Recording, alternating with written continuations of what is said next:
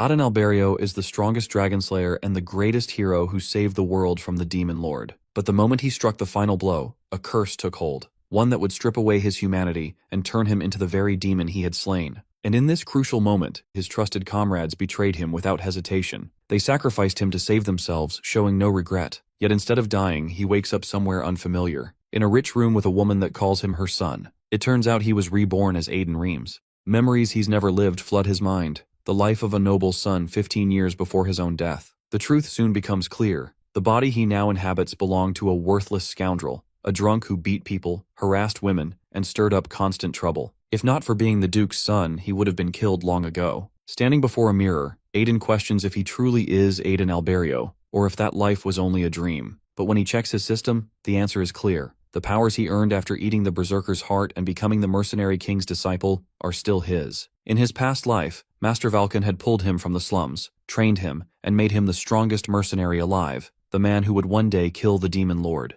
But in this world, no one has even heard of Aden Alberio, and Philip, his servant, swears the Mercenary King never had a disciple. The servants whisper about his sudden change. No more cruelty, no more insults, even calling them by their names. They believe an illness has softened him. But Aiden has only one goal: to find those who betrayed him and tear them apart. Bored with the idle life of a noble, he wanders the estate until his eyes catch a group of knights training in the courtyard. As he watches, a young man approaches, Carl Remes, his younger brother. Unlike the scoundrel previous Aiden Remes was, Carl is a respected knight, already recognized as the likely successor to the family despite being the second son. The disgust on Carl's face is obvious as he mocks his elder brother for drinking again, and tells him that knight training isn't a show for his amusement. But Aiden simply smiles, and challenges one of the knights to a spar. Carl freezes, shocked. Never once has his disgraceful brother picked up a sword, but now, something about him feels different. Aden comes face to face with Bazan, an apprentice knight in the training ground. The spectators around get concerned for Bazan as he is battling the young master, but they figure that he must pretend to lose on purpose to satiate Aiden and get rid of him. Bazan feels a bit offended that he has to battle a drunkard like him who cannot even save himself from the neighborhood dogs. However, Aiden figures that Bazan might try to lose on purpose, so he warns him beforehand.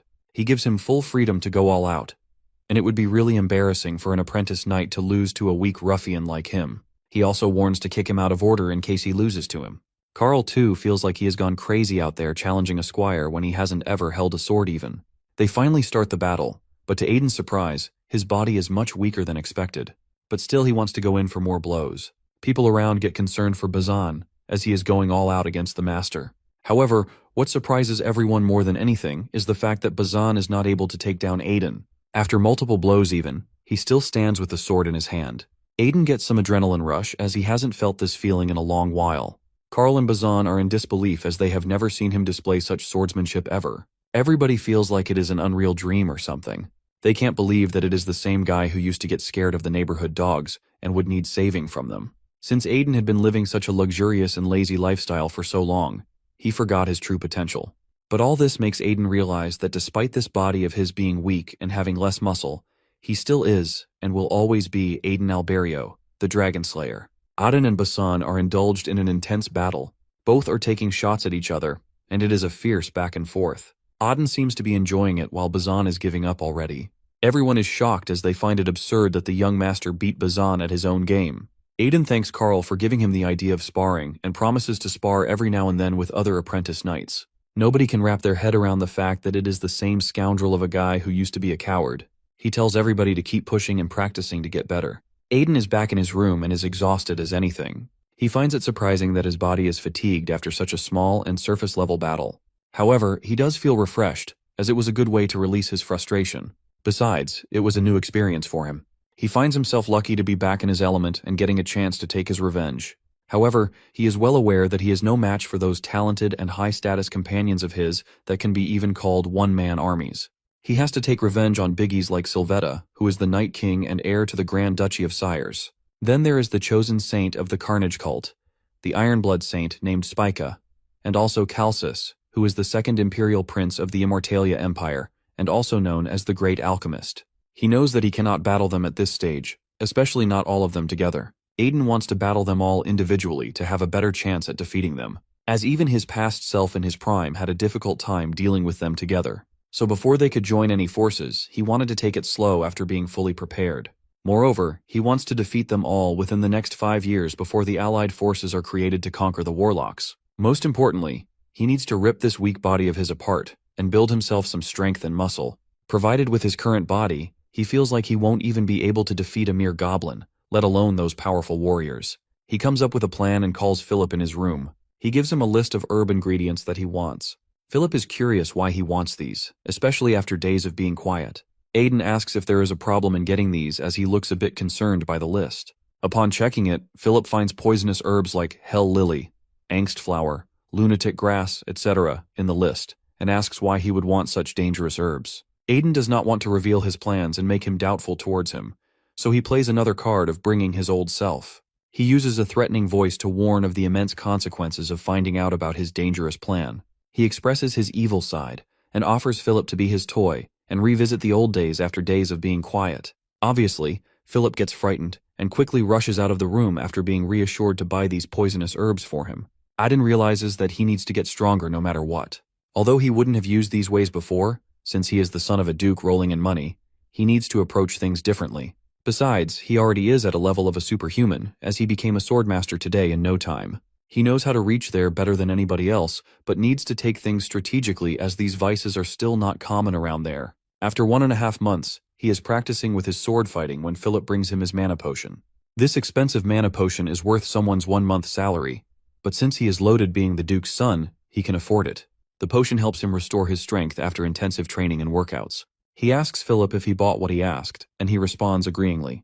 Philip is still curious as to what he is up to, but is afraid he might end up on his bad side. Aiden goes to his room and checks if all the herbs are there, which they are. Although it is life-threatening, he still remembers Calcis and Shaula proposing that it helps in striving to unlock his hidden potential.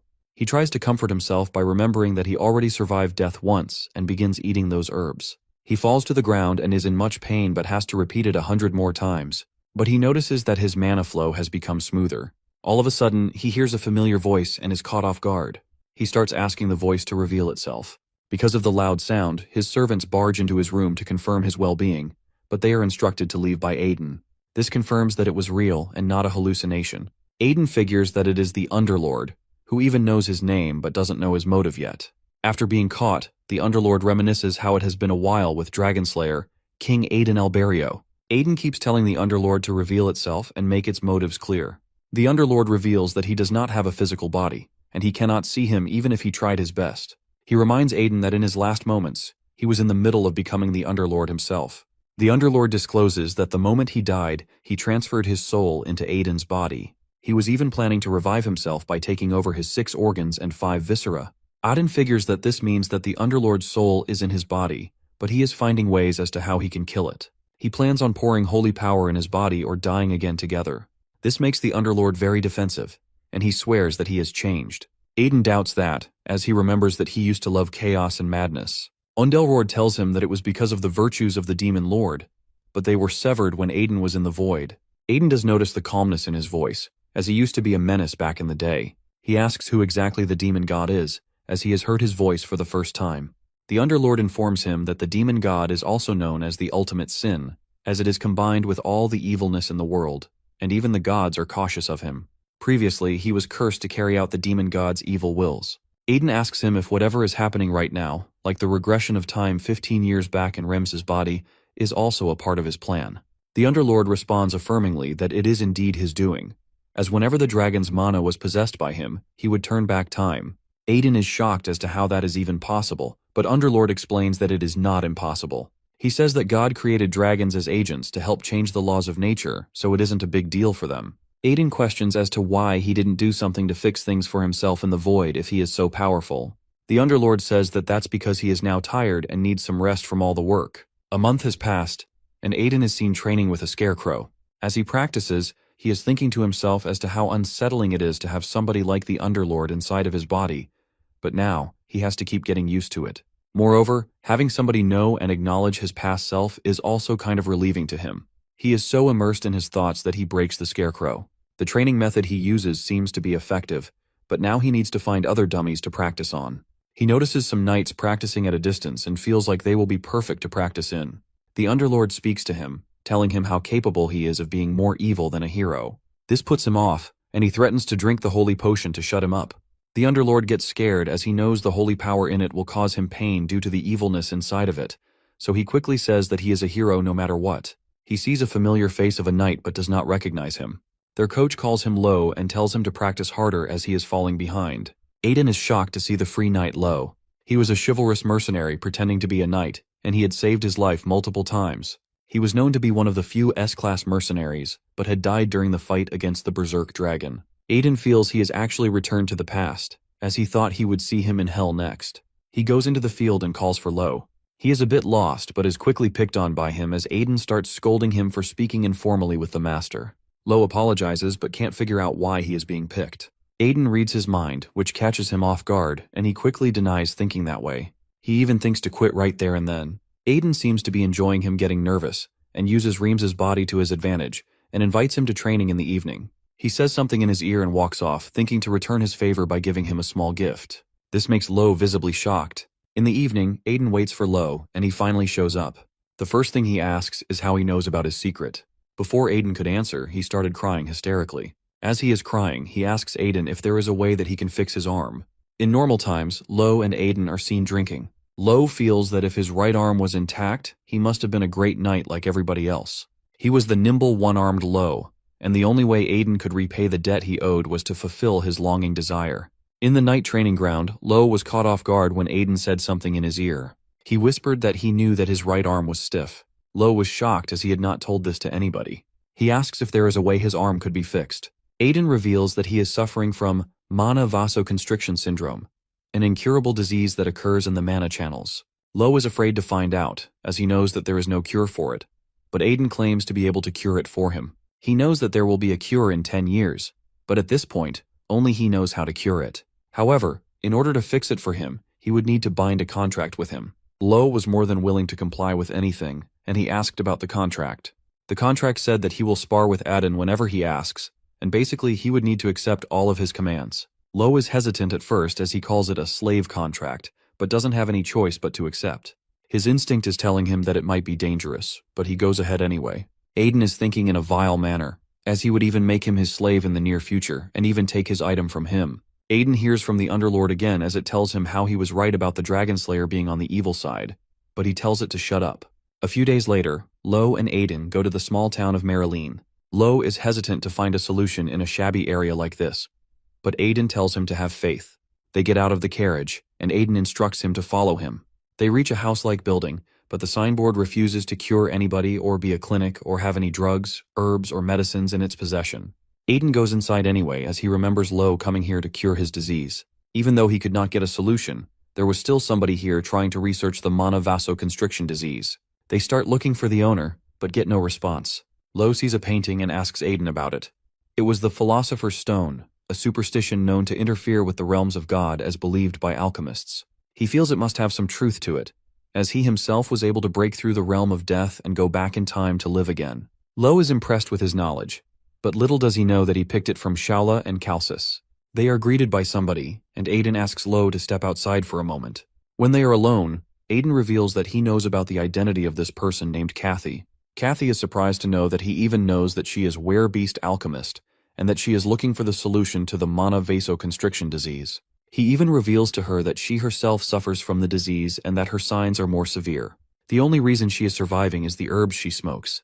Otherwise, she would be terminally ill. Kathy accepts but is afraid that she hasn't found a method to cure it yet. Aiden offers to allow her to practice if she genuinely finds a solution and passes her a paper of information containing the cure to it. He would hear Calcis and Shaula talking about the solution so much that he memorized it. Kathy is shocked and asks for half a month to find a permanent cure for it. However, Aiden brings up wanting something in return again. This time he wants the ring in her hand. It is no ordinary ring but called the Ring of Speed, an artifact that triples one's physical speed for 10 seconds thrice a day. This ring was possessed by Lo earlier, and this made him perform tremendously even without one arm. Even though it is important for her, she hands over the ring to her, provided that she moves to the Duke's mansion with him to continue her research. Furthermore, her food and shelter are also to be taken care of by him, but she is afraid the people around might question him.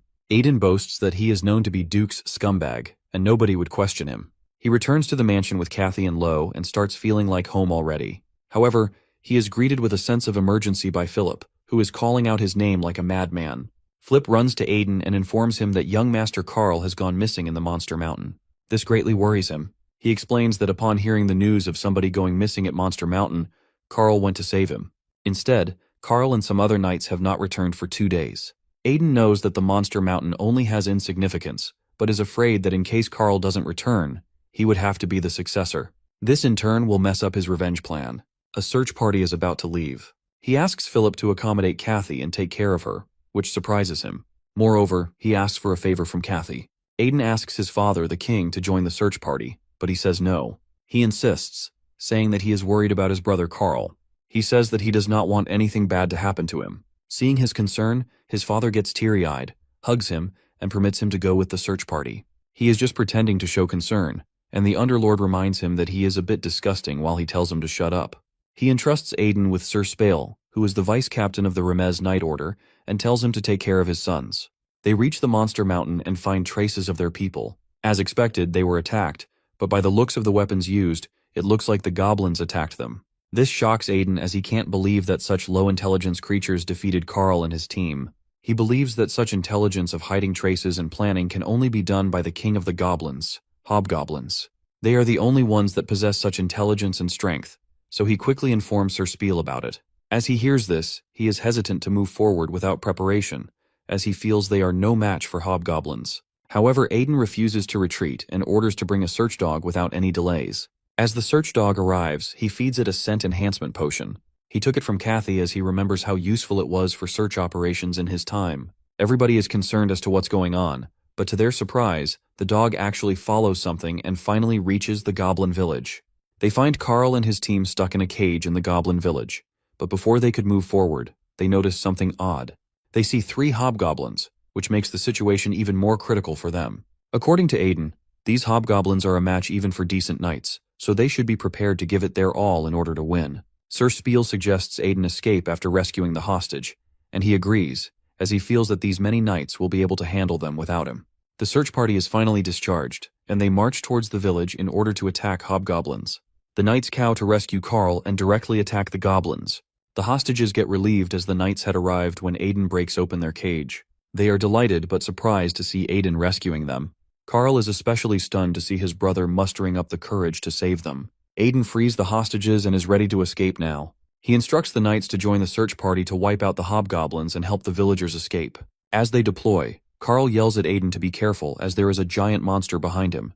However, he can't make sense out of it as he thinks Carl is talking about a hobgoblin but is struck by a big monster. As he comes to think of it, he realizes that the reason there were 3 hobgoblins is because there is a higher-ranking creature around him, a troll, which is known as the worst monster amongst all human-shaped demons.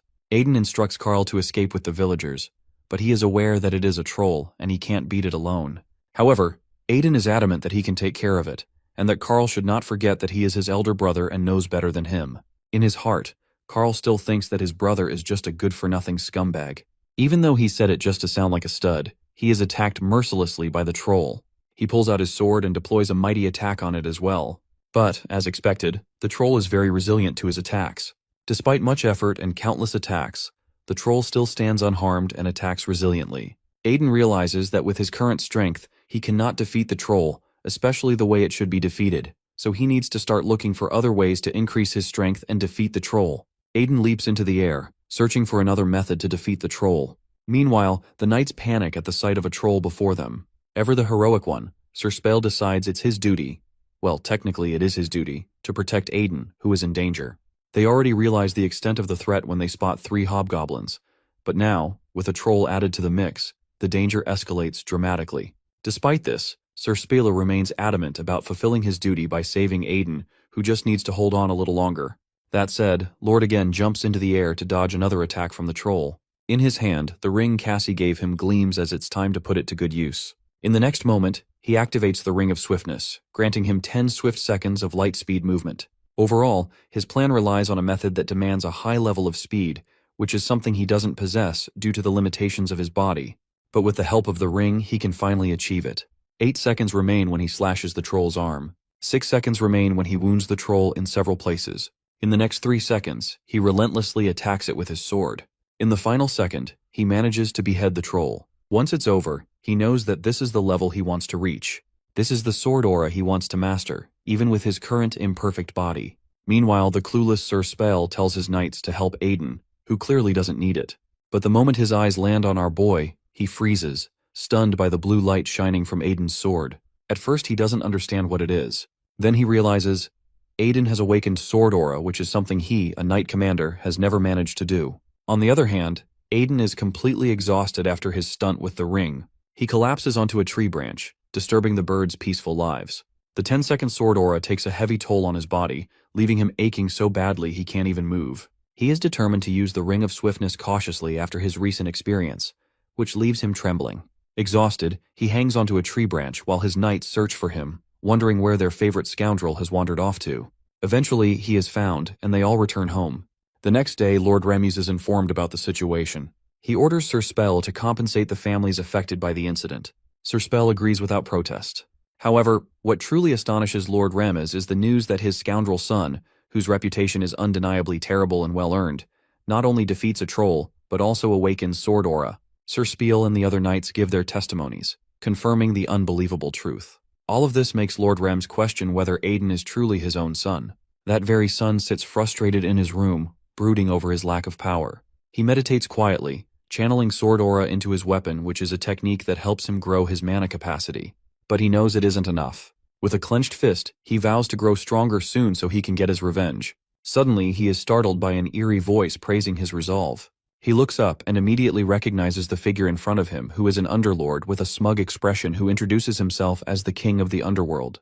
However, upon seeing the being's small size and strange body, which consist of half lamb, half bat, Aiden bursts into uncontrollable laughter, which deeply irritates the underlord.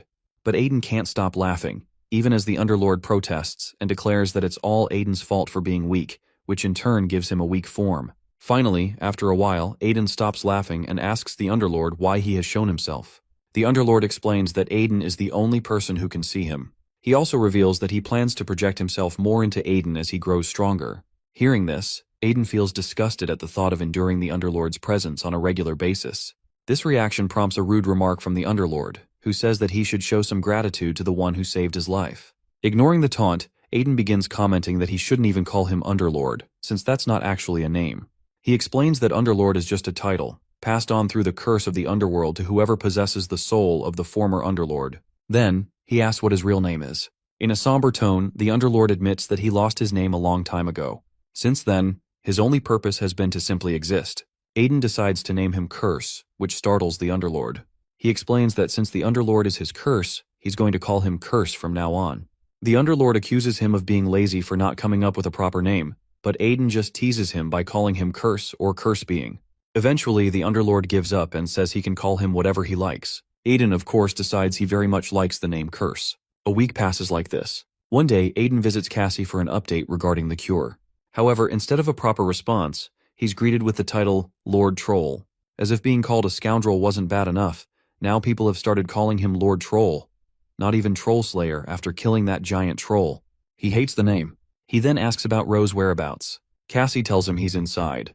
When Aiden peeks into the room, he finds Ro emotional, finally able to move his arm again. Overcome with gratitude, Ro drops to his knees and takes an oath to serve Aiden for the rest of his life. Internally, Aiden is quite pleased to have a lifelong servant and accepts his pledge without hesitation. Turning back to Cassie, he asks about her condition. She explains that her illness is unlike any typical syndrome and that she'll need at least another month of research to make progress. Aiden praises her for her hard work, and she thanks him. But the moment she calls him Lord Troll, his irritation flares. Ro, trying to suppress his laughter, lets out a snort. Annoyed, Aiden turns to him and orders him to get out and find something useful to do. Ro is more than happy to receive any task, but his joy doesn't last. A short while later, he finds himself doing manual labor under his lord's command. After a while, Ro falls quite ill from the manual labor. Unfazed by his condition, Aiden conducts a business deal with a merchant, proudly showing him the troll he had killed. The merchant assures him that the corpse will fetch a high price, as it's in excellent condition. Trolls are rare, and the materials harvested from them are highly valuable in the market. Aiden then hands him a list of medicinal herbs he wants in exchange for the troll's price. The merchant initially agrees, but as soon as he scans the ingredients, his expression shifts. He hesitates, pointing out that many of the herbs are poisonous. With a cold, threatening tone, Aiden reminds him, if he says they're medicinal herbs, then they are medicinal herbs.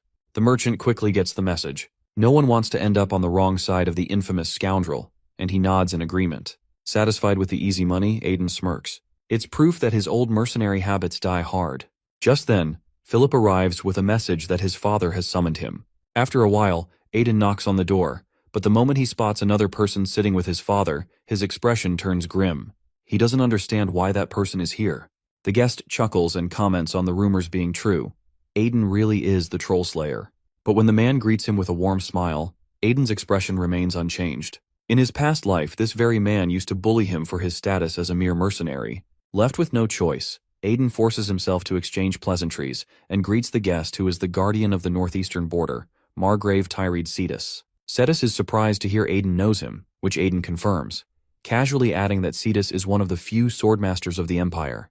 Basically, the level of swordmaster is the transcendent dream every knight aspires to. Those who reach it surpass all limits of talent, stepping into the realm of superhuman strength, where a single swing of their sword can cleave mountains, and even their breath can make the air tremble. In his past life, Aiden was also a swordmaster, and now, once again, he sets his sights on that goal. Cetus, impressed by Aiden's unexpectedly polite demeanor, especially given the young man's infamous reputation for rudeness, compliments his father for raising such a fine son. Aiden tries to brush off the compliment with modesty. Moments later, his father shifts the conversation, expressing concern for Cetus, whose lands are rumored to have been raided by orcs. With a serious expression, Cetus explains that his territory isn't the only place dealing with orc problems. Orcs have also been spotted near the Slaughter Tower, which lies under the control of the Church of the God of Slaughter in the desolate Westlands of Death. At this point, Aiden grows interested.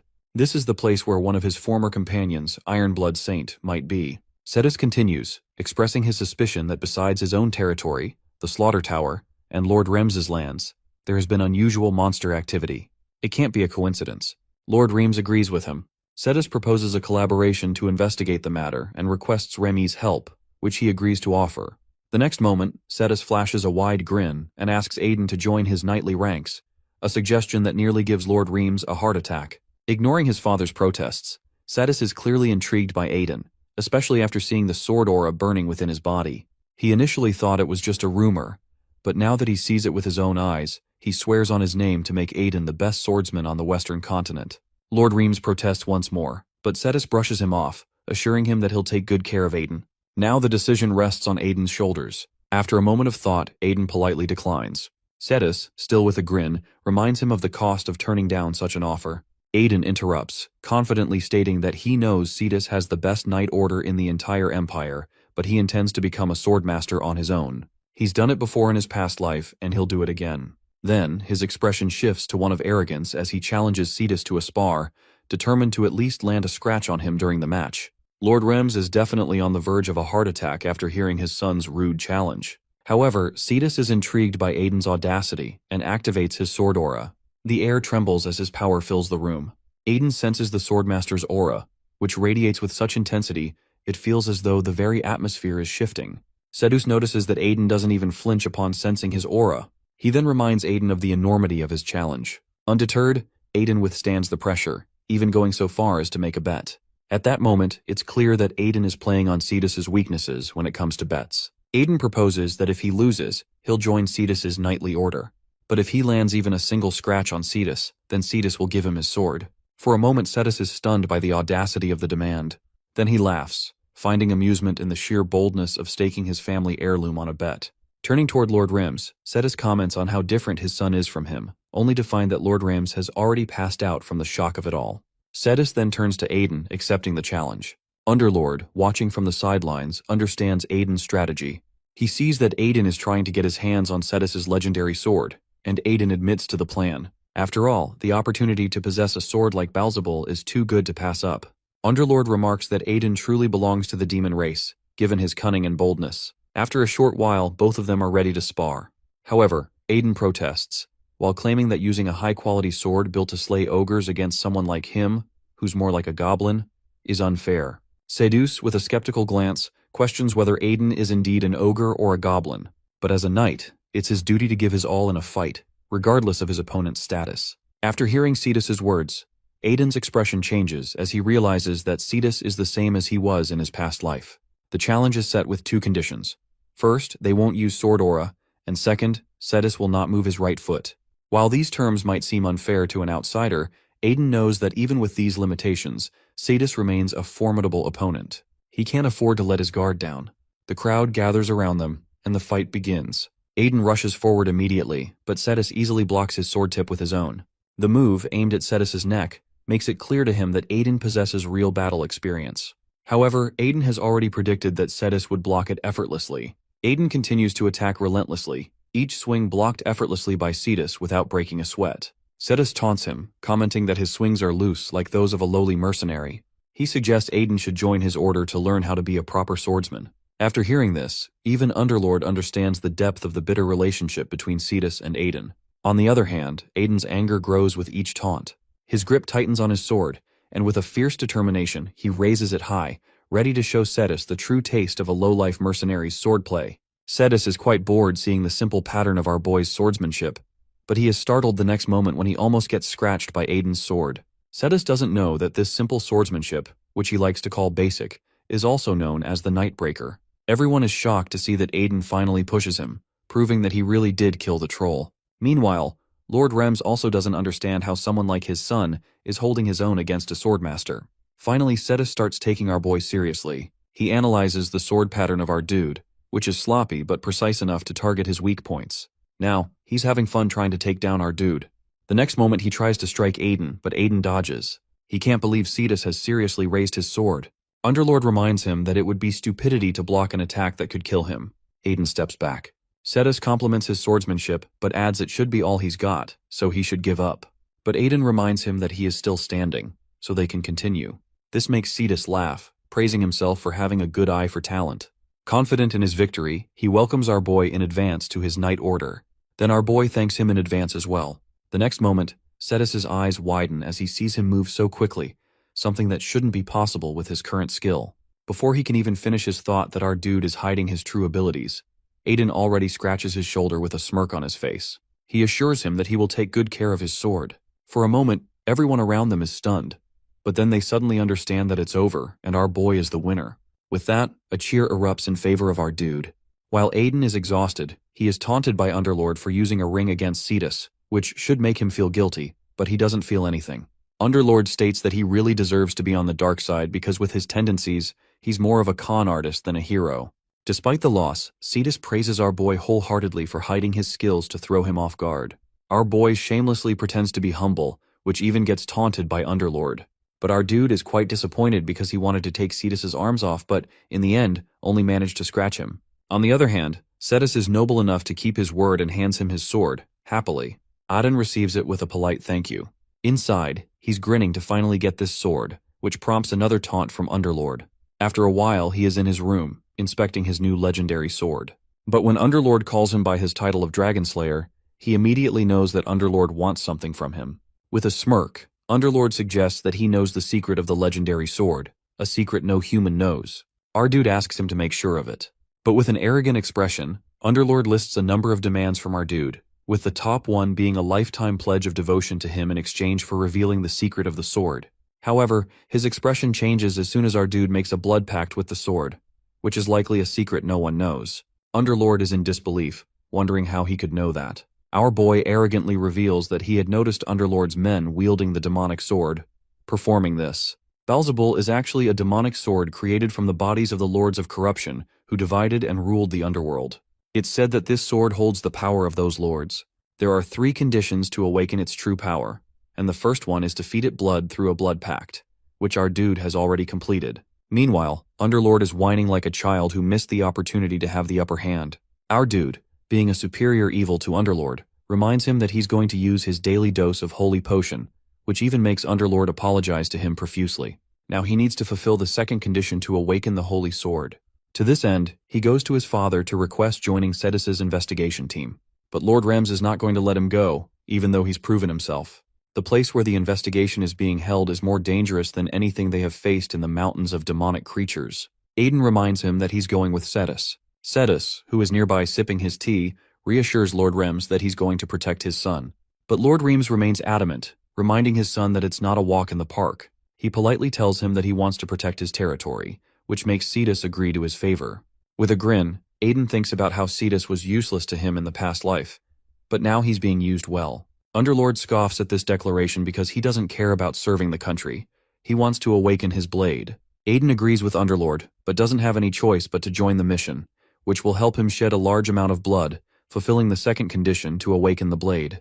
He's eager to kill those monsters, which almost makes Underlord feel sorry for them. Meanwhile, at the pier in the mountain range where the investigation is going to be held, a horde of smaller monsters is running away from some bigger monsters, who are eyeing them with a glint in their eyes. Aiden and his crew's journey leads them to Attila Fortress, built to keep the monsters of the Piern mountain range at bay. Upon arriving, the first thing Aiden notices is the sloppy-looking soldiers, who seem incapable of handling even a goblin, let alone the bigger monsters. His attention is diverted when the gate opens, and out steps Timon, the chief officer of Attila Fortress.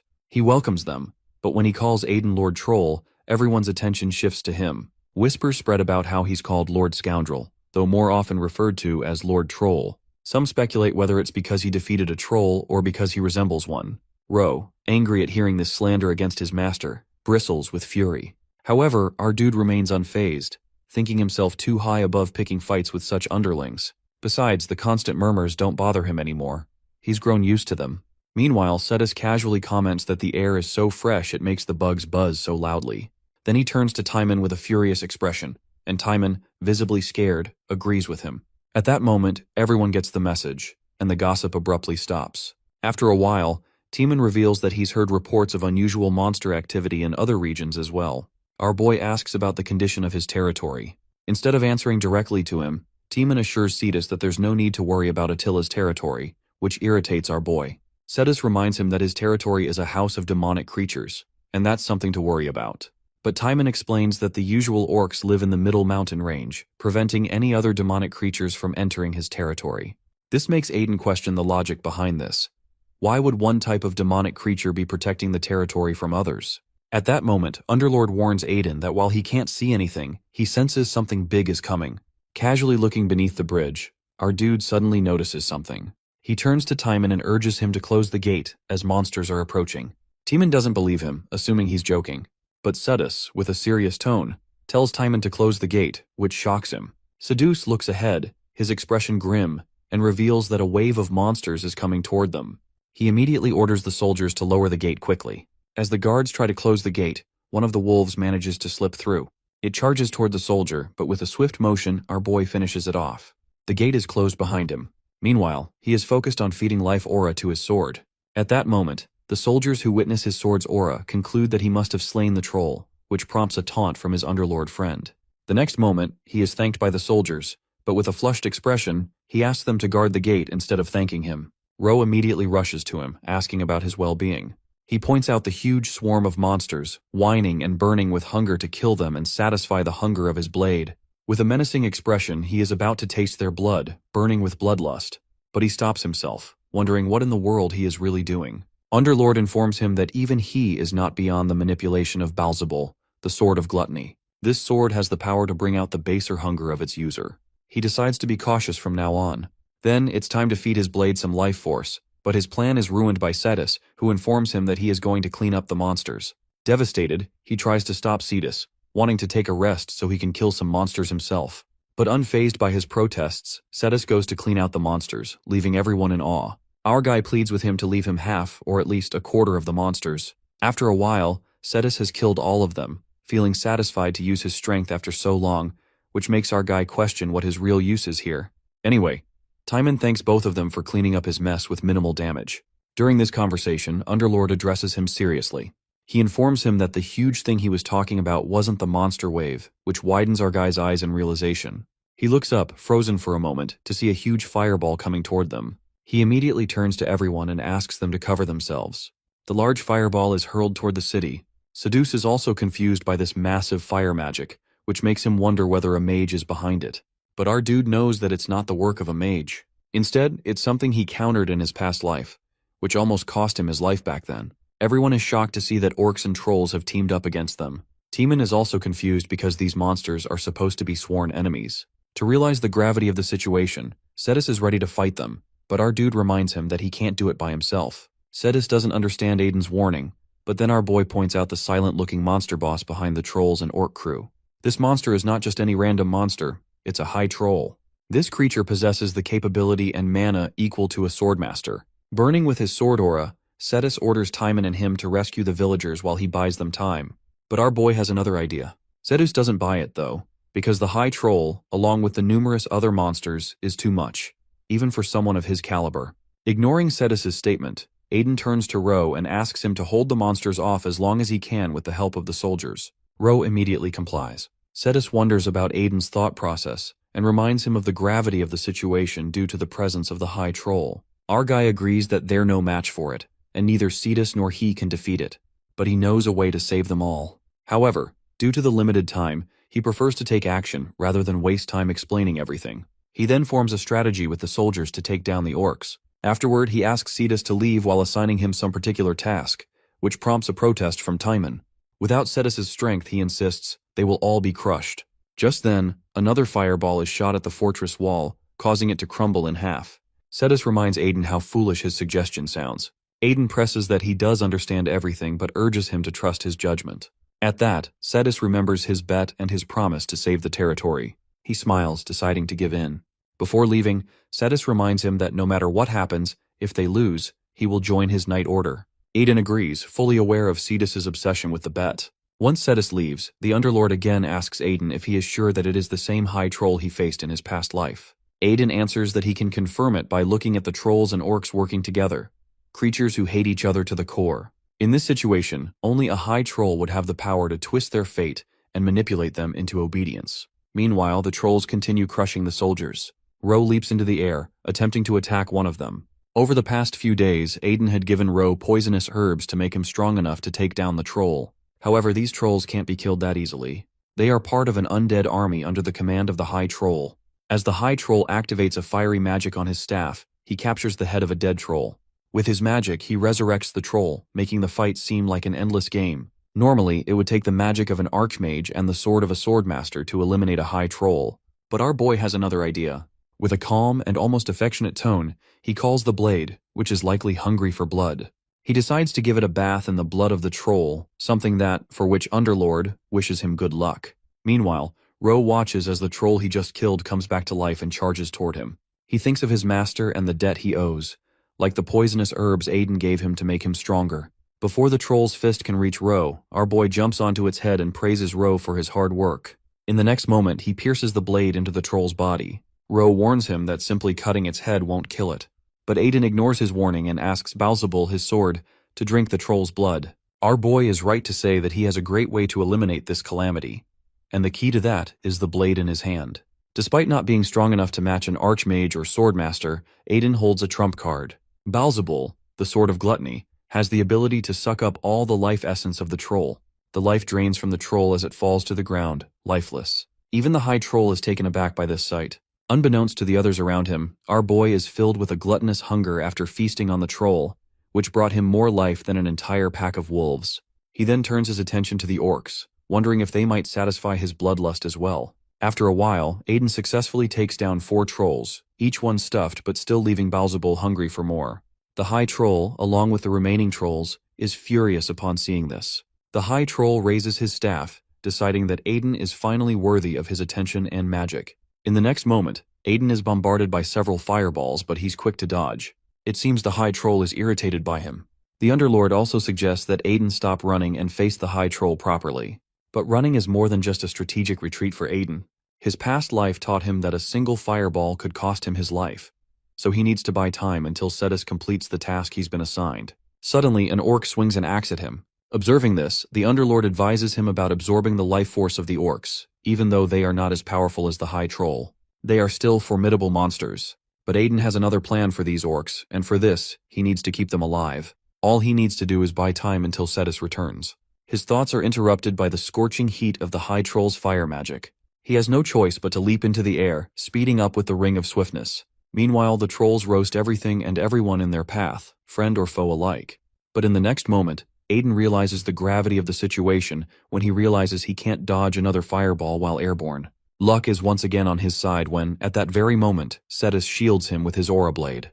He praises Aiden for holding on so long, then immediately works to extinguish the fire, which he successfully does. Aiden is relieved to see that Cetus was able to bring the orc boss there in such a short time. With a grand gesture, he plans to show the trolls his victory, but his own life is at risk. The 10 seconds of swiftness are running out, and Aiden begins to plummet toward the ground. But once again, luck saves him. This time thanks to the orc boss. Everyone is shocked by the display. The orc boss turns to his tearful kin, showing remorse for not being able to save them earlier. He raises his fist, boosting the morale of his people, rallying them to attack and defeat the trolls. The situation flips, and everyone is stunned to see the sudden shift in alliances. Just moments before, the orcs and trolls were enemies of them. But now orcs are united with human against a common foe. Basically, the High Troll had been controlling the orcs by holding the chief and their children hostage. However, Aiden, ever the clever strategist, had determined that the enemy of his enemy is his friend. He had intentionally refrained from absorbing anyone from orc side, while knowing they might still be of use.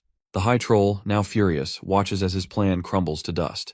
Before he can regroup, Cetus wastes no time, launching an immediate attack. In response, the High Troll attempts to strike back with a fireball, which only confirms Aiden's earlier assessment that Cetus alone would never be able to defeat him. But now they have an unexpected ally, the Orc Chief, who is a swordmaster in his own right. The High Troll's anger flares even more. Frustrated, Cetus is eager to finish him off, but the High Troll isn't ready to be taken down that easily. This attack, after all, was part of a larger plan, one motivated by the High Troll's desire for revenge against the human who had slain his parents. With that burning vengeance fueling him, he gathers all his mana, preparing to transform his own body into a deadly bomb, capable of taking everyone down with him. Cetus quickly assesses the situation and realizes that the soldiers would have no chance of surviving the explosion. He orders them to flee, but his words are cut short when he notices Aiden charging toward the High Troll instead of retreating. With a manic smile on his face, Aiden raises his sword and pierces it into the High Troll, preparing to deliver the final blow. Next moment, a massive explosion erupts. Aiden's sword remains lodged inside the High Troll, even as its fire magic becomes increasingly unstable. Watching the scene unfold, Cetus wonders whether Aiden has a proper plan to survive the explosion that is sure to follow. Meanwhile, Aiden's manic expression shifts to one of irritation as he realizes the meal he has come for is more than he can handle. The life force coursing through the troll is overwhelming, an endless stream that threatens to consume him. He decides to hold back for a moment, but the sheer volume of it is too much. Finally, Aiden admits that he must call upon the Underlord for help. The Underlord, with a slightly amused tone, first reminds Aiden that such small tasks are beneath him, but agrees to assist him anyway, under the condition that Aiden refrains from drinking the holy poison for at least 1 week. Desperate, Aiden urges him to hurry, knowing they need to awaken the sword now that it has absorbed enough life force. To fulfill the third condition, he must awaken the dormant Lord of Corruption within the blade. To do so, he needs the Underlord to channel demonic energy into the sword. The Underlord then orders the Sword of Gluttony to awaken itself. The sword's eyes snap open, and it greets the Underlord in return. The blade carries the will of a starved and greedy king, one who was once so power-hungry he sought dominion over the skies themselves. Our dude tenses at the sight of the ancient ruler of the underworld. If he were a normal human, he might have faltered in the face of such overwhelming power. But with his trump card in hand, his allegiance with the Underlord, the situation shifts. The Underlord taunts the sword, asking it if it really dares to question who would be bold enough to awaken it. The sword hesitates, but the Underlord demands authority over it. Reluctantly, the sword yields, recognizing the Underlord's dominance. For the first time, having the Underlord's favor proves advantageous. As a ruler of evil, the Underlord had once defeated all the lords of corruption and established his reign over the underworld. This mastery infused him with an aura of fear and respect. With the sword now under his command, the Underlord reminds Aiden to honor his promise. Aiden, understanding the gravity of the moment, drives the sword deeper into the High Troll. As he does so, he orders the blade to devour the troll's life force. The awakened Lord of Corruption lends his power to the effort, and the High Troll roars in defiance, its life force being ripped from its body. A tornado of raw power forms around them, swirling as the High Troll's essence is consumed. Cetus warns everyone to stay cautious of the intense winds. In the end, Aiden succeeds in claiming the High Troll's power as his own, the energy now coursing through him like a new, dark force. The tornado finally settles, and the group is able to see clearly again.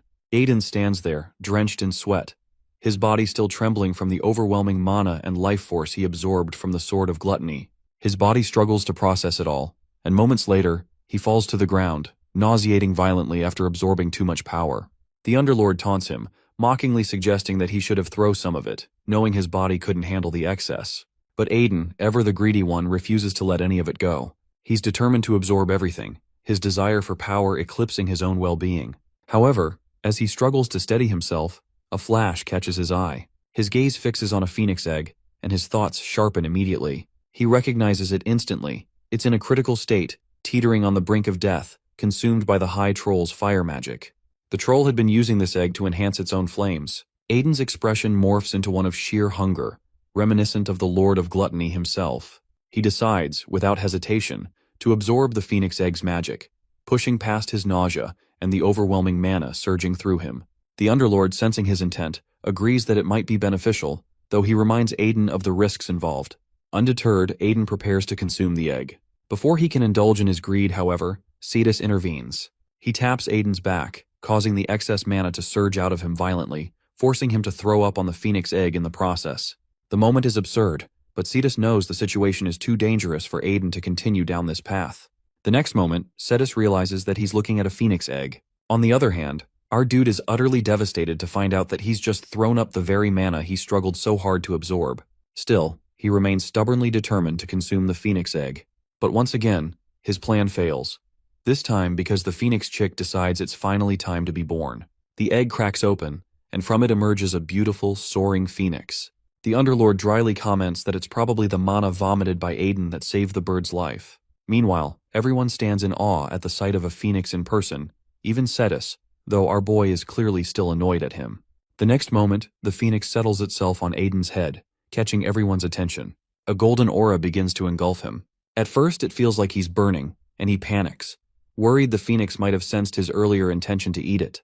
But he quickly realizes that he doesn't feel hot at all. His unspoken question is answered by the Underlord, who explains that since the phoenix was saved by the mana Auden expelled, it now sees him as its savior, and in return, grants him a blessing of fire resistance.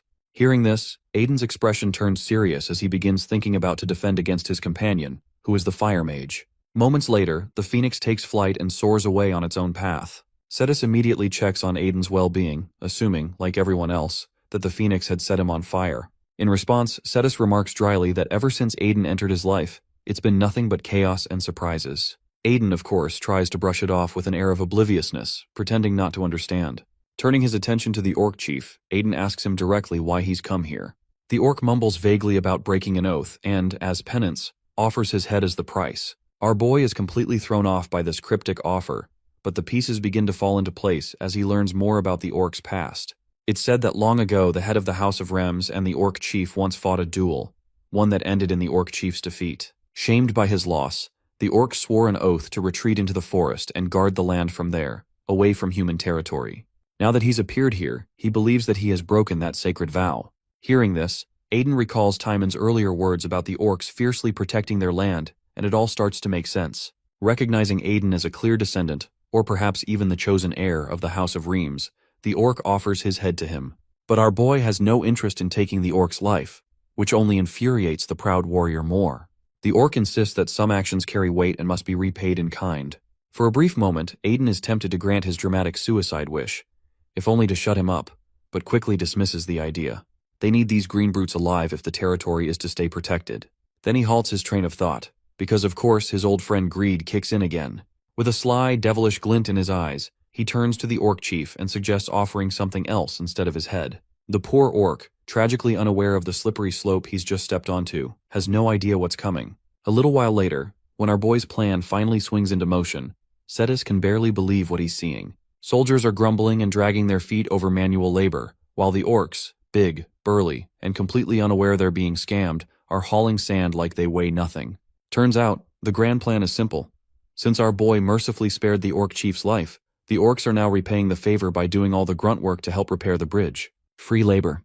Effective delegation. A win-win for everyone, except the orcs maybe. Cetus, watching this madness unfold, mutters that sometimes Aiden really does sound like a 1,000-year-old dragon. Then, while observing the bridge repairs, he advises Aiden to leave the rest of the responsibility to the slaughter tower, especially with the increasing monster activity from the wasteland, something they definitely can't handle right now. After a short moment of thought, Aiden agrees.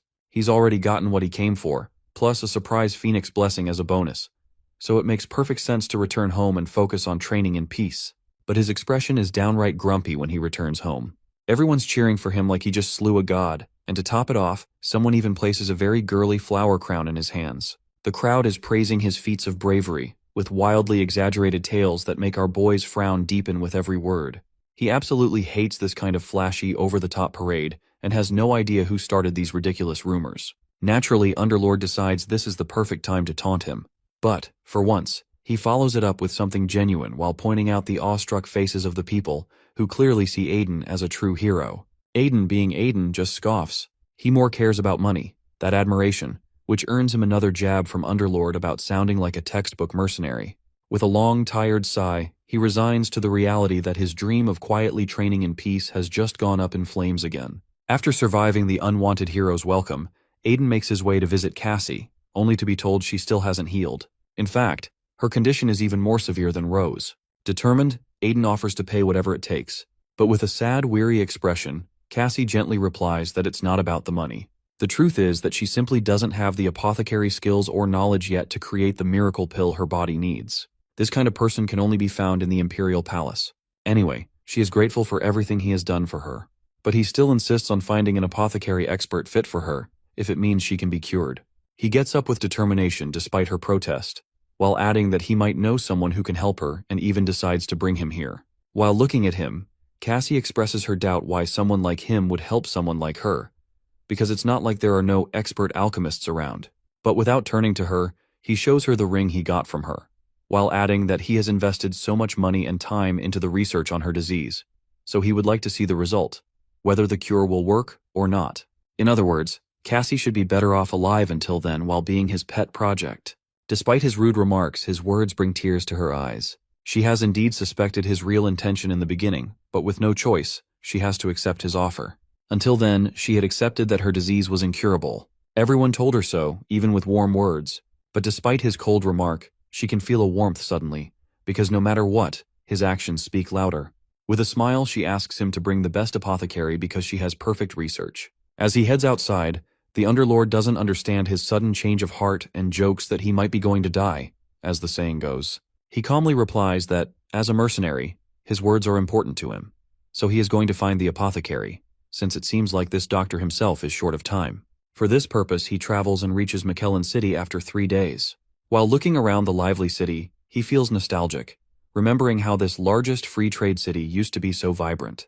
At that, the Underlord is confused by his words, since he uses the past tense. He explains to his companion that, in his past life, this city was destroyed by a mad dragon.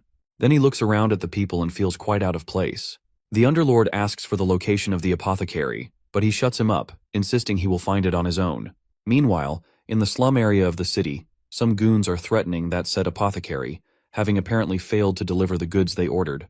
He calmly responds that it's impossible for him to produce more than one high-grade miracle pill per week. But the goons don't like his answer and remind him once again that if he can't deliver them by tomorrow, the collateral he put up will suffer the consequences. Just then, the goons hear someone shouting like a madman. It's our boy, who is loudly proclaiming that he's here to help any victim facing scams, extortion, or threats. The gang leader doesn't take kindly to this interruption and orders his bulky lackey, Karen, to beat him to a pulp. Karen tries to intimidate Aiden, who instead turns to the apothecary and pointedly asks if he's being threatened or scammed. Karen, annoyed at being ignored, attempts to strike, but before he can land a blow, Aiden punches him straight into the wall. The goons are stunned by the sheer display of strength. With a serious expression, Aiden tells them to move aside so he can deal with his customer, who's most likely this blonde apothecary. The boss is next moment on our guy for hitting his men. But our boy decides to be naughty instead of macho and pulls down the goon's pants to humiliate him. On top of that, the goon is wearing very girly teddy bear boxers, which infuriates him even more. Boss is determined to teach a lesson to Aiden, who dares to mess with his organization. But his eyes widen when he sees his blade shattered by Aiden. Now this so-called apex predator of the city is scared to death when he realizes that Aiden can use sword aura. But our boy is more irritated by another detail that he is again called a troll by this goon, so he beats him to the core. Watching the whole display, the other goons are astonished to see someone like our dude is at the slum area. Aiden then turns to the apothecary to make a business deal with him for a good price. The apothecary is skeptical, thinking he might get scammed by Aiden, even though Aiden has sword aura and no reason to help him. Left with no choice, he almost begs Aiden to help him. His story is really typical. He's a well-known apothecary, but everything changes when his daughter Alice is kidnapped by a nasty guild that calls themselves Cerberus. They demand he supply the miracle pill once a week to keep her alive. In Aiden's past life, Joseph was his client who had hired him to take revenge for his daughter. Because after Joseph kept providing the miracle pill for years, the organization still killed her. Now our dude hopes things won't turn out that way. Desperate, Joseph tells him he'll do anything if Aiden saves his daughter. He doesn't realize that his words once again stir the greed in our boy, who is already looking forward to making sure Joseph keeps his promise. So far, he earns the remark that Aiden is more surprising in terms of gluttony than his sword, Balzabul, which he arrogantly counters by saying that he's giving Joseph a very fair deal. Then he turns to the remaining goon who is about to sneak away, but our guy's eyes are too sharp to let him go. He keeps him conscious for investigation. Before starting, Aiden decides to give him a few hits. But completely terrified, the poor goon spills the beans the moment Aiden asks anything. The scene shifts to the Cerberus Guild office, where the guildmaster is greedily waiting for 2 miracle pills this time, thinking they'll help him earn a good amount of profit. He even considers consuming one to improve his health. At that moment, someone opened the door as his subordinate enters. Seeing his swollen face, the guildmaster asks about it. Before the man can answer, Aiden steps out from behind him like he's been playing peekaboo. But the guildmaster isn't impressed. He asks who Aiden is and warns him that he's stupid for infiltrating a tiger's den. His confidence comes from the emergency mana alarm hidden inside his desk, which he has already activated using his mana. He grins, while thinking his men will arrive any moment and Aiden will be finished. But after a while, when no one shows up, he starts to worry whether the alarm is broken. Panicking, he begins shouting for help. Sensing his intention, our boy casually remarks that when he came in, his guild members were sleeping. In other words, Aiden had already beaten them unconscious. Now the guildmaster's expression changes as Aiden warns him that he won't be getting any sleep tonight. He then asks about Alice. Ankle assumes he must have been hired by Joseph, but still thinks it's not enough, despite Aiden knocking out several of his guild members. With mana surging in his hands, Ankle charges at our boy, claiming that he's the strongest in the guild. It seems like Aiden defeats this so-called strongest person too, because after a while, he's seen with a swollen face, unlocking the prison door where they've kept Alice. Aiden can't believe they've caged a child in such a place, but he quickly realizes this child is no ordinary one. As if to prove that, the said child rushes at him and kicks Ankle back, shouting that she's going to kill Ankle. Seeing that, Aiden figures this guildmaster must not have been weak in power after all. Then the Underlord interjects, while saying that the child has a special power. Alice tries to attack him, but he stands there unfazed. He isn't interested in her power. His job is to bring her to her father. She demands the same, agreeing to go with him, and her expression immediately calms down. He tells her gently that her father sent him. Still in disbelief that she's going to see her father, she hugs him and emotionally admits how scared she was. As he consoles her, the Underlord finds it hard to believe someone like him can show empathy. Aiden protests, asking what kind of person the Underlord thinks he is. But the Underlord insists that Aiden seems like a different person from the one he was in his past life. There is a heartwarming scene when Alice reunites with her father, who apologizes for letting those people kidnap her. Watching the screen in front of him, Aiden slowly smiles. After a while, he tucks her into bed as she dozes off. Her father thanks Aiden wholeheartedly, but Aiden reminds him that he doesn't do charity work. He expects him to keep his end of the bargain. Joseph agrees to pay and asks how much he wants. Aiden calmly asks the worth of his daughter. As a doting father, Joseph sincerely replies that if he has to pay with his life for his daughter, he will. At that moment, Aiden casually informs him that money is not what he seeks, as he already has plenty of it. Joseph visibly flinches when Aiden reveals that he's after his apothecary skills. Joseph quickly concludes that Aiden must already know his identity, given that he approached him. Regardless, the most important thing is that he has received Aiden's help, so he agrees to repay him. Joseph then reveals the glowing miracle pill inside the box, which Aiden already recognizes thanks to his knowledge from his past life. Joseph explains that he has poured all of his life experience and expertise into crafting this high-level miracle pill. Despite drooling, Aiden barely manages to control himself as he asks whether he can truly receive the pill. Joseph urges him to take it, as it is part of the repayment. However, the Underlord is disgusted by his drooling, unaware of just how powerful the pill really is. Aiden swallows the pill and feels the flow of mana surge through his body.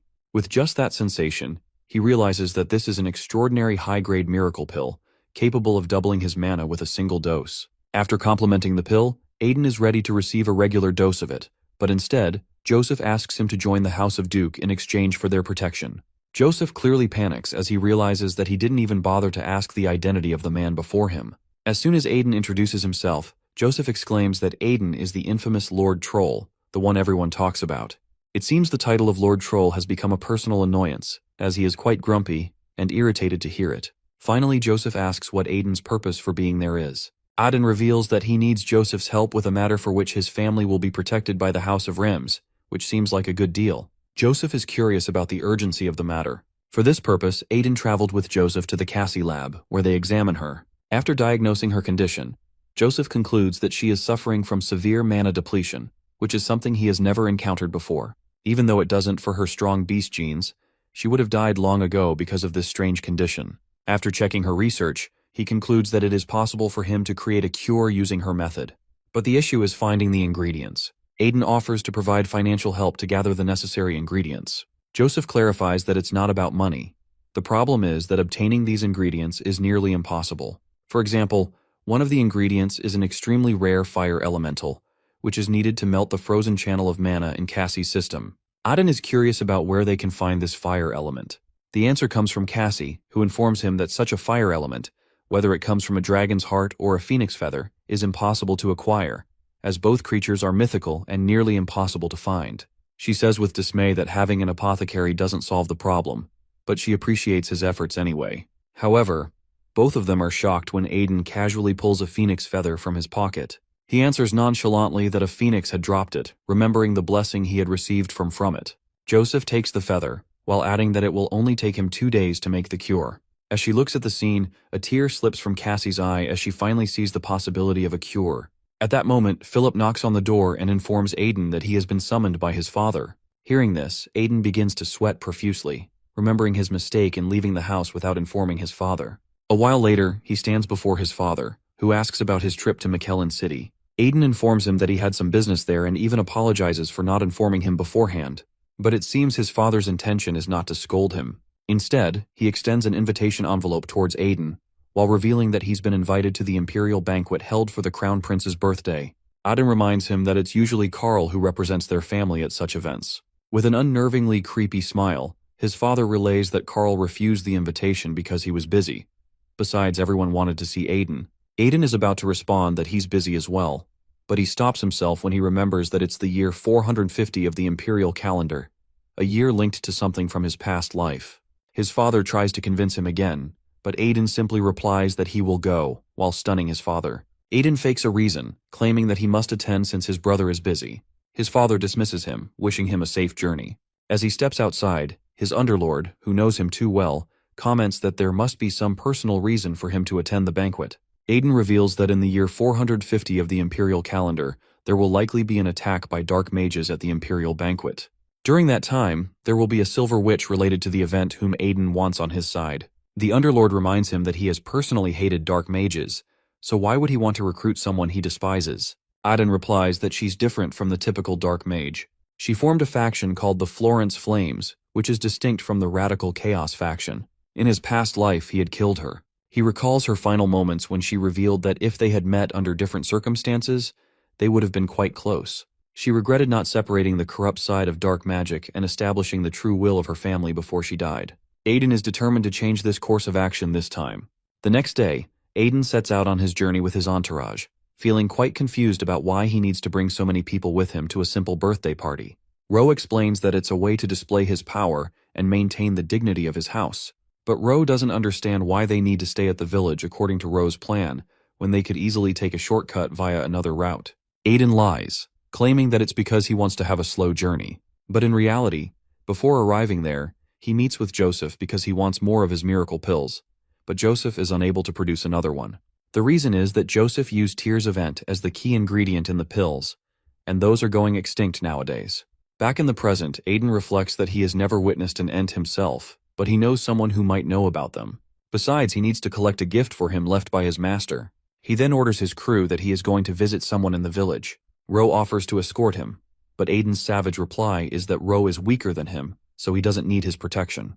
As he heads into the woods alone, the Underlord asks if he wants to meet someone in a secluded place. Aiden answers that he can't call this meeting because even now, after being reincarnated, he still doesn't fully understand what is going on in his own master's mind. His eyes then land on a large heart-shaped stone, which brings a nostalgic smile to his face. The Underlord comments that the stone doesn't seem like a natural one. Aiden, with a grumpy expression, remembers that this stone was crafted by his master as a gift for his disciples, proving his master's bizarre taste. Looking at the stone, It seems like just a normal one, and even the Underlord can't sense anything special about it. But Aiden is sure there must be something because his master had a way of wrapping things in big boxes. With that thought, he slashes the stone in half. The Underlord reminds him that he can't just destroy his master's gift. Aiden reminds him that the big heart was merely the wrapping. Now revealed inside is something else, which is a dungeon. The Underlord doesn't understand the logic behind this bizarre gift. Aiden explains that his master was eccentric, always believing that anyone worthy of becoming his disciple needed to be stronger by facing death. That's why this dungeon was not an ordinary one. As soon as Aiden enters, numerous zombie-like monsters await him. Seeing this, the Underlord comments that there must be some animosity between Aiden and his master. Aiden agrees, recalling how he once misunderstood that his master wanted to kill him when he first entered the dungeon in his past life.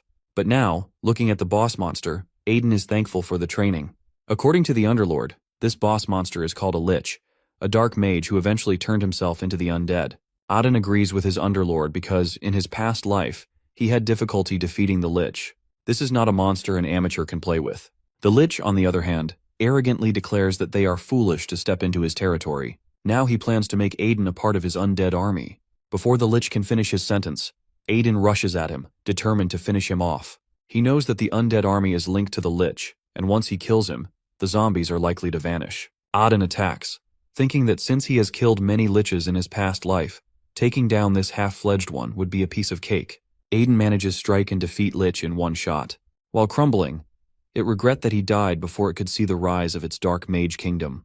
As Aiden's new plan takes motion, the zombies start to vanish. He spots something shiny, which turns out to be a locket left by Lich.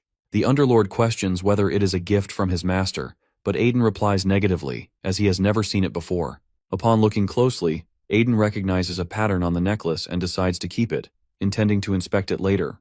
The Underlord advises him to take the Lich's bone powder as well, which makes Aiden grumpy at the suggestion. The Underlord explains that the bone powder can attract the Ent, which Aiden is searching for. Grumpily, Aiden wonders why he's following the advice of someone like the Underlord, but follows it anyway, as he knows little about the Ent. However, if it turns out to be a scam, Underlord should be ready for the consequences. Underlord is curious about the gift, but Aiden, who is busy collecting the bone powder, asks him to be patient. It seems like he wants to save all these useful items for future use. After gathering everything, he moves forward to search for the gift his master had left for him in the hidden room within the dungeon. He knows his master is likely crazy, but not fully insane enough to leave a dungeon and a Lich as a gift. The Underlord disagrees, while adding that leaving a dungeon with a Lich inside is crazy enough. Just then, they finally enter a hidden room, where Aiden spots a shiny shield. Both Aiden and the Underlord recognize it from their past life. This shield is no ordinary one, as it was a companion of Aiden in his past life, one he used to defeat the Underlord. With a nostalgic tone, he greets the spirit shield of the Banshee. As he moves forward, he reflects on how this shield is imbued with the soul of the Banshee, as the name suggests. Not only that, but the shield and the spirit of the Banshee together are enough to drive the user crazy. Now, he understands the insane tendencies that plagued him in his past life because of it. Despite this, he still wants to wield the shield. He touches it, knowing that the first time might be the hardest, but he is determined to use it for good. This shield also has another unique quality. It can transform into a bracelet for the user until it's needed for battle. As soon as he wears the shield, the Banshee inside it starts to shriek. Unfazed, Aiden still feels nostalgic after hearing it, as the shield was an item he had been familiar with for years. After hearing his nostalgic thoughts, the Underlord quips about how insane he is, just like his master, to miss the Banshee's shriek. Now that he's done with the gift, there's someone awaiting him. He looks around and calls out, asking someone to show themselves as he's about to offer a deal. A figure appears, more like a seasoned veteran merchant, waiting for someone like Aiden to come and make a business transaction. This rabbit introduces himself as Rabbits, who is a spirit from the Friendly Sprite Trading Company. He is eager to offer Aiden a number of items, ranging from potions to equipment. Rabbits, however, is not just any simple merchant. He belongs to a very greedy group of merchants who formed the organization of spirit merchants. These spirits are obsessed with trading, particularly dungeon items or loot from mercenaries. That's why the company sends their representatives as soon as someone clears a dungeon.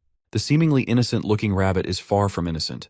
He's been eagerly waiting for someone like Aiden to trade something for his shield. But our boy declines the offer, which stuns Rabbits. Aiden clarifies that he's here for information regarding the location of the Ent on the western continent. This catches Rabbits' interest immediately, as he can make money by exchanging such valuable information. Like a good trader, he immediately asks for 2,000 gold for such precious intel, as the information is gold. Rabbit's eyes brighten as soon as Aiden offers him double the amount. Underlord remarks that Aiden might be crazy, but it's not like he owes Rabbits anything from his past life. Aiden, however, replies that he does owe him somehow, because now he's going to make use of everything he's learned from his master, which is how to exploit the spirit merchants. He shamelessly demands not only the location of the ent, but also 4,000 gold. Rabbits' expression immediately sours as he realizes that Aiden is not offering, but demanding the 4,000 gold. He assumes Aiden must have gone mad after fighting the monster. But our boy knows the game, offering something behind him that Rabbits will find hard to resist. Rabbits begins to sweat profusely, realizing that someone like Aiden knows exactly how to play this game. Impatient, Aiden demands that the deal be made immediately, threatening to destroy their most important asset, which is the dungeon core, if Rabbits doesn't comply. The scene flashes back to Aiden's past life, when his master showed him a dungeon core hidden inside a massive tree. This core was the key to making money from the spirit merchants. This was also their true reason for coming to the dungeon in the first place. As young Aiden looked at the core, he questioned to his master how this thing which looks almost useless, as no one would ever want to take it for free. So, how did the spirit merchants use it? His master, equally perplexed, didn't know its exact use either. But the most important thing was that the core was a treasure for the spirit merchants. Once Mercenary cleared a dungeon, they had the right to sell everything inside it, including the core. His master even suggested that if the merchants wouldn't buy it, Aiden should just break it. Now in the present, Aiden is impatient, waiting for Rabbits to make a decision. Rabbits, on the other hand, is fidgeting, nervously considering the consequences. Once his superiors catch wind of him trading money and information for a dungeon core, he will be humiliated beyond imagination. But on the other hand, Rabbits faces the threat of receiving an extermination letter from the hat merchant if he doesn't return with the dungeon core. Finally, pushed to his limit, Aiden is about to unsheath his sword to destroy the core. Left with no other choice, Rabbits admits defeat and agrees to buy it. Does Rabbits truly believe he's being cunning? Aiden is the master of cunning. With that, Aiden secures the information and 4,000 gold coins, bidding Rabbits goodbye, while adding that they'll meet again. Rabbits doesn't share the sentiment, though. While Aiden might be oblivious to it, the rabbit, being the sly merchant he is, played him when it came to the information about the Ents. The location he provided for the Ents was a place where no survivors ever return from. Meanwhile, Aiden is satisfied with his haul and heads back to his crew. Ro, however, is quite worried. After half a day without any sign of Aiden, he even decides to go searching for him. When he finally spots Aiden, his face lights up with relief as he expresses his concern. Aiden, however, isn't used to this kind of friendly behavior, and inwardly wishes Ro would return to his usual, more hostile demeanor, as in their past life. With a rude remark, Aiden asks if his servants have had enough rest. If so, they're heading straight to the capital. Unbeknownst to Aiden, someone else had also visited the same dungeon containing the Banshee spirit. This someone is none other than the Silver Witch, who had finally found the dungeon she had been searching for. However, something felt off as she entered. There were no monsters. What she had come for was gone. Someone had taken it already. The next day, Aiden and his entourage arrive at the capital city, Immortalium. With a graceful pose and a proper outfit, Aiden steps out of his carriage. A butler greets him, offering to guide him to his suite in the palace. As usual, the butler doesn't think highly of Aiden, but he knows better than to upset him. Aiden is guided to his luxurious suite, and he throws himself onto the extravagant bed with a satisfied sigh. However, his expression turns serious as he reflects on the possibility of an assault by dark mages, which is a threat that had killed many in his past life. Underlord asks if he's planning to warn anyone, but Aiden doesn't intend to do so. This is a rare opportunity after all. When Underlord tries to provoke him, implying that Aiden doesn't care about people getting hurt, he responds sharply, reminding him that he's a hero. Obviously, he has a plan. All Underlord needs to do is wait. At the usual party, everyone is mingling and having a good time. However, as soon as Aiden enters the hall, the atmosphere shifts. People begin to gossip and badmouth him. One even assumes that Aiden must have snatched someone else's achievement, claiming to have killed a troll. While observing the hostile faces of the nobles around him, Aiden couldn't help but recall the time when he had been treated the same way in his past life. When the mercenary king had taken him under his wing, people, it seemed, were just people, nasty and jealous, no matter their status. But Aiden doesn't care about their opinions. He has no business with these people. There are only 3 important individuals he needs to focus on, and one of them is already within his reach. As he scans the crowd, he spots a half-drunk man, swirling a glass of fine wine and complaining about how such high-quality wine can't be found in Mage City. This person is none other than Gustav Dora, the chief mage of Anguis, a mage tower kingdom. Aiden approaches him and greets him politely. Gustav, not even bothering to acknowledge him, rudely asks if Aiden even knows who he is. Aiden, sensing the need to impress him, tries to win him over, only to find that his usual tactics don't work with Gustav, who has no interest in higher-ups. Not giving up, Aiden decides to change tactics. He mentions a book he's read, one that discusses the potential of megatech. Gustav's interest is instantly piqued. He can't believe that someone like Aiden not only reads his book but finds it fascinating. It isn't long before the conversation shifts entirely to megatech, with Gustav starry-eyed and eager to discuss it. He marvels at how Aiden appreciates the technology, which is something that the old-timers in his kingdom fail to see. Aiden knows exactly what he's doing, and with Gustav now engaged, with a huge smile, Aiden pretends to appreciate Gustav's effort and his long-winded speech about his research, which is so boring that even Underlord pleads with him to make Gustav shut up. Aiden, with a bleeding ears, asks Underlord to pretend he doesn't have ears at all. Underlord can't understand why Aiden needs someone so obsessed with magitech. But Aiden knows that in the future, magitech will become indispensable. His knowledge of what's to come is the driving force behind this seemingly pointless interaction. In this moment, Underlord is starting to realize that Gustav will indeed become famous in the future, but in a very twisted way. Gustav will eventually earn the title of Mad Mage of the Tower, Radical Gustav Dora, after causing one of the most destructive events in history. His obsession with magitech will eventually lead to a catastrophic accident. His aura will be sealed, and he will be banished from the Mage Tower Kingdom. But in his thirst for revenge, he will use his magitech inventions to destroy the tower, pushing himself to the brink of destruction. In the end, he will be stopped by another mage, Shora. Meanwhile, though Aiden is bored to death, he continues to listen to Gustav, who, despite his rambling, doubts that he's boring Aiden. Aiden politely declines the accusation, claiming that the discussion is enlightening. But finally, he's had enough and asks Gustav if they can continue the discussion at another time. Just as he's about to turn away, someone shouts his name. He looks behind to see a seething young man who seems familiar but who he doesn't quite recognize. The man turns out to be son of Cetus, accusing Aiden of stealing his family heirloom. Aiden, completely unfazed, responds with confusion, while claiming he has no idea who this person is. Tyan angrily exclaims that Aiden is the one who stole their family heirloom, and for that, he won't forgive him. Aiden is still confused about who this person is. When Gustav asks if he has some past conflict with Tyan, he counters that this is his first time meeting him. Then suddenly he remembers the name Cetus that Tyan mentioned. While analyzing Tyan's resemblance, he puts the pieces together. He greets him politely, but Tyan doesn't buy the niceties. He accuses Aiden of scamming his father to steal their family sword. Soon, everyone's attention shifts to the sword, realizing that it's indeed the Cetus family sword. With that, the accusations rise that Aiden might not have defeated the troll through his own skill. Aiden tries to reason with Tyan, explaining that he won the sword through a fair bet, but Tyan isn't in the mood to listen. He accuses Aiden of running wild, saying there's no way someone like him, who's basically a nobody, could win a fair fight against Cetus. Now Aiden is clearly annoyed, but he still restrains himself. He reminds Tyan that he's overstepping by being disrespectful. Underlord is astonished that Aiden is still holding back. He reasons with Underlord that he can't just beat up Tyan and cause a scene. Meanwhile, Tyan is still seething with anger. Then he challenges Aiden to a duel. Whoever loses will kneel down and apologize to everyone, and Aiden will return the sword. Hiding his irritation with a wide, creepy smile, Aiden responds that it would be rude to have a duel at the Crown Prince's party. At that very moment, the Crown Prince Mars interjects, while expressing his interest in the duel. At the sight of him, everyone immediately bows to greet him. Both Tyan and Aiden follow suit and also apologize for their behavior. Mars answers that they don't need to apologize and asks them to raise their heads. Then, with a smile, he drops a bombshell that he actually wants to see them duel. Tyan is already a well-known knight, and Aiden is becoming increasingly infamous, so it would be exciting to see them fight as a birthday gift for him. With those words, Aiden remembers that despite being perfectly suited to rule the Empire, the Crown Prince has a bad habit of being a battle fanatic, so there's no way he can refuse the proposal. Before he can come up with an excuse, Tyan jumps ahead and accepts the command with enthusiasm. The reason behind Tyan's motive is that he is burning with jealousy because for the first time, his usually unsatisfied father acknowledges someone, and that someone is Aiden. He assumes Aiden must have played some trick on his father, so this duel becomes the perfect opportunity to expose the so-called scammer and reclaim his family heirloom.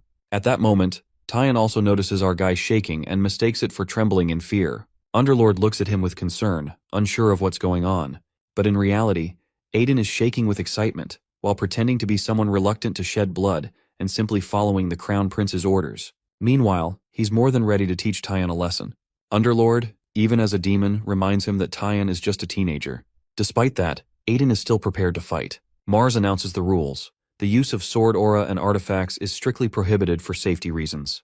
Tyan confidently assures him that the match will remain honorable. He then turns to Aiden, warning him that he'll expose his true face to everyone. Aiden, looking completely nonchalant and sluggish like a sloth, simply asks him to start the match already. Fueled by anger, Tyan rushes toward Aiden, wondering how someone this sloppy could have defeated his father. He's fully confident that he'll finish the match in one move. But before he even realizes it, Aiden's sword hits him square on the head while startling everyone watching. Aiden casually says that the sword just slipped from his hand, and Tyan happened to be in the way, so he likes to call it a draw. Mars agrees with him and reminds them both to focus better. Seething with anger, Tyan realizes that it was his own stupidity to underestimate Aiden, who clearly knows how to use a sword. And that smug, satisfied expression on Aiden's face only adds fuel to the fire. He exclaims that this time, he'll attack properly. Aiden, pulling a face, provokes him further, coolly stating that whether Tyan attacks or defends, he still won't be able to win. Tyan, now trembling, not with fear but frustration, grips his sword tighter and charges at Aiden, continuously attacking. Aiden dodges every strike with ease. While observing his movements, Aiden notes that Tyan has clearly learned textbook-perfect swordsmanship, which makes sense considering who his father is. But when he blocks Tyan's next swing, Aiden coolly remarks that Tyan lacks his father's strength behind the blade. He even adds that Tyan's fighting style feels more like a child merely mimicking his father, rather than mastering his own form. Now Tyan is burning with humiliation. But before he can gather himself, Aiden prepares to show him what real swordsmanship feels like while lunging toward him with serious intent. In just a millisecond, Tyan is startled, then confused, unsure if he can even block the blow. He tries to reassure himself that his father couldn't possibly have lost to someone like Aiden. But as he raises his sword to block the attack, Aiden suddenly shifts the direction at the last moment, striking Tyan clean on the forehead. Underlord assumes the Aiden might go easy on him because of Cetus. But Aiden believes Tyan is like a stubborn beast that won't stop until he knocks some sense into him. While stumbling back, Tyan reflects on how he can't be defeated by some unknown fighting style. With this thought, he stops himself from falling and steadies himself. He exclaims that, as a son of Cetus, he will win. But he doesn't know the mercenary king's swordmanship is a nightbreaker, as Aiden finally strikes him and defeats him. Before Tyan falls to the ground, his friend supports him, wryly noting that Tyan is causing trouble while he's away. Aiden brushes off the comment, remarking that it gives him some exercise. While looking at this new man, Aiden feels relieved to spot the person he seeks. He is none other than the younger brother of the Night King and a traitor in his past life, Sylveta Sias. He introduces himself as Dare Sias, the son of Grand Duke Sias. The House of Sias, better known as the Grand Duchy of Sias, isn't merely a noble lineage. It's a fortress of steel guarding the northern edge of the continent. They're called the Sword of the North for good reason. In their blood flows a legacy so powerful that no one born into the family has ever failed to become a swordmaster. This unmatched record makes the Sias name resound across kingdoms as the strongest bastion of knighthood and military might. Power in the House of Sias isn't merely handed down by birthright. No. In Sius, the title of head is forged on the battlefield. Only the most skilled, the most fearsome warrior among them earns the right to lead. As Aiden observes Dare, he wonders if he might already be a swordmaster had he been reincarnated as a Sias. Yet even in a house brimming with talent, Dare stands out as a genius. Underlord nudges him to approach Dare as he was expected to meet him. Sipping his juice, Aiden relaxes, biding his time for the perfect moment. Then he senses intense gazes prickling his back. Turning, he finds the hypocritical petty nobles, those who once dismissed him, now eagerly introducing themselves, as if they've just grasped his value. He shouts in frustration when someone dares call him Lord Troll again. After a while, he escapes the stifling crowd to the balcony. Underlord, feigning reflection, asks if Aiden is disgusted by the nobles who scorned him moments ago. Aiden, unfazed, doesn't indulge the sentiment. He's too pragmatic to care, knowing that it's human nature. People see only their own motives and use others accordingly. He even adds, with a touch of dry honesty, that Underlord probably shouldn't trust him too much. After all, he's still human. But when Underlord replies that he does trust him, Aiden starts to look mildly annoyed. And to really push his buttons, Underlord throws in a cheeky jab, saying that Aiden has more troll tendencies than actual human ones. Their exchange is cut short when a woman suddenly strolls into his hidden corner like she owns the place, casually asking if the swordsmanship he used was that of the mercenary king. For a brief second, Aiden stiffens. Someone actually recognized his fighting style? But then he senses her aura and grins. Of course. The last person he expects to show up ends up finding him herself. How typical. He asks if she's seen this fighting style before. She says no, but adds she's heard that it can break through any defense. If the mercenary king had been a knight, he'd have had a glittering reputation. Aiden smiles a little, thinking of his former master who is the man wouldn't care for titles unless they came with a nice chunk of gold.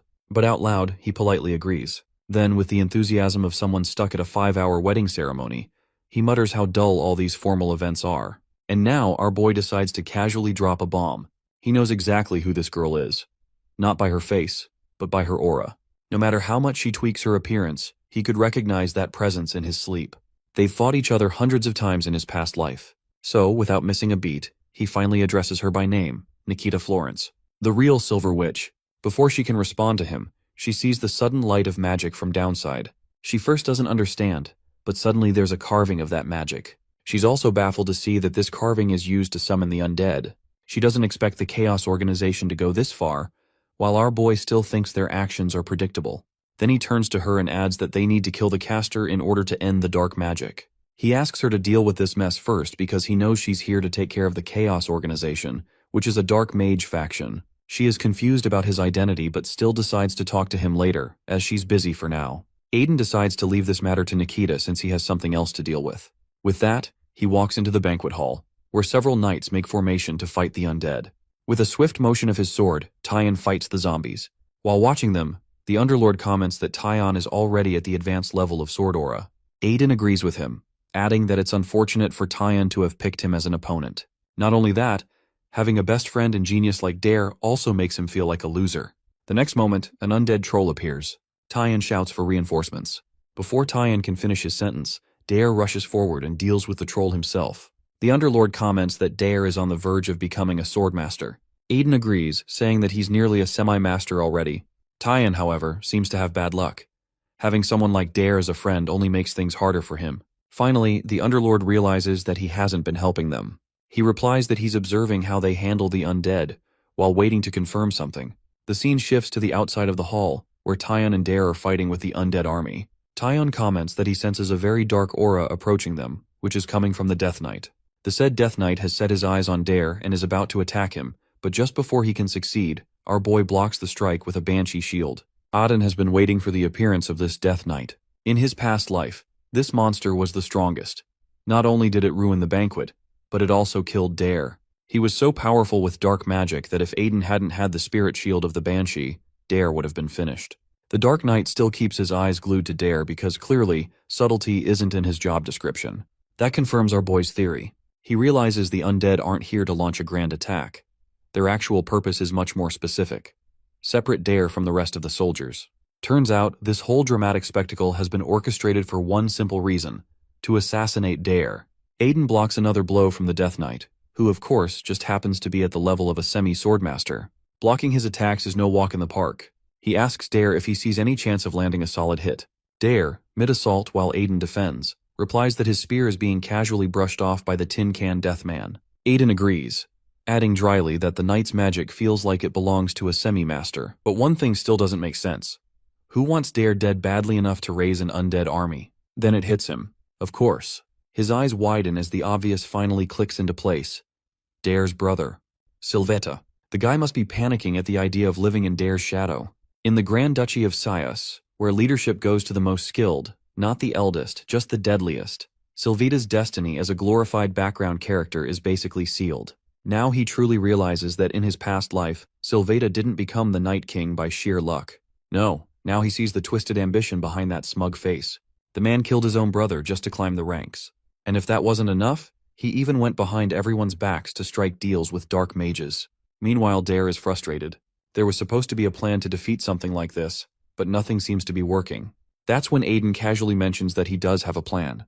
Dare, understandably taken aback, questions how anyone could have a plan to defeat something this monstrous. Aiden, with the calm of someone discussing tea preferences, replies that he developed the tactic through personal experience, which is the experience in beating opponents stronger than him. Dare is mildly impressed and asks for the name of this miracle tactic.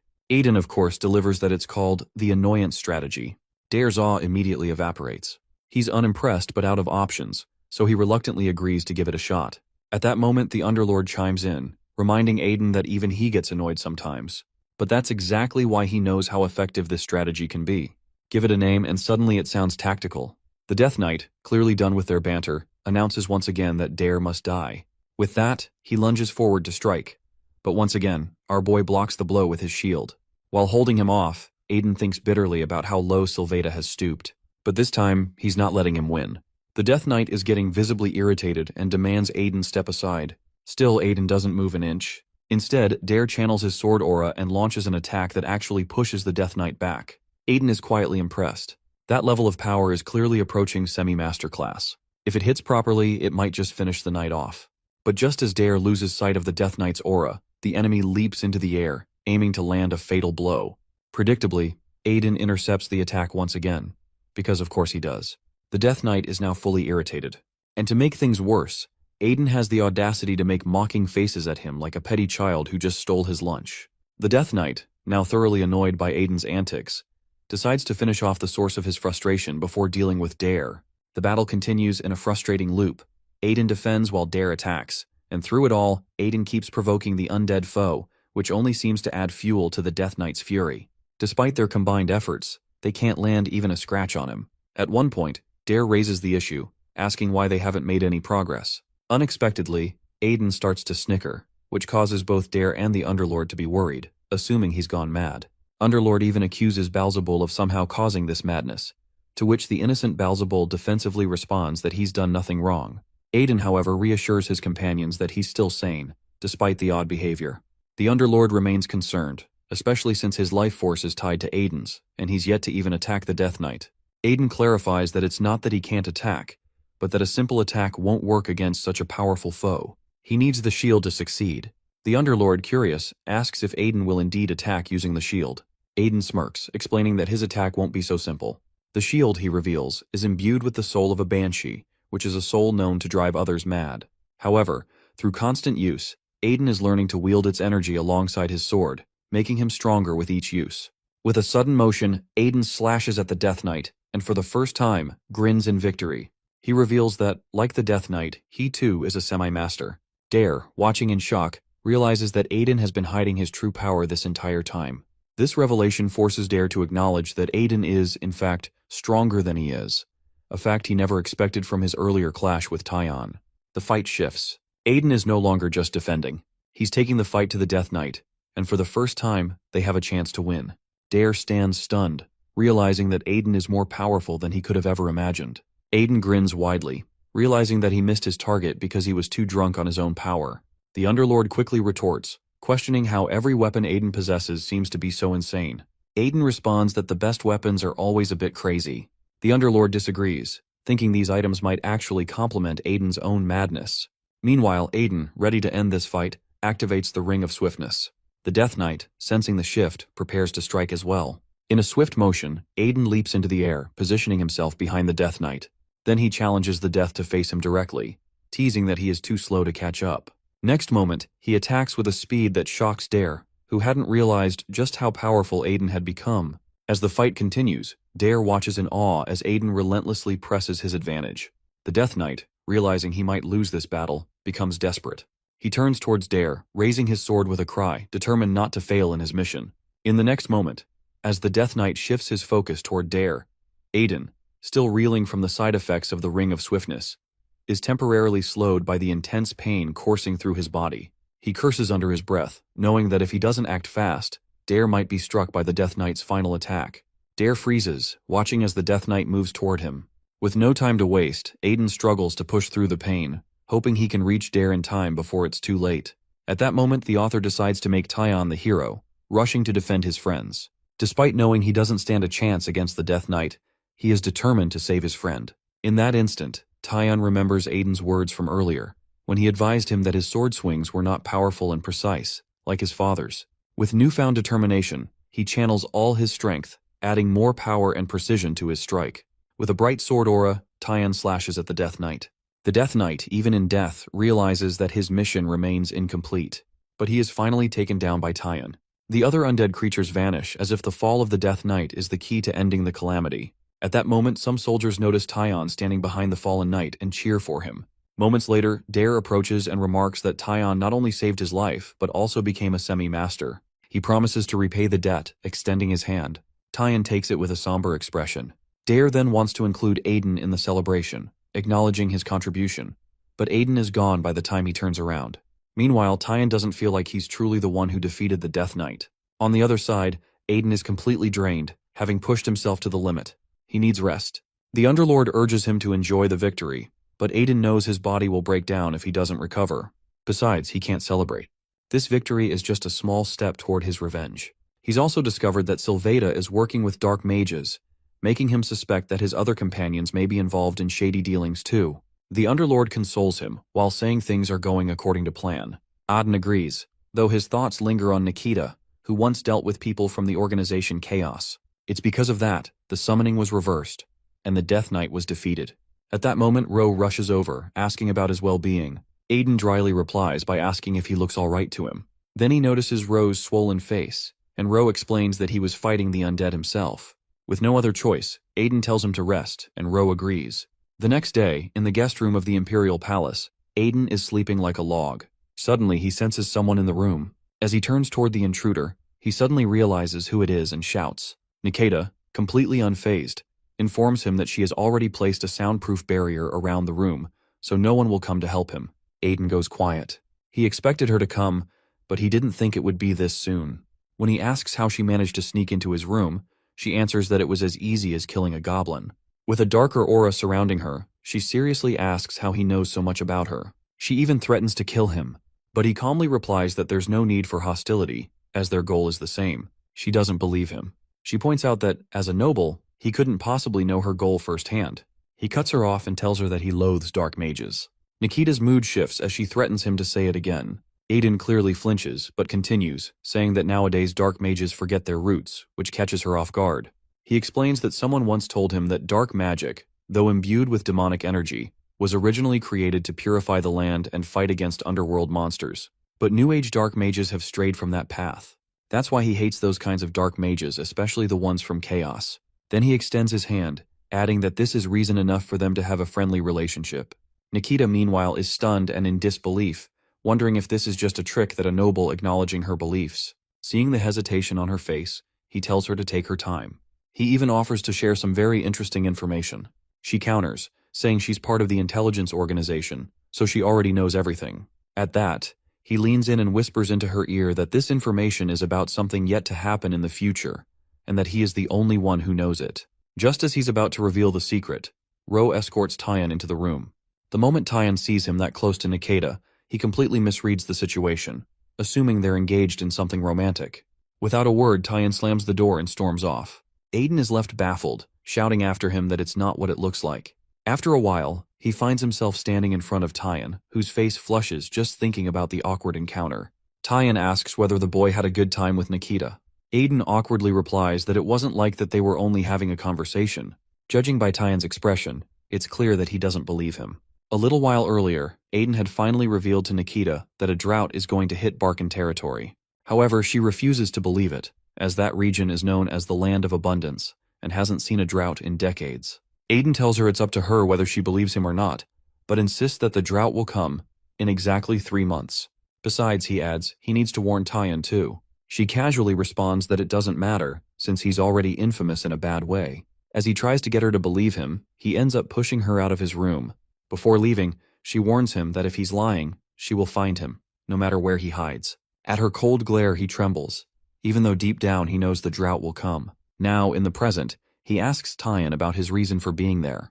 He wonders if Tyan might have come for another duel. That makes Tyan clench his fists as he reluctantly admits that his father was right. Aiden is worthy of wielding Balzabul. Aiden already knows it, so he directly asks whether that's the only reason Tyan came here. Finally, Tyan bows in front of him, showing his gratitude. Aiden is taken aback by this display of politeness. He can't believe this is the same Tyan he confronted just yesterday. Tyan, on the other hand, sincerely answers that it was Aiden who showed him the path, one that helped him save his friend. Besides, he also knows that before he even managed to strike the Death Knight, the enemy was already weakened by Aiden's blow. Still, he insists it was Aiden who led him on the path to becoming a true swordmaster. Hearing Tyan's statement, Aiden realizes he was wrong about him, that he's not as reckless as his father. But then Tyan suddenly places a hand on Aiden's shoulder and boldly declares that he's going to make him his rival after Dare, which takes Aiden aback. Still, Tyan adds that one day he will defeat him and reclaim Balzabul, making Aiden think that Tyan really does take after his father. After that, the two agree to be on informal terms with each other, treating one another as equals. A few days later, they leave the Imperial City and are about to reach their own territory. On the way, Aiden asks about Ro's wounds. Ro answers that thanks to the holy potion Aiden gave him, his injuries healed quickly. He's so grateful that he starts to cry, prompting Aiden to remind him with a smile to take care of him to compensate. Then, grinning, Aiden remarks on how generous the imperial family has been, giving them enough gold to buy several mansions. That's why he's brought gifts for his family and friends. He's even picked out some for Alice and wonders whether she'll like them. While looking at one particular gift for her, he guesses that maybe she might be. After a while, they arrive at Maryland City, the heart of remes territory. As expected, the moment Aiden steps into his domain, the crowd erupts in cheers, which instantly irritates him. He wonders how rumors could travel so fast. Underlord casually reminds him that rumors spread faster than the wind. Aiden retorts that he'll never get used to these overly cheerful welcomes. But then, something catches his eye. Something so outrageous that his jaw nearly drops. Right in the center of the plaza stands a massive, golden, flashy, and rather revealing statue of himself, striking a heroic pose like some kind of dramatic savior.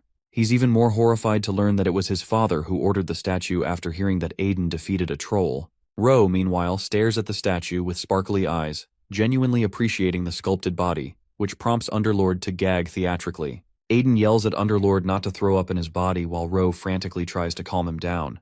Later, when they reach the remes mansion, Aiden instructs Ro to hand out the gifts while he goes to meet his father.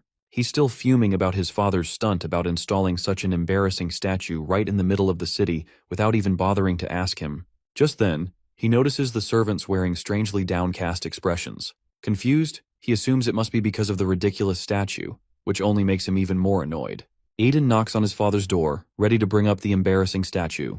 But before he can say much, his father apologizes. Aiden assumes the apology is for the statue, thinking his father feels bad about making him look like the bad guy. However, his father's grim expression stops him in his tracks. His father then reveals something far worse. Joseph and Alice have been taken into Inquisition by the Sacred Flame. Aiden's father explains that these individuals claim to be fugitives from the Order, and his father had tried to stop them. However, Joseph had volunteered to go with them. Aiden asks if they will be taken to the headquarters of the Sacred Flame, and his father confirms this. Aiden doesn't say much after that, despite his father calling after him. His father, still worried, reminds him that going against the three orders could bring ruin to their family. With a fake smile, Aiden replies that he only wants to say goodbye. His father, though clearly troubled, wishes him a safe journey. Once outside his father's office, Underlord comments that Aiden was only pretending. Aiden agrees, explaining that if he told his father his true intentions, his father would try to stop him. But he's furious that the Order took his people without his permission. His intent is clear: if they touch them, he will destroy the Order. In the Western continent, there are three major holy orders: the Church of the God of Slaughter, the Church of the God of Law, and the Order of the Sacred Flame. These places represent and speak for the gods, so even the Empire can't go against them. There are also saints, humans chosen by the god to represent their order.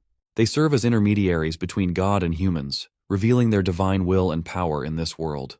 While on his journey, Ro reflects on the reason behind the Order of the Sacred Flame taking Alice and Joseph. For over a decade, this church hasn't chosen a saint, which makes it different from the others. In this way, the Sacred Flame is pretty weak now because of its inability to produce a saint. That's why this order has lost about a fifth of its former power. Then his wagon driver informs him that they've arrived. Ro instantly throws up, while our boy is feeling a wave of nostalgia about his mercenary days. Traveling in wagons like this after waking up in this body.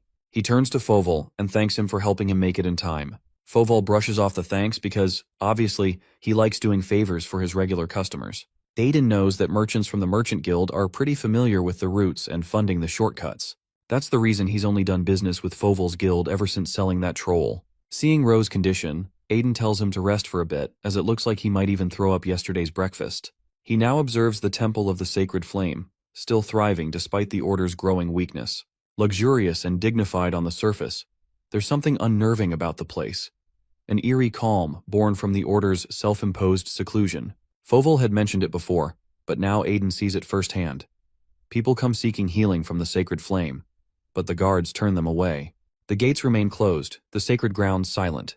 It's the very season when pilgrims should flood the streets in search of blessings and recovery, yet the quiet lingers. Aiden quickly connects the dots.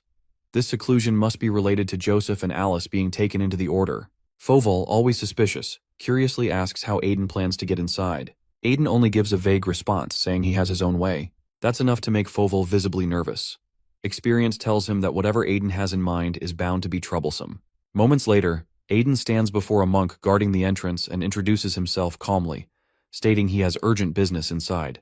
The monk apologizes, while explaining that even a lord is not permitted entry as the order is closed to all outsiders. But Aiden insists, his voice firmer now. Still, the monk refuses. Patience snapping, Aiden finally strikes. One blow sends the monk sprawling to the ground. Outraged, another monk nearby cries out, furious that someone would dare attack a monk of the order. Aiden doesn't flinch. Without hesitation, he turns on him too, attacking the so-called protectors of the sacred place. Watching the scene unfold, Fauvel sighs inwardly, unsurprised that his lord's scoundrel tendencies persist with the same elegance as ever. Before entering the order, Aiden asks Underlord to remain cautious, noting how the place pulses with divine energy. Underlord agrees that this is far from his favorite location. As the doors of the order creak open, the monks inside initially assume their shift is beginning. Their expressions shift to alarm when they realize someone has actually managed to enter. Meanwhile, Underlord asks if he knows the exact location of Joseph's family. Being impulsive as always, Aiden clearly has no idea. When asked how he plans to find them, he simply replies in his usual vague manner that he has his own way. The monks, understandably alarmed, already look prepared to kill him just for breaching the sanctity of the order. Underlord, dry as ever, wonders aloud if the plan is to take on every monk in the building. Aiden admits he's not quite that crazy. He only plans to activate his Ring of Swiftness, just enough to ring the bell of lamentation and stir some chaos. He rushes toward the location of the bell. According to the Order's own rules, if someone is facing a severe problem, illness, or deep lamentation, they are allowed to ring the bell of lamentation, which grants them an audience with the leader of the Order without any interruption. However, over time, people begin to abuse this privilege for trivial matters. To avoid the constant annoyance, the Order has no choice but to relocate the bell to a place nearly impossible to access. The Underlord remarks dryly that it would have been much easier to simply remove the bell altogether, but they can't, because it is protected by law.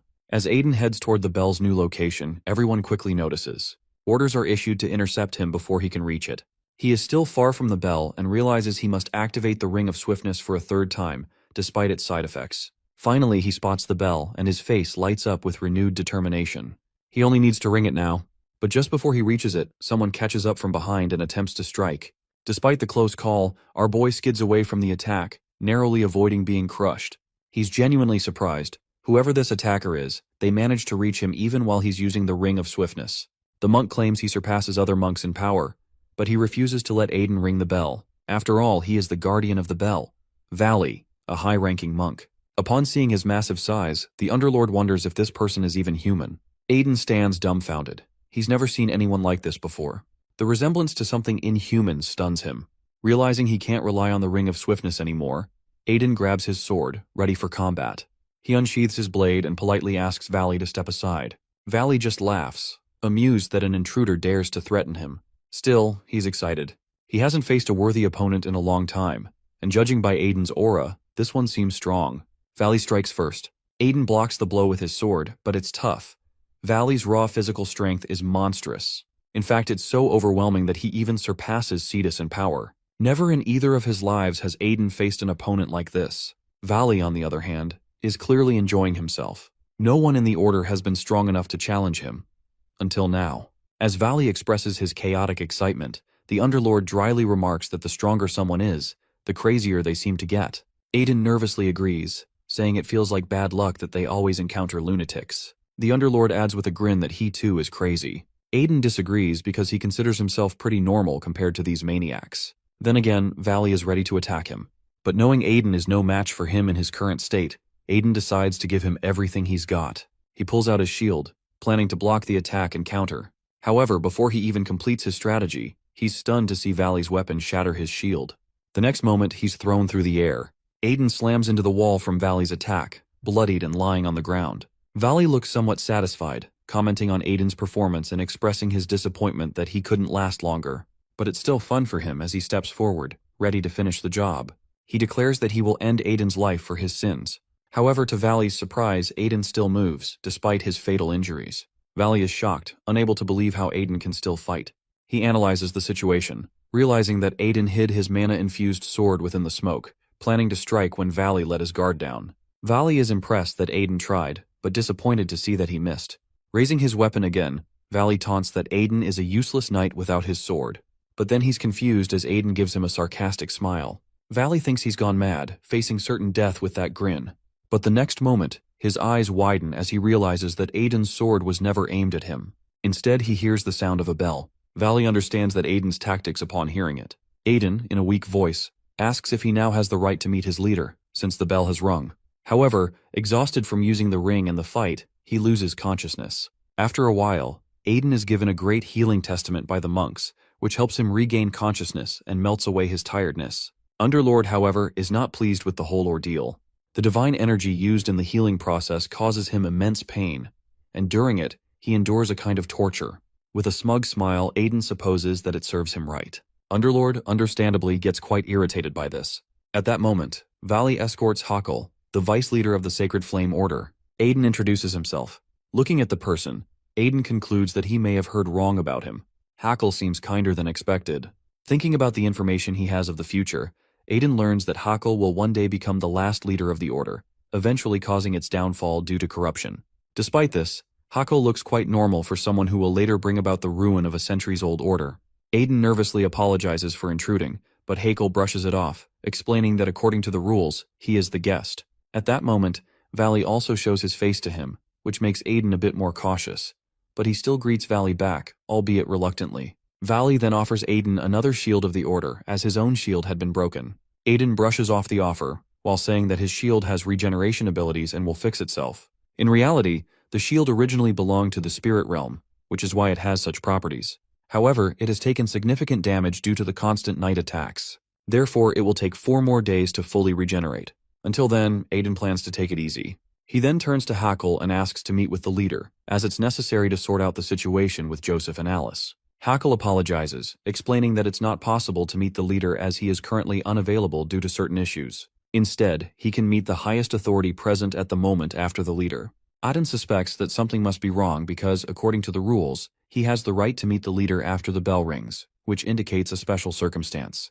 Besides, Aiden wants to meet Kirtle, the current leader of the Order, who is known to be a sensible and reasonable person. Although Kirtle's methods are often hard to understand to someone like our hero, but Aiden recognizes that he saved his life in his previous life without asking for any rewards. If Aiden were in his place, he would have expected some form of payment or repayment, which is why he earned the nickname Talos from Underlord, which is the monster of the underworld. Aiden dislikes this remark, but he promises to bathe in holy potion, implying that Underlord now will have to endure whatever comes next.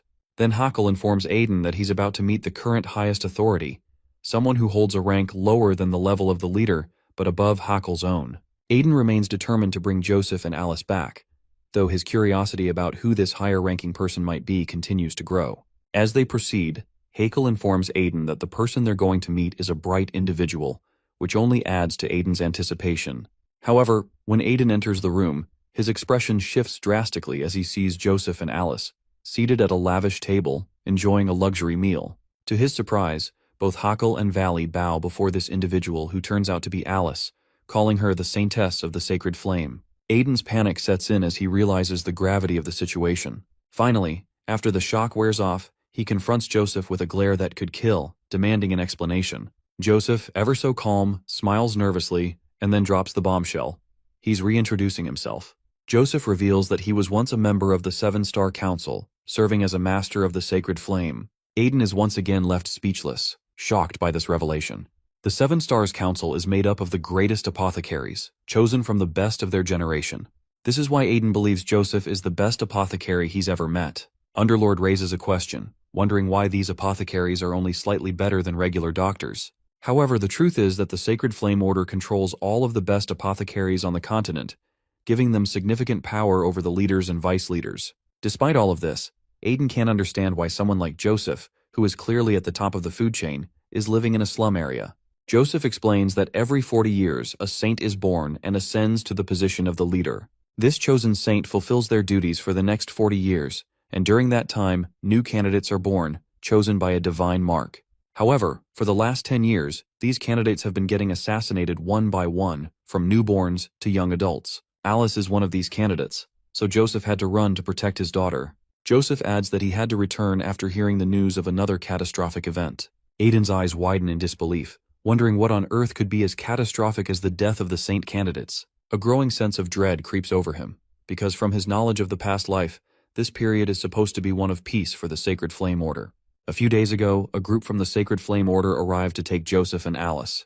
However, they were denied entry, as they couldn't take Aiden's guests without his permission. The monk leading the group was furious. He argued that no matter if they belonged to the Duke family, they had no right to interfere with the Order's business. They demanded that Aiden hand over his guests. For a while, both sides exchanged heated words, until Joseph opened the door and asked if they could speak privately. The monk agreed, but Joseph was clearly angry. He demanded to know how this person had found out about their whereabouts, and if he knew already, why hadn't he come sooner? The monk explained that he had assumed they were dead. Until recently, there had been no other child with the divine mark born, but after the destruction of the Cerberus Guild, they began to suspect their location and found out about it. He was now ordered to bring Joseph and Alice back. Joseph reasoned with him that there was no need to be so aggressive. Besides, with the murder of the Saint candidates still unresolved, he couldn't risk sending Alice to such a place. But the monk expressed that he had no choice but to bring them back, even by force. He then revealed that the leader of the order had fallen ill and collapsed. Now in the present, Joseph confirms this to our boy, adding that the order is already facing hard times. But now, with the leader having fallen ill despite all the monk's efforts to heal him, the situation has worsened. If things continue this way, the order will be on the brink of extinction. The new plan is to awaken Alice as the new saint in 4 days and use her divine power to heal the leader. This will hopefully reignite the order and possibly restore its former strength. Joseph apologizes to Aiden for not explaining everything sooner. Looking at Aiden's face, he realizes that Aiden might be furious, and indeed Aiden is angry, but not at Joseph. Instead, he's deeply worried. How could Curdle, the man who saved his life in his past life, be so sick? This is the same event that, in his previous life, happened 3 years from now. Aiden begins to wonder if he is the cause of this timeline disruption. Have his actions created a ripple that changed the course of events? After a long pause, Aiden processes everything and makes up his mind to stay until he uncovers the reason behind this change in the timeline. Underlord, as always, dreads the idea of staying in this holy place, but Aiden silences him, reasoning that the sooner they find the root of the problem, the sooner they can leave. So, there's no point in complaining. Later, Valley escorts Aiden to the room where the leader has been given only 5 minutes to meet him. As soon as Aiden steps inside, he is hit with a foul odor that immediately unsettles him. The sight of Curdle in such a terrible state takes him back. In his past life, he was never able to repay the debt Curdle owed for saving his life. Now, in this new life, he desperately wants to do so. But just as he is processing his emotions, he senses an ominous energy coming from Curdle, one that feels strangely familiar, though he can't quite place it. Underlord reminds him that he should recognize it, given his past life experiences. Aiden is startled, realizing he can't identify the energy. Underlord, with his usual dry tone, clarifies that it's a curse. Not just any curse, but a subtly crafted one. Normally, humans can't perceive it, but Aiden can because of the Underlord's soul within him. Underlord adds that this curse has been layered over time, slowly breaking down Curdle's body from the inside. Listening intently, Aiden immediately concludes that there must be a mole in the order responsible for this who can be a dark mage who has been gradually building the curse, like a slow poison. Even in his past life, Curdle had likely been assassinated by such a curse, rather than natural decay. The realization hits him hard. He is horrified to think of how deeply Curdle has been betrayed. Now Aiden's focus shifts. He needs to find a way to break this curse. Underlord explains that it's impossible to remove this curse, even with a powerful caster, because the curse is deeply infused into Curdle's body. However, a dark mage who fully understands the curse's structure might have a chance at breaking it. There's also a possibility that Alice, with her immense divine power, could heal him. This information worries Aiden, particularly about Alice. If the caster is aware of her potential to remove the curse, she could become a target. He decides to inform Joseph beforehand so that Alice can be better protected. But his thoughts are interrupted by a loud shriek, and with dread, he immediately recognizes the voice. It belongs to Alice. He rushes toward the source of the scream, and soon finds himself in her room, where Joseph and others have already gathered. Joseph is checking on her, and there doesn't seem to be any signs of an intruder or attack. Aiden asks what happened, and a panicked maid explains that she hadn't done anything except turn off the candle to replace it, and then Alice started shrieking. Aiden remembers that back in the palace, Alice always slept with the lights on. He wonders if she's experiencing PTSD from her time in captivity. He turns to Joseph and asks for a moment alone with Alice. Joseph agrees, allowing him the time. Alice is trembling with fear, repeating that she doesn't want to die. Aiden raises his hand toward her, gently reassuring her that as long as she has his protection, even the Underlord can't harm her. In her distress, Alice hugs him and starts to sob. After a while, she calms down, and Aiden asks how she's feeling. She assures him that she's fine, but she confesses that she's having second thoughts about becoming a saint. Alice expresses that in stories, saints are brave and powerful, but she's unsure if she can live up to such expectations. All she really wants is to return to her territory and play with Cassie and Chaco. Aiden taps her on the head and tells her that she's still just a child. Even though she thinks she's seen enough, she doesn't truly understand what it means to be a saint. She then asks if he knows anything about saints. Aiden smiles, happy to answer, and reveals that he's actually friends with a saint. However, as soon as the words leave his mouth, a painful memory of her betrayal flashes through his mind, and he stops himself from saying more. Alice presses him to explain, but instead, Aiden gently pats her head, assuring her that she doesn't need to be kind and brave all the time to become a saint. Saints are human too, and it's okay to show emotions. If she wants to go home, she's free to do so. Curious, Alice asks about his history with the saint, wondering if they're still friends. Aiden confirms that they're not. She asks why, which leaves him momentarily speechless. After a brief pause, he lies, weaving a story to satisfy her curiosity. When he finishes, he feels mentally drained, as though he's just completed a grueling training session. Even Underlord seems to agree with him. Not long after, Joseph arrives with Hackle, asking about his daughter. Aiden reassures Joseph that everything is fine and that he can meet Alice. Once Joseph enters, Aiden turns to Hackle and asks why he's still here. Hackle extends his hand, thanking Aiden for saving Alice's life. Aiden politely accepts his gratitude, replying that it was his duty. However, the moment Aiden shakes Hackle's hand, Underlord's eyes widen with alarm. He senses dark energy emanating from Hackle and urgently addresses Aiden by his old name. He reveals that Hackle is a dark mage, which leaves Aiden stunned.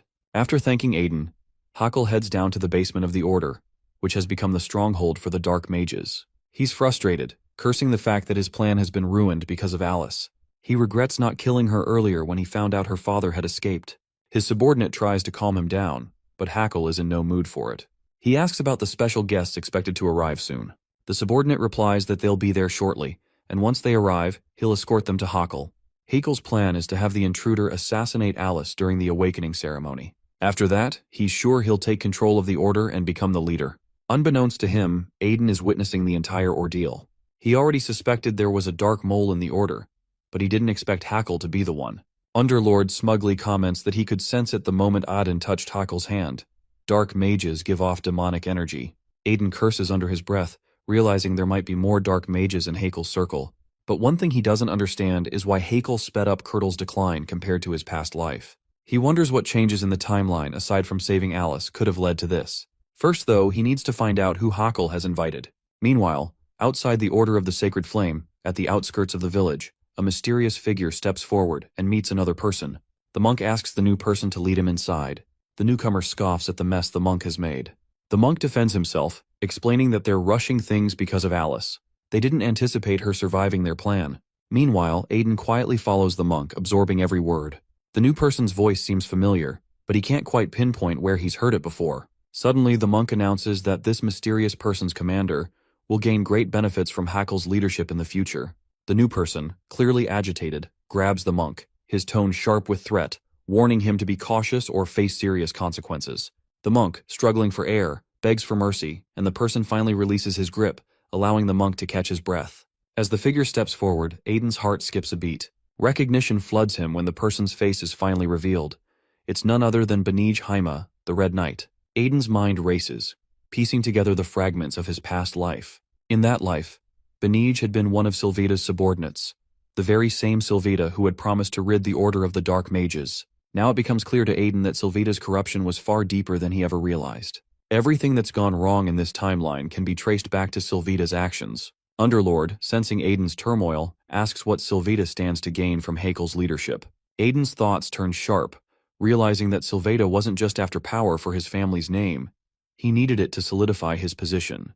With Hackle in power, Sylvita could easily ascend to head of his family. But what's more troubling is the thought of Dare's role. In this timeline, Aiden had saved Dare, which is something he didn't do in the past, and it was all for Sylvita's plans. The anger begins to rise within him.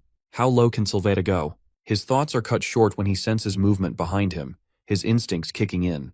Benij, having realized that Aiden had overheard the conversation, suddenly turns to face him, a deadly intent in his eyes. Before Benij's sword aura can touch our boy, he leaps into the air to dodge. While airborne, he analyzes that Benige still has the same impulsive and explosive swordsmanship. The monk immediately rushes toward him, making him cautious that he can't make a move outside the order building. But Benige glares at the monk, since he's the one who let Aiden follow him, so he tells him to get lost, which terrifies the monk and sends him running. Benige then turns to our boy, analyzing aloud that he can't be an ordinary person judging by the way he defends with his sword. Aiden replies vaguely, saying that he doesn't want to tell him anything. At that, Benige grins widely, deciding to have some fun fighting with him. Aiden, meanwhile, understands that Benige is out of his league and tries to escape, but Benige's swordsmanship doesn't allow any room for it. Grinning, he exclaims that Aiden likely won't last much longer. For a while, both of them engage in an intense sword battle. Meanwhile, even Underlord is astonished to find someone more unhinged than Talos or Aiden. Aiden agrees with him because in his past life, he never met anyone crazier than Benige. On top of that, Benige is already at the mastery level of his sword aura. To make matters worse, Aiden is at a disadvantage. Not only is he weaker than Benige, but he also can't use his shield at the moment. He quickly forms another plan to get out of the mess. By now, Benige has already recognized that our boy's swordsmanship resembles that of his commander. To escalate the plan, Aiden addresses Benige by his full name, which catches him off guard. With a laugh, Benige assumes he must be someone from Dare's side. Aiden silently apologizes to Dare in his mind while deciding to play along. Aiden threatens that both Benige and his master will surely face the consequences for involving dark mages in their schemes. Enraged, Benige attacks him again to shut him up, but our boy dodges once more. While blocking and dodging the wild, maniacal strikes, Aiden realizes he may have just dug his own grave by implying he's Dare's henchman, something that only makes Benige more unhinged. Already being the Crimson Knights, Benige becomes even more impulsive. With that, he grows more violent and less rational, unable to think straight. Even without getting serious, what the heck is even going on around Benige with his impulsive madness? Then, with a maniacal smile, Benige challenges Aiden to counterattack, convinced that he can't possibly beat him with his power. But in the very next moment, he's startled to realize he has a nosebleed. Taking full advantage of his stunned state, Aiden immediately attacks him with sword aura. Benige manages to block it, but not for long.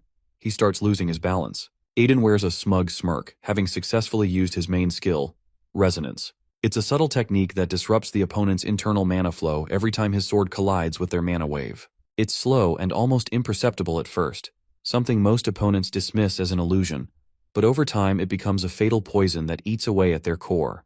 Despite this, Aiden frowns slightly, annoyed by how absurdly powerful Benige is. He's still standing, even under the effect of the mana disruption. Benige shouts that Aiden can't defeat him with dirty tricks and demands he fight seriously. Aiden replies nonchalantly that if Benige wants him, he should come and get him. This enrages Benige further, and he curses him again. Our guy calmly retorts that he too is Sylvita's dog, and one should never underestimate the might of the knight. Now Benige is furious at the very idea that someone like Aiden dared to take his commander's name so casually. Provoking him further, Aiden mocks that he must be scared. In the next moment, he throws something at Benige's face. Benige blocks it instantly, scoffing that Aiden only knows dirty tricks like Dare. But then he freezes, realizing what was thrown. It's a smoke bomb, now shattered, releasing a thick cloud of smoke around him. Enraged, Benige shouts again, but by the time the smoke begins to clear, he's stunned to see that Aiden is already gone, having used the cover to vanish. As Aiden sprints away, Underlord grumbles, asking if he's really planning to run instead of standing his ground. Aiden replies that he's in no condition to fight a sword or a knight without his shield. The best he can do is delay Benige's pursuit with skill and timing. He silently thanks Cassie for the smoke bombs she makes for him, even if she's always grumbling about it. However, his main reason for retreating isn't just to escape Benige, but it's to chase down the dark mage. The said mage is already fleeing, trying to reach Hakel and report that there's a mole in the order who knows their secret. But before he can make it, Aiden catches up and strikes him down with a surge of sword aura. The next day, Hakel is found in the underground cave beneath the order. He's shaking with rage. Not only has the priest who was supposed to bring him a knight sent by Sylveta vanished, but the Sylveta knight himself never showed up. He begins to wonder if he's been betrayed. Regardless of the failure of his plan, Hakel decides to stop Alice's awakening ceremony at any cost. Then, a wicked idea strikes him. He decides to use our boy as a scapegoat. Finally, the day of the Saints' awakening ceremony arrives, and priests stand near the entrance of the Church of the Holy Fire. Joseph is overwhelmed with joy as he hugs Alice tightly, his tears giving away his emotions. But she asks him to stop. She feels awkward with all the emotions. Aiden reminds her his teaching that she is supposed to make the god to repay her for all the hardships she faced with interest. Joseph feels shocked, unsure what he ever taught his innocent little child. Aiden retorts that this strength might help her survive without sacrifices. To lighten the mood, he shifts the topic and agrees they should proceed. One of the priests steps forward to guide Alice into the altar chamber. Joseph tries to follow, but they remind him that Alice must go alone. She will be safe, and everyone tries to comfort Joseph, who behaves as though he might never see her again. Aiden doesn't have time to dwell on this thought. Hackle approaches him quietly, asking for a moment of his time. Curious, our guy follows him, wondering what it's about. Hackle simply wants to thank him. He offers a rare, high-grade pill from the church's collection, as a gift he claims is too valuable to be given in front of others. Grateful, our guy is reluctant to accept it first, but then accept it eventually after Hackle insistence. He then swallows it immediately, but the moment the pill enters his system, his face darkened. Hackle watches with satisfaction. The pill is cursed, crafted to manipulate and brainwash. Under its influence, our guy is commanded to sneak through the back and kill Alice undergoing the awakening. Meanwhile, Alice walks toward the shining flames, struck by their beauty. The priest has told her she must pass through them to see God. He insists the flames are not hot, but fear creeps into her heart. Still, she recalls Aiden's words, that it is not she who should fear God, but God who should fear her, for everything he allowed her to endure. With those thoughts, she steps forward, prepared to face what lies beyond. At the same time, our guy walks toward the main hall of the ceremony. Joseph is still outside, unable to stop crying. Hackle stands nearby, confident in the plan. Soon the cursed intruder will kill the saint, and this story will make Hackle worthy of becoming the next high priest. But things don't go as planned. Suddenly, Valley with warrior monks arrive in full battle gear. Everyone freezes in surprise. Their leader, Valley, orders them to stay calm. His appearance in armor raises tension, especially during such a sacred ceremony. Hackle reminds him that no one is allowed in armor today, but Valley says this matter is more urgent. He claims a heretic is among them, someone aligned with darkness. Hackle and the other priests murmur in disbelief. Hackle shouts that it's nonsense, possibly a mistake or blasphemy. After all, accusing a fellow priest of dark magic is serious. Before Hackle can argue further, a priest steps into the light, confesses that he is the one who summoned them. Everyone is stunned, and the archpriest looks healthy, something they thought impossible. Hackle is shaken because he spent years cursing him, and yet here he stands, fully recovered. He wonders if someone with power equal to the saint healed him, or if a traitor helped him. Just then, Curdle steps forward and declares the truth that Hackle is a dark mage. The crowd gasps. Hackle, who has waited for decades to rise in power, trembles in anger, but he refuses to accept defeat. He hasn't fully recovered and accuses someone else, Aiden. According to Hackle, Aiden is the real dark mage, and he had overheard him plotting to kill the saint. He urges the others to find Aiden and stop him before it's too late. At that moment, our guy arrives. Hackle confronts him, demanding to know what he did to the saint. Calmly, our guy explains that she is inside, undergoing her awakening. Hackle's eyes widen as he realizes our guy is no longer under the curse. He can't understand how it failed. The night before the battle with the Crimson Knight, our guy had spoken to Nikita. He had sensed her presence and knew she was watching him. She had taken the form of an owl and flown closer, curious about his intentions. He suspected that chaos was behind the trouble brewing in the church, an enemy they both shared. He planned to face the dark mages himself and asked her to lend him a special artifact. The owl can't quite grasp why he needs the artifact just to break a curse. It seems more likely to her that he plans to fight chaos. But in reality, he needs it for Curdle, whose body is frozen in paralysis while his mind stays intact. He believes that the priest has already realized where Hackle's true loyalties lie, and once Curdle wakes up, exposing the traitors will be simple. That reasoning makes sense to the owl, so she proposes an alternative. She summons a magic ring of her own creation, explaining that the curse can be lifted if the ring reaches the high priest. However, she warns that much of the church has already fallen under Chaos's influence, and they might try to do the same to our guy. Still, Aiden assures her that she doesn't need to worry. He already carries curse, and the others won't affect him the same way. The Underlord, clearly aware he is being referenced, initially refuses to help, but he gives in once our guy threatens him with a holy potion. At this point, Aiden is pretty sure Hackle has been caught. Not everyone believes it. Many doubt Hackle could really be a dark mage. Curdle asks him to surrender, but Hackle refuses, angry and bitter that the church has never chosen him. He has dedicated his entire life to becoming a saint, and now that dream has crumbled. To him, life no longer holds meaning. Curdle tries to calm him down, but Hackle has already reached the point of no return. He swears that everyone will die and bow to him. Dark magic surges around him, and before anyone can react, he summons his dark comrades. Panic ripples through the room as some priests respond by drawing on dark energy themselves. The fighters try to stay calm, determined to stop the spread of dark magic, but under its influence, some submit to Hackle's will and begin attacking one another. The few priests who haven't been affected stand in disbelief, unsure what is happening. Valley is furious and ready to destroy them all, but the archpriest holds him back. The archpriest recognizes how far Hakel has fallen, noting his cunning. Hakel seems to take twisted joy in watching the priests fight among themselves, and before long, he places a submission curse on each of them. Anyone who raises a hand against him will die instantly. Kurtle is enraged but powerless. Our guy guesses there are around 15 dark mages in the room. He spots the unique energy signatures they give off and uses his speed to eliminate 2 instantly. When he declares this, Hakel warns that the rest will die, but our guy doesn't flinch. He isn't part of the church, and this isn't his fight for holiness. It's his personal vendetta against chaos. Hakel, now shaken, realizes this is never about the saint and our guy has come for him. The fighters Hakel has sent earlier have failed, and the Underlord hasn't been able to confirm whether our guy truly intends to kill everyone. That doubt breaks the curse's hold. Knowing the key to breaking the spell is reducing the number of dark mages, our guy launches smoke bombs into the chaos. Hakel has no idea what he is planning, but under the cover of smoke, our guy moves quickly, striking down more enemies. Hakel feels his forces thinning and grows desperate. After a decade of preparation, his plans are falling apart. With no options left, he taps deeper into dark energy. Another mage tries to flee, but our guy catches him and ends it. He can sense the dark mana in the air, making it impossible for his enemies to hide.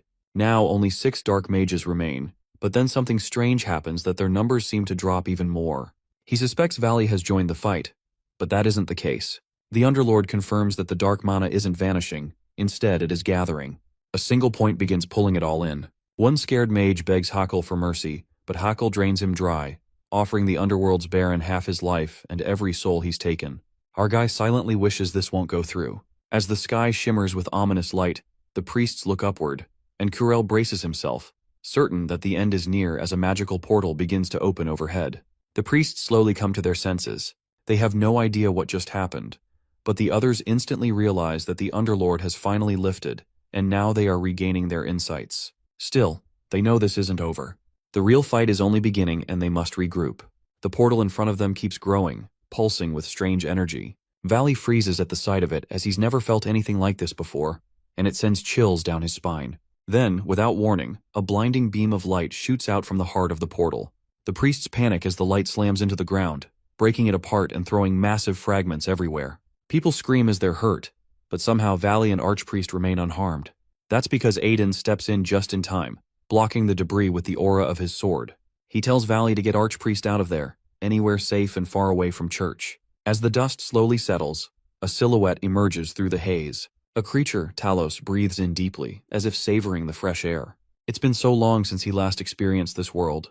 To him, everything here looks soft, delicate, and strangely beautiful. Fragile beings surviving in such a place, and it fascinates him. Aiden, on the other hand, is angry. Too much has already gone wrong. Underlord is stunned to see Talos standing there, who quickly demands to know who summoned him. Hakel proudly steps forward, claiming that he is Talos's master and ordering him to kill the remaining priests. But before Hakel can even finish his sentence, blood spurts from his body. Talos expected the soul of his summoner to be delicious, something rich and satisfying. But this one disappoints him. He hadn't expected such a letdown. It's been centuries since he last consumed a human soul. Our boy, meanwhile, thinks how this Talos is the very monster responsible for the destruction of the world in the main character's past life. Judging by Talos's behavior and power, he must be high-ranking.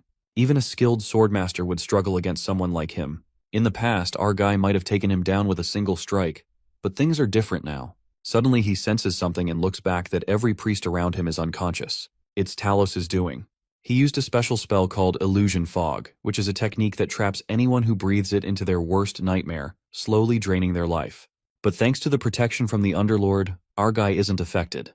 Curious, he asks the Underlord what he knows about Talos. Turns out that he is Mephisto, the Talos of deceit and cunning, known for trying to deceive even the Underlord.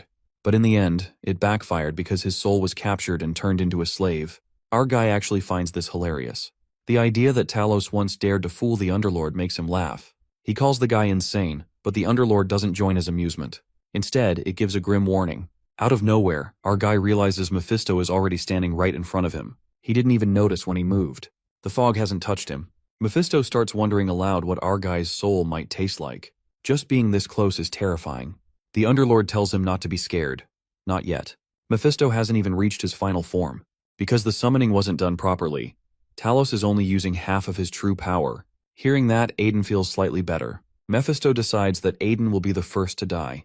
But instead of being afraid, Aiden provokes him. He's had enough of its dramatic speeches and even calls him by name, which shocks Talos. Aiden explains that everyone on this world knows who Mephisto is now, thanks to how the Underlord used to drag him around like a pet. Then, with a smirk, he offers to help trick the Underlord together. Talos doesn't like that. Furious, he swings an arm to strike, but Aiden leaps into the air, dodging it. Talos shouts that he's going to make Aiden feel the agony of having his soul torn apart, something he once experienced himself. Aiden doesn't get it. He suspects the Underlord is hiding something from him. The Underlord hesitates but then admits that, a long time ago, he used Talos in experiments, driven by curiosity. Aiden for a moment forgets who the Underlord really is. Then it clicks. Yeah, the guy's completely insane. But according to the Underlord, our guy is even crazier. Eventually, their arguing stops. There are too many people here. They need to lure Talos away. But Talos has no intention of leaving. He charges forward and swings his arm, unleashing sharp energy cuts that slice through the building behind Aiden. Realizing this is still less than half of Mephisto's power stuns him. He braces for the next attack. Just in time, he blocks it with his sword, but the force still sends him flying into a wall. The impact cracks the surface, but he remains conscious. That alone impresses Mephisto. He now understands that this boy isn't ordinary. Aiden meanwhile thinks for further strategy as the Banshee shield's still regenerating. Aiden knows there's only one real option left. He doesn't like it, but he has no choice. Thanks to a high-class pill given to him earlier by Hakel, all of Aiden's abilities are now one level stronger. Maybe he should thank that guy later. Magical energy starts swirling around Baalzebul. Talos senses something off. It's an unfamiliar aura. What he doesn't know is that Baalzebul's gluttony powers have grown too. Our guy can now summon the souls he previously absorbed, calling them forth as ghosts. Using a skill called Wraith Enslavement, he brings one out. To Mephisto's shock, a troll materializes beside Aiden, waiting for his command. Even dark magicians would struggle with that spell. The fact that this boy did it so easily shakes him. Aiden smirks. Everything is serious now. Just to annoy him more, he calls it the Underlord's little experiment. That's it.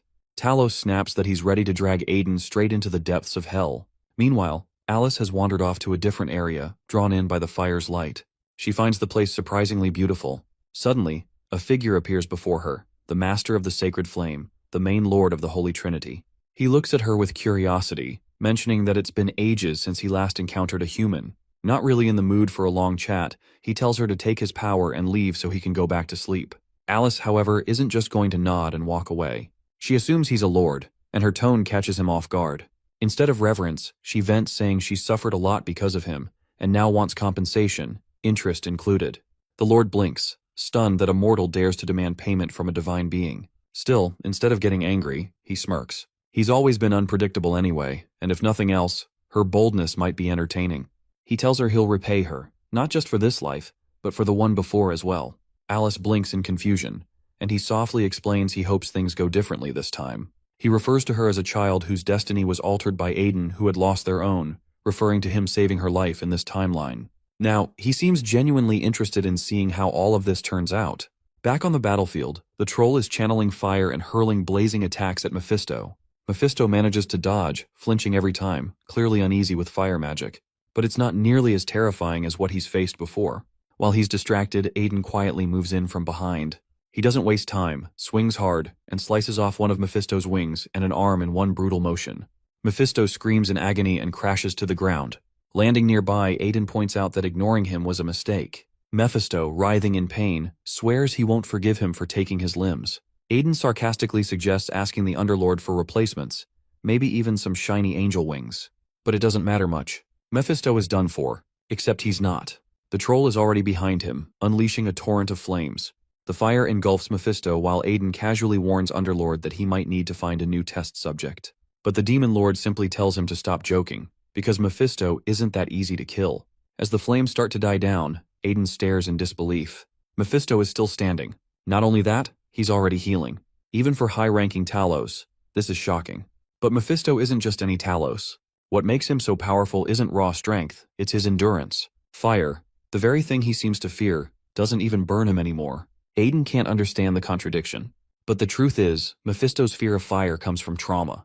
The Demon Lord had once trapped him in hellfire, forcing him to endure its searing heat until he built up resistance. But the damage it left behind stayed. Mephisto now finishes regenerating, having survived the flames.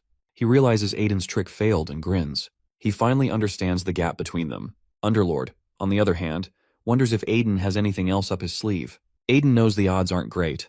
He probably can't win, but walking away isn't an option. He charges at Mephisto anyway. Mephisto meets his attack head-on, and their clash triggers a powerful explosion. As the dust settles, Mephisto approaches the nearly unconscious Aiden and looks down at him with mild surprise.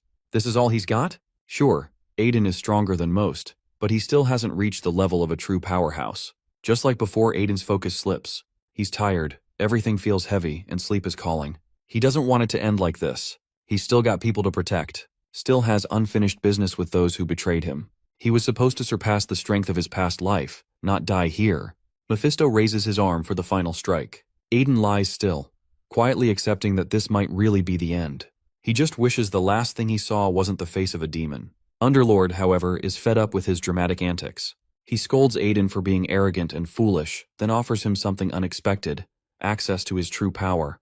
With that, something deep inside Aiden awakens. A massive surge of magical energy bursts out of him, and Mephisto freezes in place. He knows this energy, it's unmistakable, it's Underlord. Underlord in Aiden's body slowly gets back on his feet, his eyes now open, glowing with power. Mephisto starts trembling. That aura, it's one he hoped to never face again. Our guy commands him to kneel. Mephisto, barely able to control himself, obeys without hesitation. His voice shakes as he admits he hadn't known. Then, with a bowed head, he considers it an honor to meet the Underlord in person. The authority surrounding Aiden feels like something deeply familiar to the Underlord. It's the natural energy of an Underlord, the one chosen to rule and obeyed by all Talos without question. That kind of power is absolute. It's what keeps the Demon Lord in control, and now it's the very reason Mephisto kneels in front of Aiden. He hadn't expected this strength to be so overwhelming. Underlord, watching this unfold, feels satisfied. Finally, he acknowledges the truth. He reminds everyone almost proudly that the world once trembled in awe of him. But the pride in his voice fades quickly as he realizes his former power no longer exists. Aiden thinks of saying that no one invited Underlord into his body in the first place, but he decides not to pick a fight. He lets it go and instead compliments Underlord. That unexpected praise lifts Underlord's spirits again. Meanwhile, Mephisto's eyes flick toward Aiden, filled with unease. Somehow, he'd completely forgotten about this monster who asks our boy if he really is the Underlord. But now that the tension returns to Aiden's expressions, and he immediately assures him that yes, he is. And now he is going to use him for cooling his head. Mephisto realizes with dread that he's in real trouble. Around this time, Alice finishes her initiation ceremony. As she walks out of the ceremonial hall, a familiar voice catches her attention, commanding, steady. She hurries forward, hopeful that she'll see Aiden. But then she freezes. There he is. Aiden stands calmly, while Mephisto lies on the ground, trembling and exhausted. Alice blinks, trying to understand what happened. She asks Aiden, but he doesn't really explain. Instead, he asks how her awakening went. Curious, he questions her meeting with God. Alice tilts her head, puzzled. The god didn't offer her anything, just glowed faintly, and then she returned, empty-handed. Her thoughts drift back to Mephisto. Something feels wrong, thinking he must be sick. Aiden shrugs and says it's just his friend's pet. She's confused for a moment, but he adds they were just playing a little too hard. That makes sense to her. Underlord watches in disbelief that he's calling that thing a pet again. The memories of Aiden tormenting Mephisto flash back, but he thinks it's probably best that Alice doesn't learn the truth. With concern, Alice gently rests her palm on Mephisto's head with holy power. That simple touch ignites his body in sacred flame, and he cries out in pain. He begs for forgiveness, pleads for the trial to stop. Aiden immediately recognizes the energy, holy power. This means Alice has truly awakened. But before he can dwell on it, Underlord pulls his attention back to the present. Realizing what must be done, Aiden raises Balzabul and tells Alice to shut her eyes. She does. Then, without hesitation, he thrusts the sword forward, commanding it to absorb Mephisto. Mephisto panics that even Balzabul is here, but he doesn't get time to process it and his body vanishes into the blade. Aiden breathes out in relief as it's finally over. But the moment he says it, he collapses. Alice rushes over, worried. A few days pass. The Church of the Sacred Flame begins an intense purge, hunting down heretics. The scale of it is massive. Priests who'd been trapped in dream-induced sleep are told that Aiden helped Alice defeat a dark mage. They celebrate her, singing her praises. Aiden watches it all and can't help but feel how weak he still is. The ones who betrayed him long ago could have destroyed Mephisto without blinking. He isn't even close to that level yet. He needs to grow stronger. But his thoughts are interrupted. High Priest Kirtle steps into the scene. The man has recovered due to Alice's power. He approaches, thankful. Because Aiden exposed the heretics, the church was able to act quickly. Aiden nods, glad to help. After all, he's good at sensing dark mana. Underlord snorts at his humility, whispering that Aiden should have let him die instead. Despite that, Curdle bows as he formally thanks Aiden on behalf of the entire church. If not for him, he says, the saint would never have returned, and the church itself might have collapsed. Aiden is taken aback by the praise but quickly regains composure. He simply smiles, saying that he's just repaying a debt. Curdle blinks at hearing debt. Aiden remembers a kind stranger from his past life, a man who once told him that a reason is not necessary to help someone. That memory had stuck with him. Curdle looks pleased to know someone in the church lived with such strong beliefs, and it gives him hope. Our guy is quietly glad that Curdle helped him in a time of need, and now the debt has been paid, with interest. They're even. But Curdle has one more thing to say. He knows why Aiden came here, but Alice, she's different. She's the future of the church. She belongs here, receiving the teachings she's missed all her life. Still, considering the murder 10 years ago and the most recent events, Curdle admits their church failed in protecting its image and responsibility. Keeping Alice here isn't enough anymore. So they've made a decision. A new church will be established in the remes territory. That way Alice can continue her training while staying under his family's protection. It's also a win for the remes family. Having a church in their land will boost their status. Usually such churches are built only in the most powerful cities. Aiden hears all this and thinks that it's a lucky turn of events. All his efforts to protect the people have led to something truly good. Far away in the forest, a knight stands still, frustrated. He had known the Red Knight would mess things up as he's too sentimental and too clumsy. But failure isn't an option. He turns to the others and gives the order that everyone must stay alert. Whatever happens, they need to make sure Lord Sylvetta becomes the next Archduke. Next, Ro and Aiden approach on a carriage. Ro stares ahead, clearly worn out. Aiden glances at him and casually asks why it seems like Ro has got it tougher than him. Ro sighs and assures that it's not like that at all. Aiden can't help but remember that he had told that fool to lay low but quietly catch every member of Chaos. But in the end, Ro had ended up cursed with rapid aging. That thought makes Aiden scowl in disbelief. It still irritates him that he had to ask Alice for help back then. With a mix of frustration and determination, Aiden mumbles that once they return, he's going to throw Ro into training. Ro looks at him and asks where he stashed all the treasures the church gave him before they left. He remembers there had been an overwhelming amount of valuable stuff. Aiden casually pulls out a tiny pouch and says it's all inside. Ro blinks as he stares at the miniature bag and blurts out, surprised that it is a spatial pouch. He quickly realizes it's a rare artifact which is used as subspace, one that protects any item inside from damage. He's stunned that the church gave him something this precious. Then again, maybe it's not so strange that religion is one of the top 3 across the entire continent. Aiden sticks his hand into the bag and adds that there's all kinds of good stuff in there, including magic silk. But then he mentions something odd he found while packing. Something he came across in the church that is a large egg, glowing faintly with dark magical energy. He shows it to Ro and asks what he thinks it might be. Ro frowns at the strange object, admitting it kind of looks like an ostrich egg, but wonders how it can be with that much mana. It is definitely not from an ostrich. Aiden still can't make sense of it either. He says the egg had been in this weird room, along with an ancient book. So naturally he took both. Ro figures the book might hold a clue, but Aiden shrugs and says it's written in a language he doesn't understand. That's when Ro's expression shifts and he gets serious, asking if Aiden really just found them or if he stole them. Aiden, looking slightly guilty, explains that it wasn't really stealing. He stumbled upon a dusty old room that hadn't been touched in decades. The place had a strange aura, and he just couldn't help himself. Ro loses it. He yells that you can't just go around stealing from the church. They won't let it go, even if they think of Aiden as some kind of savior. They have to return it. Aiden clutches the egg protectively, joking that what if it hatches into a duck that lays golden eggs. Sometime later, the two of them are shivering in a snowy region, heading toward the capital of Sadus Hamurte. Ro glances around in confusion and asks if they aren't supposed to be heading home. Aiden shrugs and answers that he never promised that. Ro reminds him he said he'd start intense training after returning. Aiden just grins and says maybe he was thirsty for pain. Ro sighs again, clearly exhausted, and wonders aloud why they've come all this way. The thought of meeting the Cetus crosses his mind, and he suspects that might be the reason. Aiden confirms it's part of the plan, but his real purpose lies deeper within these lands, specifically in the Forest of Death. According to what he'd been told, special Ent live in that forest, and their presence is essential for creating the highest quality potion. That's what he's after. Just as they approach the estate, 2 guards step forward and block the Cetus territory. Their stance is firm, and their tone sharp. They inform the group that the Lord isn't home, and that outsiders without appointments are not permitted entry. Ro reacts immediately, temper flaring. He raises his voice, introducing Aiden with all his titles and status, pointing out that he is the eldest son of the Duke of Remes.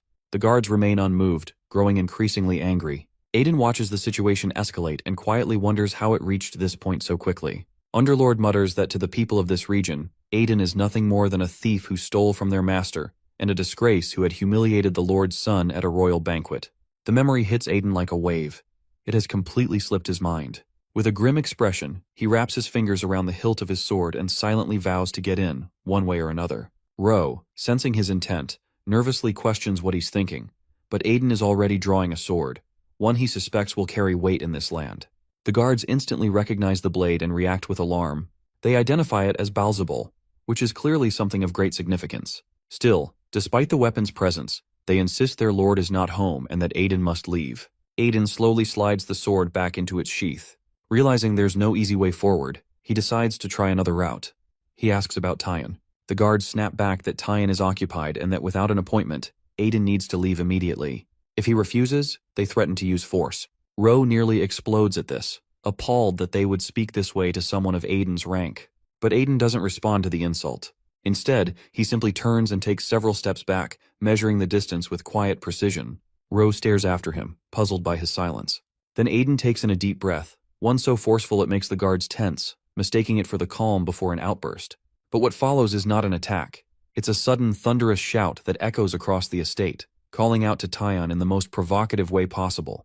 The insult rings through the air, and somewhere deep inside the mansion, someone responds with a furious curse. Aiden smiles to himself. The message has been received. Moments later, Tyan emerges from the mansion, storming toward them in a fury. Aiden stands calmly, greeting him with a familiar ease, while Tyan furiously demands an explanation for the public provocation. Aiden casually gestures toward the guards, silently suggesting they left him with little choice. The guards begin stammering excuses, visibly shaken now. Eventually, Aiden asks if they can talk inside, and Tyan agrees. Inside the guest room, Aiden takes a moment to observe his surroundings. He notices the expensive furniture and casually compliments the design in his mind. He then inquires about Margrave Cetus, and Tyan informs him that his father has gone to the Slaughter Tower. There's been troubling news from the Wasteland of Death, rumors of a high troll wandering into their own lands. The news weighs heavily on Aiden.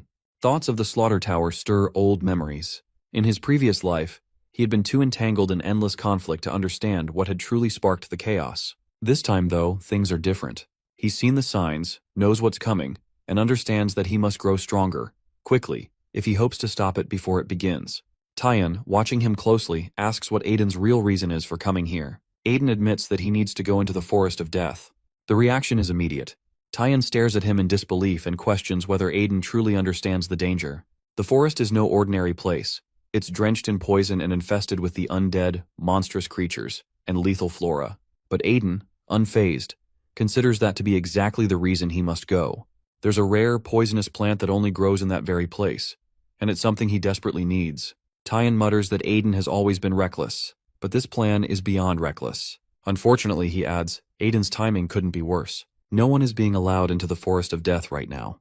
Aiden ends up finding out something wild about the Forest of Death.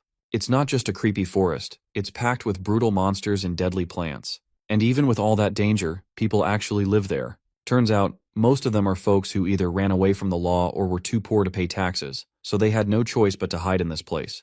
They've set up a small village, clinging to survival by clearing out trees, planting crops, and just trying to make it through each day. While Aiden's taking all this in, Tyan, who seems to know the area well, starts talking about how things have gotten worse lately. Bandits have shown up in the forest, and ever since they did, people in the Margraviate have started disappearing. It doesn't take a genius to connect the dots. Tyan adds that there's a plan about sending in a night order to deal with the bandits. Makes sense. No one wants those thugs running wild. Even though it's just a tiny village tucked inside a cursed forest, Tyan can't ignore what's happening. Those people are still their own, and he figures they can't just sit back and watch them get stomped on by bandits. So he tells Aiden that if he wants to head into the forest, he's got two choices. Either wait till the whole bandit situation is dealt with, or drop the idea completely. At that, Tyan catches that look and starts wondering that maybe Aiden isn't as heartless as he seems. Maybe deep down, the guy does care about others after all.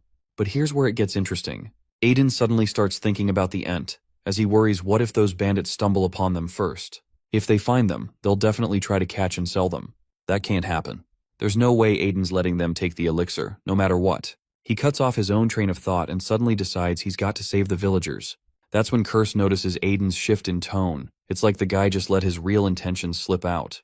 With a calm but serious face, Aiden turns back to Tyon and says he's in. He's going to help fight the bandits. Not long after, they're all warming up near the fortress gates when the guards start getting all judgy. One of them pulls Tyon aside and straight up questions his decision to bring Aiden along. Apparently, Aiden had previously embarrassed both the local lord and this guard, and now the guy is acting like Aiden's presence is some huge insult.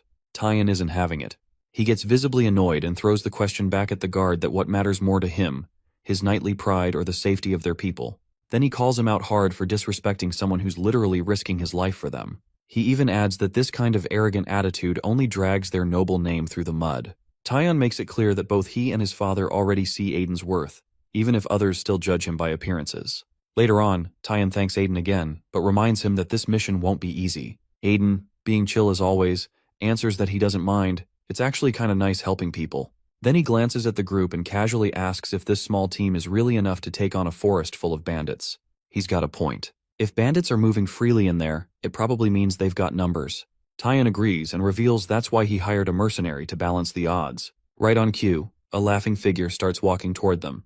Tyon turns and sees her. It's Lunia. Aiden is thrown off. He's staring at her, totally confused, like he's trying to figure out where he's seen her before. Curse teases him a bit, wondering if Aiden actually remembers her.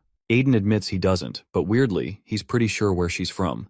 That's when Lunia drops her title. She's a servant of the god of carnage. Yeah, that's a thing.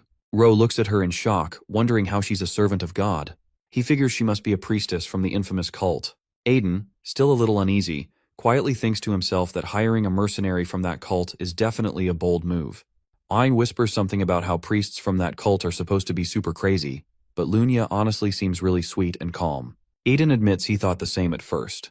Then he basically tells, in his own way, that he'll find out soon enough. Lunia, full of energy, suddenly gushes that she's heard about Aiden before. Specifically that he's the Duke of Remes's son. Aiden confirms it with a friendly tone, saying it's nice to meet her and that it's been a while since he worked with someone from her cult. Lunia lights up and asks if he knows any of her siblings. Aiden tries to laugh it off, saying it was a long time ago and they were all super intense. Then he cuts himself off and just adds that she seems like a decent person. She starts going on about how their priests usually travel around as mercenaries during their pilgrimages, so he's probably run into them more than once. Then she dramatically declares that this is definitely fate and suggests they all go punish some evil together. Watching her with amusement, Aiden starts thinking about the cult again. It's one of the 3 sacred religions, and its members are practically built for combat, so if Lunia is really one of them, they've got a serious advantage against the bandits. Tyon gives the signal, and the team sets off toward the Forest of Death. Once inside, the group walks under the thick canopy of trees, glancing around cautiously. Aiden comments that the forest doesn't really seem that different. Tyon tells him that it's only because the villagers cleared a path as it's safer to walk now. But then Aiden pauses. Something feels off. There's this weird, heavy presence in the air. He asks the Underlord if he's sensing anything. Curse confirms that HQE's been feeling it too. Something dark and ominous, like energy leaking out of the underworld itself. That really gets Aiden thinking. The whole forest feels poisonous, cursed even, and yet people live here every single day.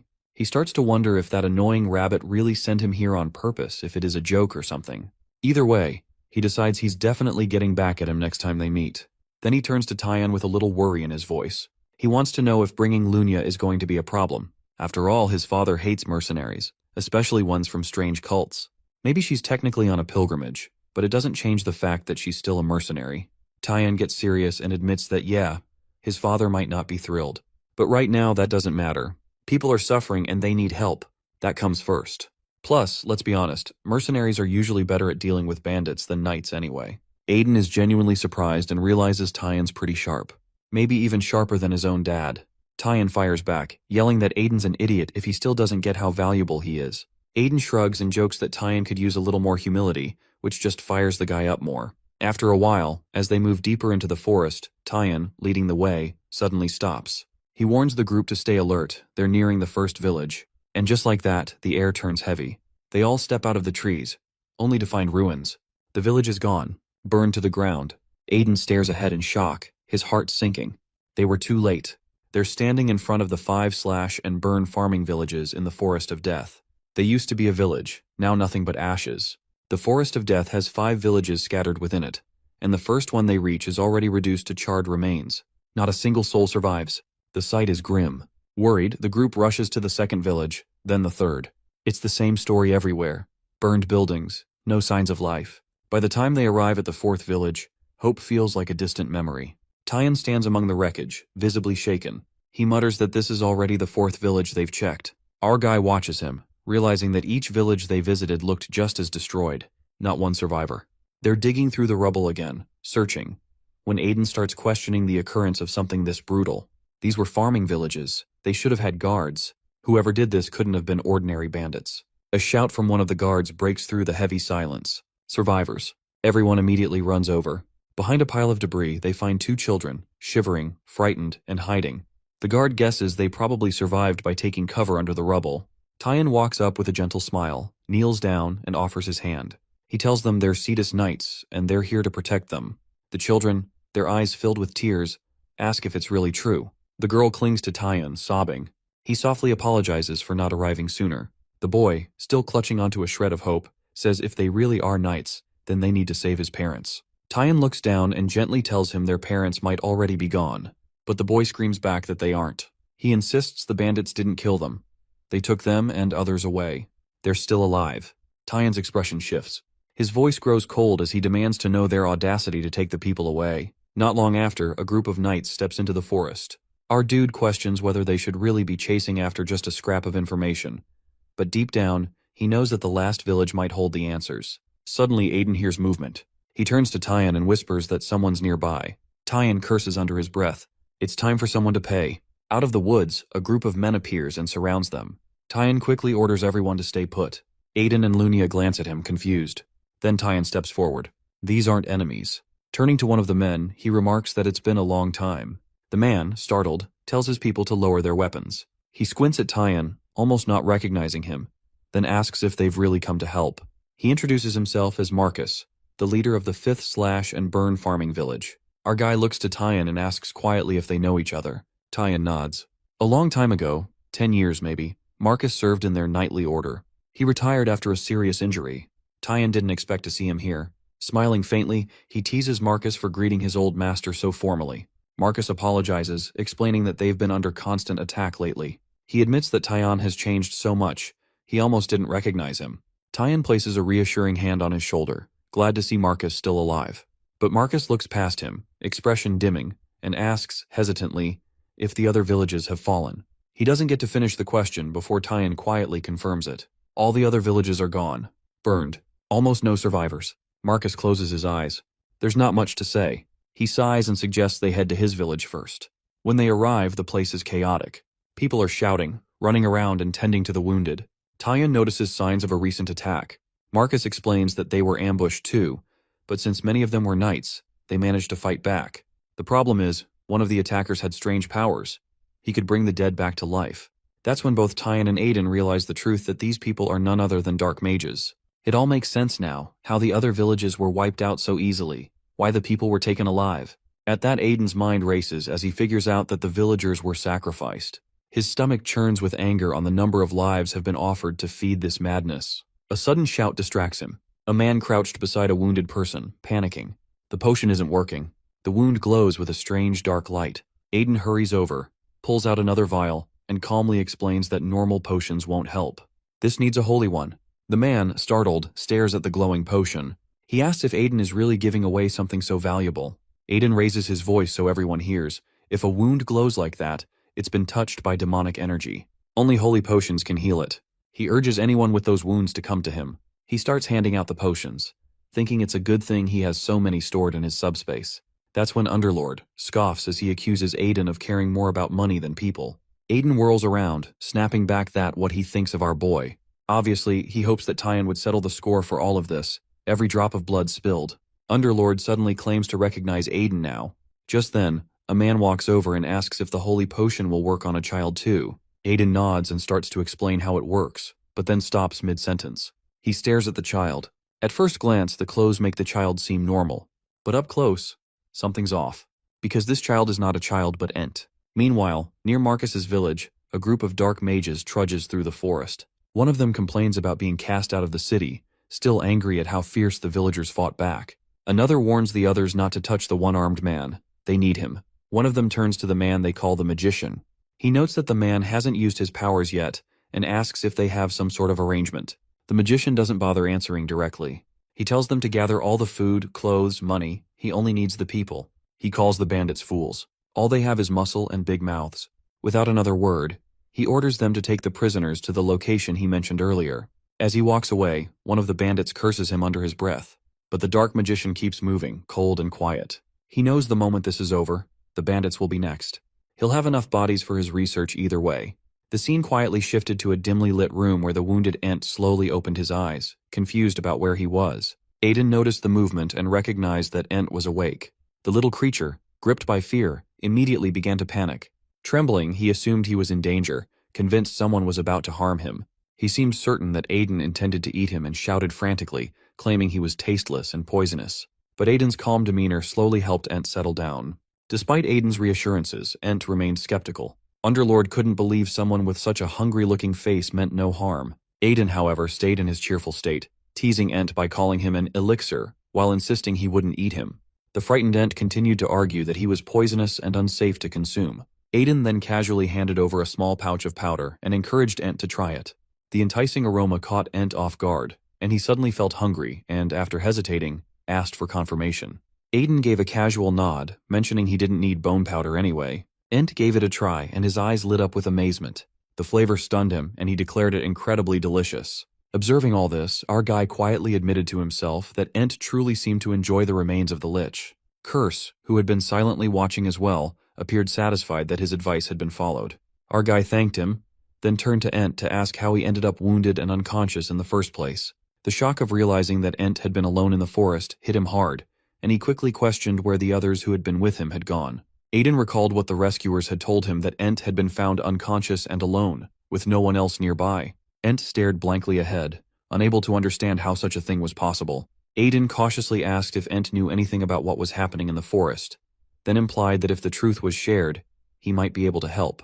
Ent stood there in silence, caught in a memory of his parents warning him not to trust humans. Just then, a sudden commotion broke the quiet. The village bells rang out in alarm, and shouts echoed through the air that the bandits had returned. Aiden cursed under his breath, recognizing the pattern. Turning to Ent, he explained that silence would no longer help. For the time being, though, he asked him to stay hidden. Ent hesitated, his heart pounding, but he had little choice. With tears welling in his eyes, he began to hope. Maybe this human really was different. Maybe he truly could save the forest. Meanwhile, chaos unfolded in the village. Bandits swarmed in under the command to kill and leave no one alive. The knights took defensive positions, ready to protect the villagers. The commander of the knights gave a sharp order to form ranks. Among the chaos, the dark mage appeared, curious about the sudden presence of knights. Realizing the enemy forces had grown stronger, he smirked, knowing more death awaited. Raising his hands, he summoned the dead from the ground. The knights tensed, watching in horror as corpses clawed their way up. They had never faced such an unnatural threat before. Then Lunia stepped forward, her calm and unnerving smile hinting at her madness. The knights warned her of the danger, insisting they could manage the bandits and asking her to deal with the undead. But Tyan silenced them. He reminded his soldiers that no one was better suited for this task than Lunia, a priestess of divine slaughter, a warrior of death, who served the god of carnage. Lunia launched herself into the air, her huge mace glowing with power. Laughing wildly, she hurled herself back to the ground, creating a shockwave of energy that spread across the battlefield. The dark mage, stunned by her strength, questioned what kind of monster she was. With reverence, Lunia called upon her god, asking to unleash destruction in his name. She tore through the enemies with relentless blows. The dark mage watched helplessly as she crushed both bandits and undead. In desperation, he unleashed a thick wave of dark energy, hoping to curse her with death. But before it could reach her, she vanished. He barely had time to react. One moment she was gone. The next, she hovered above him with that same wild grin. His last sight was her mace hurtling toward his head before the ground was painted red. After the brutal clash, soldiers gathered to rest. One knight reported to Tyan that they had surrounded the remaining bandits. Tyan asked whether the captives had revealed anything about the villagers. The knight explained that the bandits seemed uncertain themselves. They had stolen only valuable items and left the people wherever the archmage had ordered. Though now that the dark mage was dead, that lead was lost. Tyan cursed in frustration, fearing the worst for the villagers. He turned to Aiden and asked where he had been during all this. Aiden, with a serious expression, said there was still a way, though time was short, and they had to act fast. Just before this, Aiden had asked Ent if the dark mages had captured all of his kind. Ent confirmed sadly that he had been taken as well, though he had managed to escape. He had seen many others imprisoned, not just Ents, but people too. Our guy began piecing the story together, suspecting that the captives were being gathered for a major ritual, perhaps even to be transformed into undead. Whatever the plan, he vowed not to let it succeed. Rage simmered in Aiden's voice as he questioned how anyone could dare lay hands on his elixir. Tyon, irritated, demanded to know what the enemy was planning. Aiden admitted he didn't know for sure, but mentioned that one escapee had shared the location of a hidden shelter. He had planned to follow it himself. Tyon, however, insisted that they take over the mission, since this all occurred in their territory, and it was his responsibility. But Aiden stood firm, placing a hand on Tyon's shoulder. He refused to let them face the most dangerous task alone. Tears welled in Tyon's eyes as he expressed disbelief at Aiden's resolve.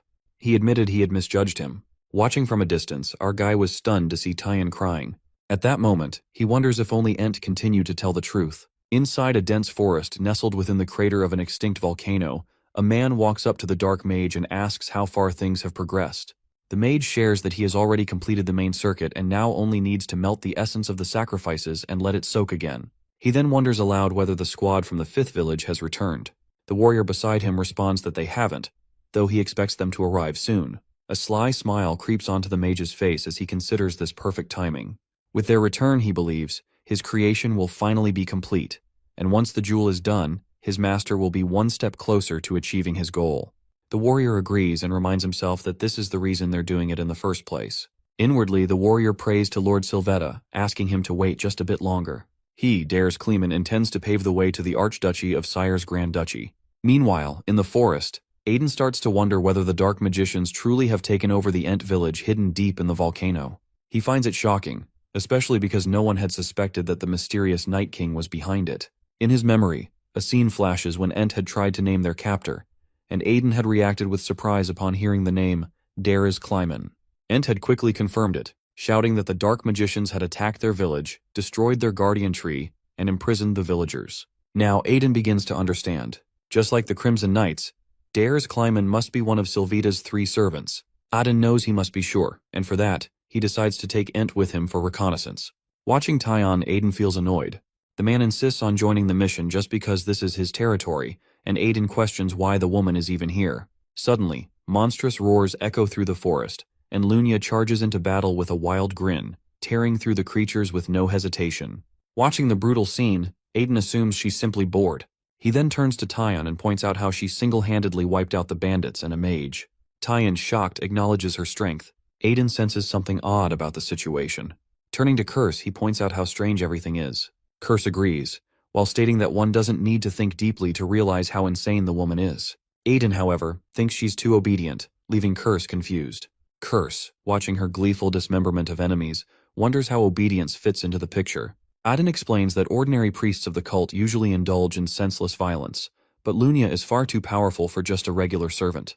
She had taken down not only bandits but a dark mages responsible for destroying 4 villages, and even monsters infused with demonic energy, without struggle. Aiden reasons that this either makes her a high-level priestess, or something more. A troubling realization hits him. An iron-blooded saint should have shown up by now. Watching Lunia's gleeful destruction, he decides she needs to be watched carefully. Back in the crater, they finally reach what remains of Ent's village.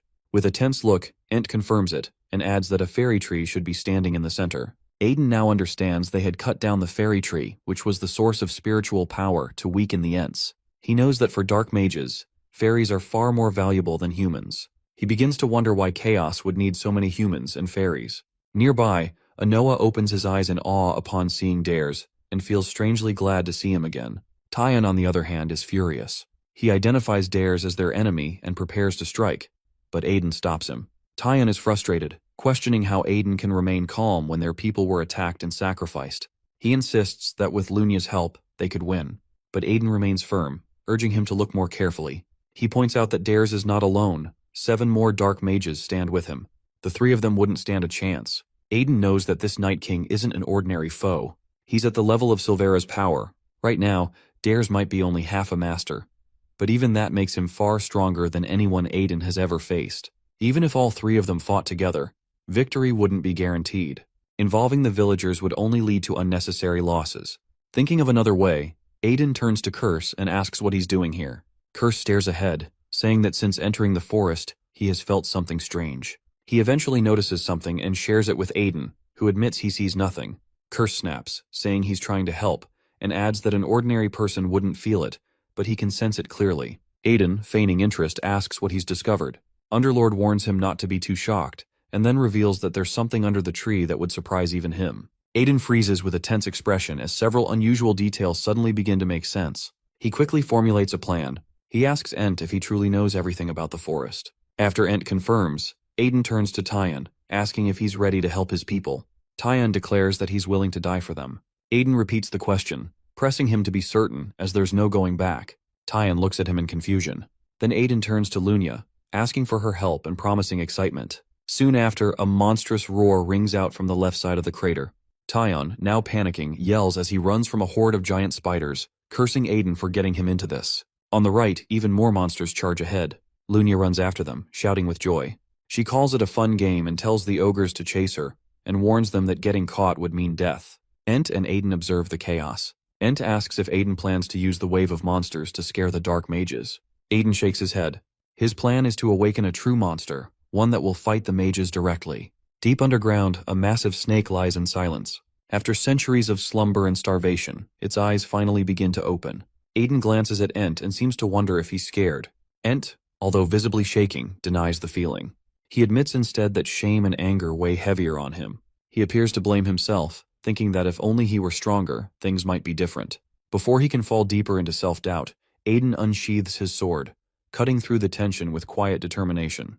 He reminds Ent that the ones responsible will pay, first for what they've done, and then for what they owe him as well. Ent seems taken aback, his expression shifting to surprise as he realizes that Aiden doesn't even know his name. Aiden then seems to ask, and Ent gives the name Ez, the same one he had shared earlier in the village. Aiden appears curious, wondering what reward he might gain for risking his life. Ez responds by offering something he believes valuable, Tears of the Ents, a rare commodity said to hold great worth among humans. Aiden looks amused by this offer, accepting it with a smirk. He seems to advise Ez to shift his focus now, to think more about himself than the family he's always tried to protect.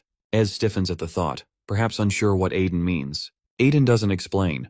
Instead, he concentrates. A thick layer of magical energy begins forming around his sword as he channels his strength. He calls for the spirit, Mephisto. And within moments, the ghostly figure appears, responding obediently to his master's call. Although the summoning isn't complete, Aiden feels this level of strength will be enough for the task at hand. He sends Mephisto on a mission to seek out poisonous lizards in the lower forest and transport them to the crater volcano at the center. Mephisto vanishes into the sky, and Aiden watches him go, quietly reflecting on how useful it is to have a loyal, high-ranked assistant who follows orders without question. The thought strengthens his resolve. He knows he must grow even stronger to unlock his true potential. Turning back to Ez, he signals that it's time to move. His goal remains firm. They will save the village, just as promised. Inside the crater of an extinct volcano, Dares stands waiting, frustration growing with each passing moment. He still hasn't heard back from the squad dispatched to the 5th village. Suspicion creeps in, but he dismisses the idea that they could have been wiped out. To him, that village holds no one capable of posing such a threat. Suddenly, a disturbance in a puddle draws his attention. The ripples signal something's coming. A sharp noise follows, confirming his instincts. He clenches his jaw, alert, and assumes some rogue group of thieves is approaching.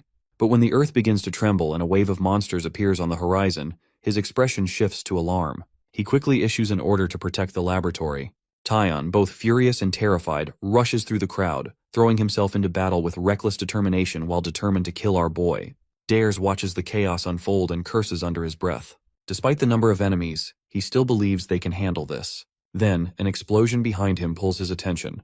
He turns to see a group of ogres fleeing in terror from a mercenary whose madness fills the air. Dare's confusion deepens. Poisonous ogres shouldn't be in this part of the forest. As he scans another direction, more monsters emerge, running from Mephisto, who chases them with eerie delight. Panic spreads. All of the monsters, frenzied and terrified, are rushing straight toward the lab. Realizing the danger, Dares barks orders to stop them. He redirects his soldiers, instructing them to focus all efforts on holding back the advancing wave. At the same time, Aiden and Ez quietly slip into the village. Navigating the narrow paths, they eventually reach one of the inner chambers. Ez's eyes light up with recognition. Behind the bars, a group of Ents is imprisoned. He rushes to them, filled with relief and urgency. The captives seem shocked to see him, and he silently reminds them of his promise to return. But as joy settles in, concern rises. Ez's face hardens with worry. He notices the numbers are off. Too few remain. He silently questions where the others have gone. The Ents respond with heavy expressions. The missing ones have been taken away by the guards, marked for sacrifice. Ez lowers his head, burdened by the realization that he's too late for many of them. Aden observes the weight on Ez's shoulders and quietly reassures him. It's not his fault. Their enemies are simply that cruel.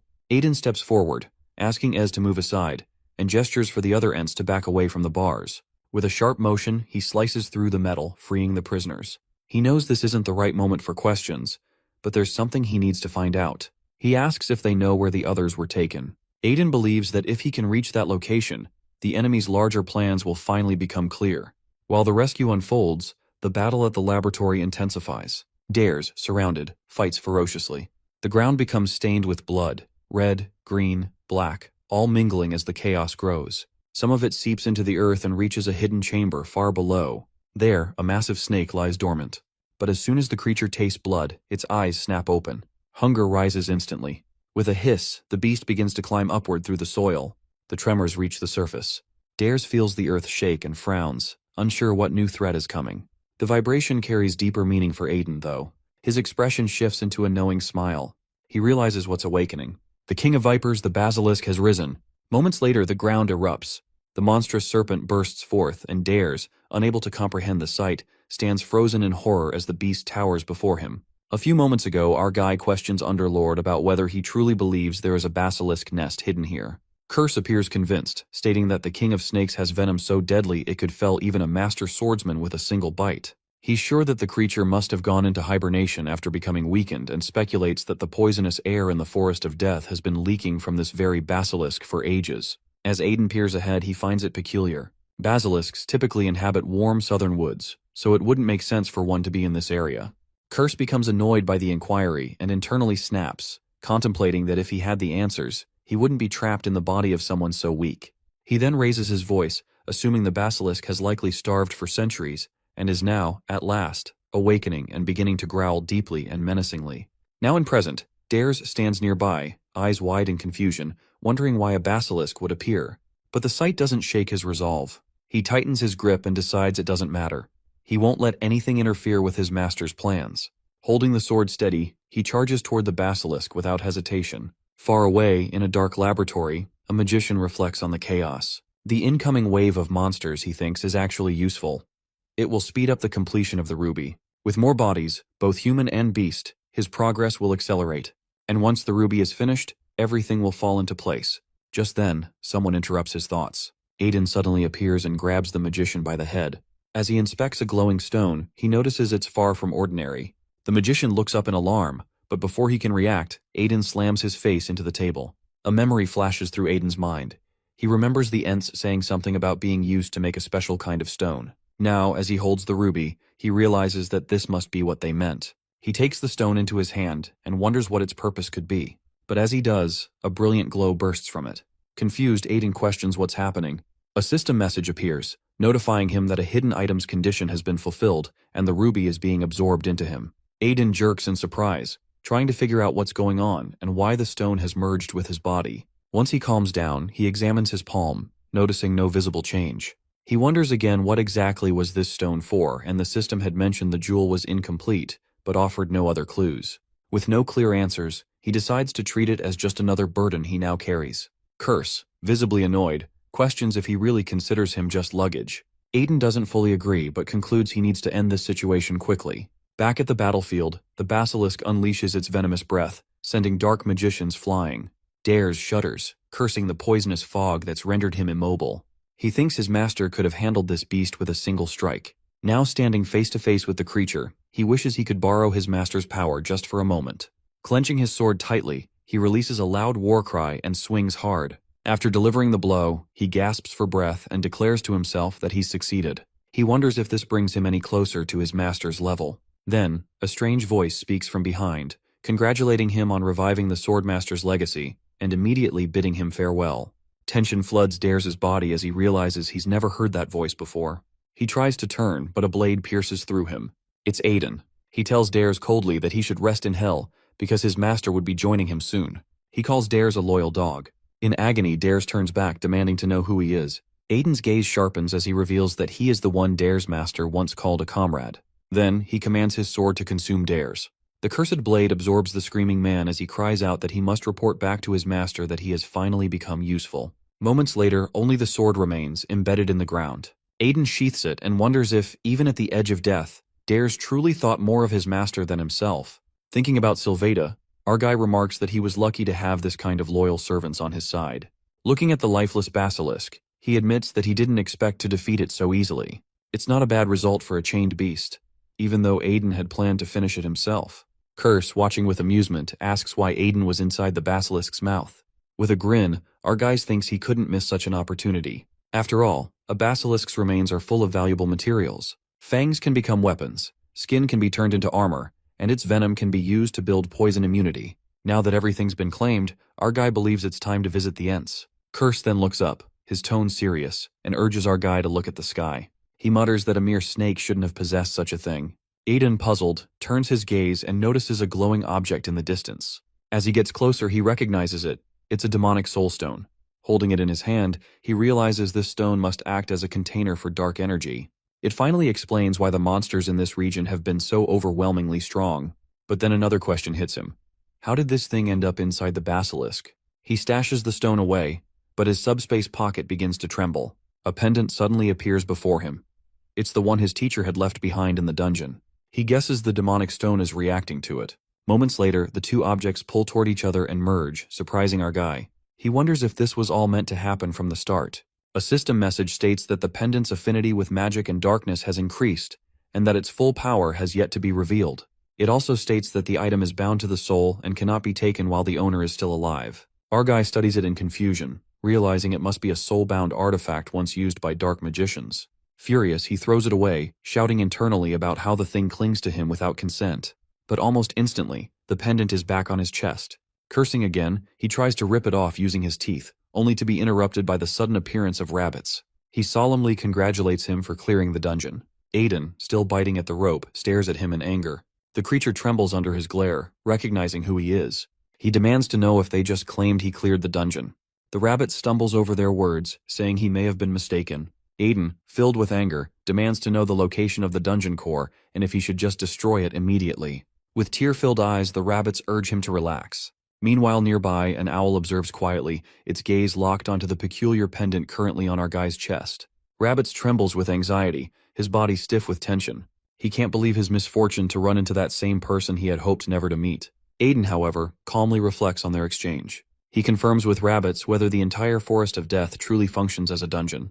Rabbits nods, visibly nervous.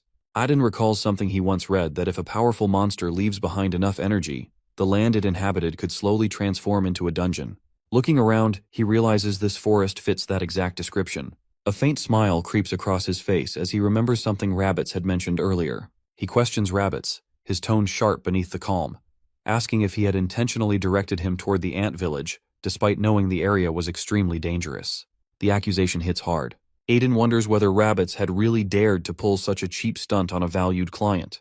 Rabbits panics. His thoughts swirl, trying to understand how Aiden saw through his act. He blurts out a stream of nervous excuses, claiming it was all a misunderstanding, that he never meant harm. Aiden responds coldly in thought, deciding it's best to report this behavior to the hat merchant. The name Hat Merchant strikes terror in Rabbits. He imagines the ruthless leader staring at him with pure menace, deciding his fate. And if they would really keep him employed after this. Overwhelmed with fear, Rabbits drops to his knees and slams his head into the dirt, begging for forgiveness, promising to make up for everything. Aiden, watching him with satisfaction, decides to forgive him, but only under one condition. He demands that Rabbits sign an exclusive contract. The request sends a wave of horror through Rabbits. He knows what this means, that such contracts bind a person to one merchant for life. Every item found in dungeons must be sold through that merchant, who in turn ensures complete confidentiality and agrees to fulfill any request from the client. The agreement relies entirely on trust and is not taken lightly. Furious and humiliated, Rabbits wonders how Aiden has the audacity to ask for such a commitment after deceiving him. He would rather risk his organs than sign such a deal. But the look in Aiden's eyes tells him there's no way out. The situation is completely against him. Meanwhile, Aiden seems pleased. He's reclaimed control and taken revenge. Rabbits is left sulking, while Aiden celebrates silently, planning to squeeze every possible coin from him. Just then, someone yells his name. Aiden turns to find Tyan charging toward him, his expression stormy. Aiden barely has time to wonder what's happening before Tyan places a hand on his shoulder and, to his surprise, thanks him. Tyan acknowledges that without Aiden's bizarrely vicious plan, saving people would have been almost impossible, and that he might have lost his knights. Aiden mentally grumbles at the word bizarrely vicious, but before he can react, Tyan hands him an object. He explains that it's a token of loyalty from his family, a symbol of their readiness to support him at any moment. Aiden stares at it in disbelief, thinking about how useful it might be to have such influential allies. He questions whether Tide will be pleased about this gift, but Tyan shrugs it off, saying that saving their family is what matters. Smirking, Aiden asks what Tyan plans to do about the Ents. Tyan looks at them with little interest, saying they are not his people and that he doesn't intend to interfere. If Aiden has other ideas, he's willing to listen. Then he notices the child among them and reveals that he knows that he too is an Ent. Surprised, Aiden watches silently. Tyan explains that the child was with them the entire time. Of course, he had noticed that did Aiden really if he couldn't tell a human from an Ent. Embarrassed, Aiden asks to handle things from here. Approaching the Ents, he gently asks why they're standing there. The leader explains that they are guarding the remains of the fairy tree. He tells Aiden that the tree is sacred, grown from a branch of the legendary world tree, planted by their ancestors. It holds their history, served as their guardian, and was their childhood companion. He touches the tree gently, whispering a silent farewell. Aiden watches him quietly, reflecting on the idea of trusting someone completely until the end. A part of him feels envious of that tree. At least it had friends who stayed by its side until its final moment. Just then, he hears a faint voice asking for help. His eyes widen if the tree just speaks to him, expecting it to be speaking to the Ents instead. But the voice explains that only he can hear it, thanks to the tiny fairy spirit resting on his hand. Aiden looks at his left hand in surprise, realizing it's the Banshee shield. She's a spirit too. The tree continues speaking. It says it will soon fall into an eternal sleep, like all living things, but it doesn't want to leave its friends in sorrow. It asks Aiden to help them. Aiden knows this is not part of his job. He's a mercenary, and this won't earn him a single coin. But then he remembers the journey he's been on. With a soft smile, he looks up and tells the spirit not to worry. He'll do what he can. The tree gives him its blessing and slowly fades. The Ents gasp in awe as glowing energy begins to form around Aiden's hands. It steps forward and explains that it's the seed of the fairy tree. With it, they can regrow what was lost. Still puzzled, Aiden looks at the cheering ants and wonders why they're staring at him. It announces that whoever receives the blessing becomes the new leader of the ant tribe. Then he raises his voice, calling out Aiden's name. Shocked, our guy repeats the title under his breath. The rest of the ants begin to chant it with pride, swearing their loyalty. Aiden curses under his breath, wondering what kind of twisted joke the tree just played on him. The contract he made with Iz couldn't possibly cover all the responsibilities of a tribal leader. As the spirit of the tree vanishes into the sky, Aiden raises a hand and jokingly orders it to come back and settle the expenses. Curse looks at our guy and ponders that maybe Aiden truly is the one meant to fulfill the will of his pendant. The scene then shifts back to a few days ahead. At Remes Dushi, Aiden's father stares at him in disbelief. He seems glad that Aiden has finally come home but can't help commenting on the growing group of odd creatures trailing behind him. Each time Aiden returns, it feels like he brings more followers than before. Aiden, equally puzzled, tries to explain that he didn't plan any of this. Apparently the fairy tree tricked him, and somehow he ended up as the leader of the Ents tribe.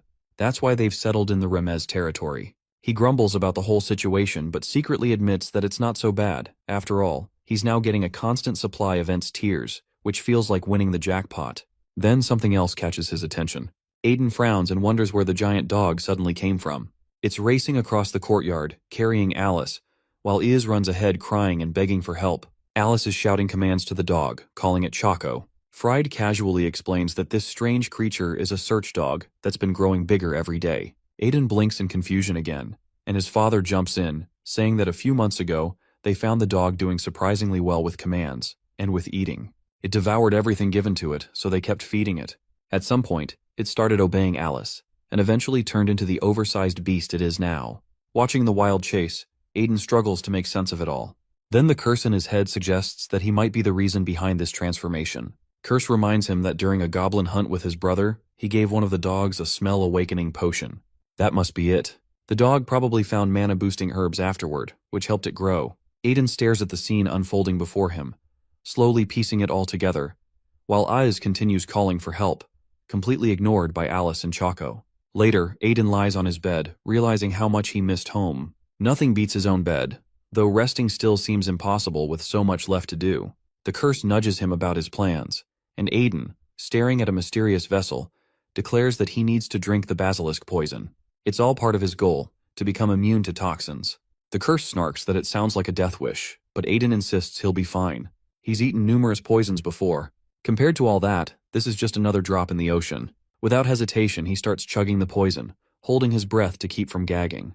Just then, Carl walks in. His eyes land on the vessel and his face turns pale. He asks what Aiden is drinking, already suspicious of the ominous color. Aiden calmly tells him it's basilisk poison. Carl stares in stunned silence for a moment before rushing over in panic. He grabs Aiden, shouting that life isn't that hopeless, begging him to spit it out. Aiden, still unaffected, assures him it's not what he thinks. But then, the familiar poisonous energy starts spreading through his body, and Carl freaks out even more, yelling that Aiden is turning green. Right then, a system message tells that his body is adapting to the basilisk poison. It's starting to gain immunity to all poisons. The pain is intense, but Aiden knows he's done it. As Carl desperately tries to make him vomit, a girl walks into the room. She pauses for a moment, watching the scene with interest. It's Nikita. She seems oddly pleased by the chaos and comments on how close the brothers seem. Soon after, the mood shifts. Aiden sits across from Nikita, curious why she's here. She simply says she came to greet him properly. That throws Aiden off that why would she go out of her way just for that? More importantly, why did she call him Mr.? He's confused. In their past lives, they could barely stand each other, so this sudden politeness makes no sense. Maybe she wants to finish him off with some twisted sense of honor. Nervously, he starts backing away, apologizing for, well, whatever he may have done. But she remains calm. She bows and formally introduces herself. She adds that she's the head of the dark magic division called the Fires of Florence, leader of the White Moon Information Guild, and the last descendant of the Florence family. Her journey's been long and lonely, but now she's here to greet the Lord of the Underworld. Aiden sits frozen, not sure what to say. Nikita explains that in the Church of the Holy Fire, the summoned Talos referred to him as the Underworld's ruler, and she witnessed it.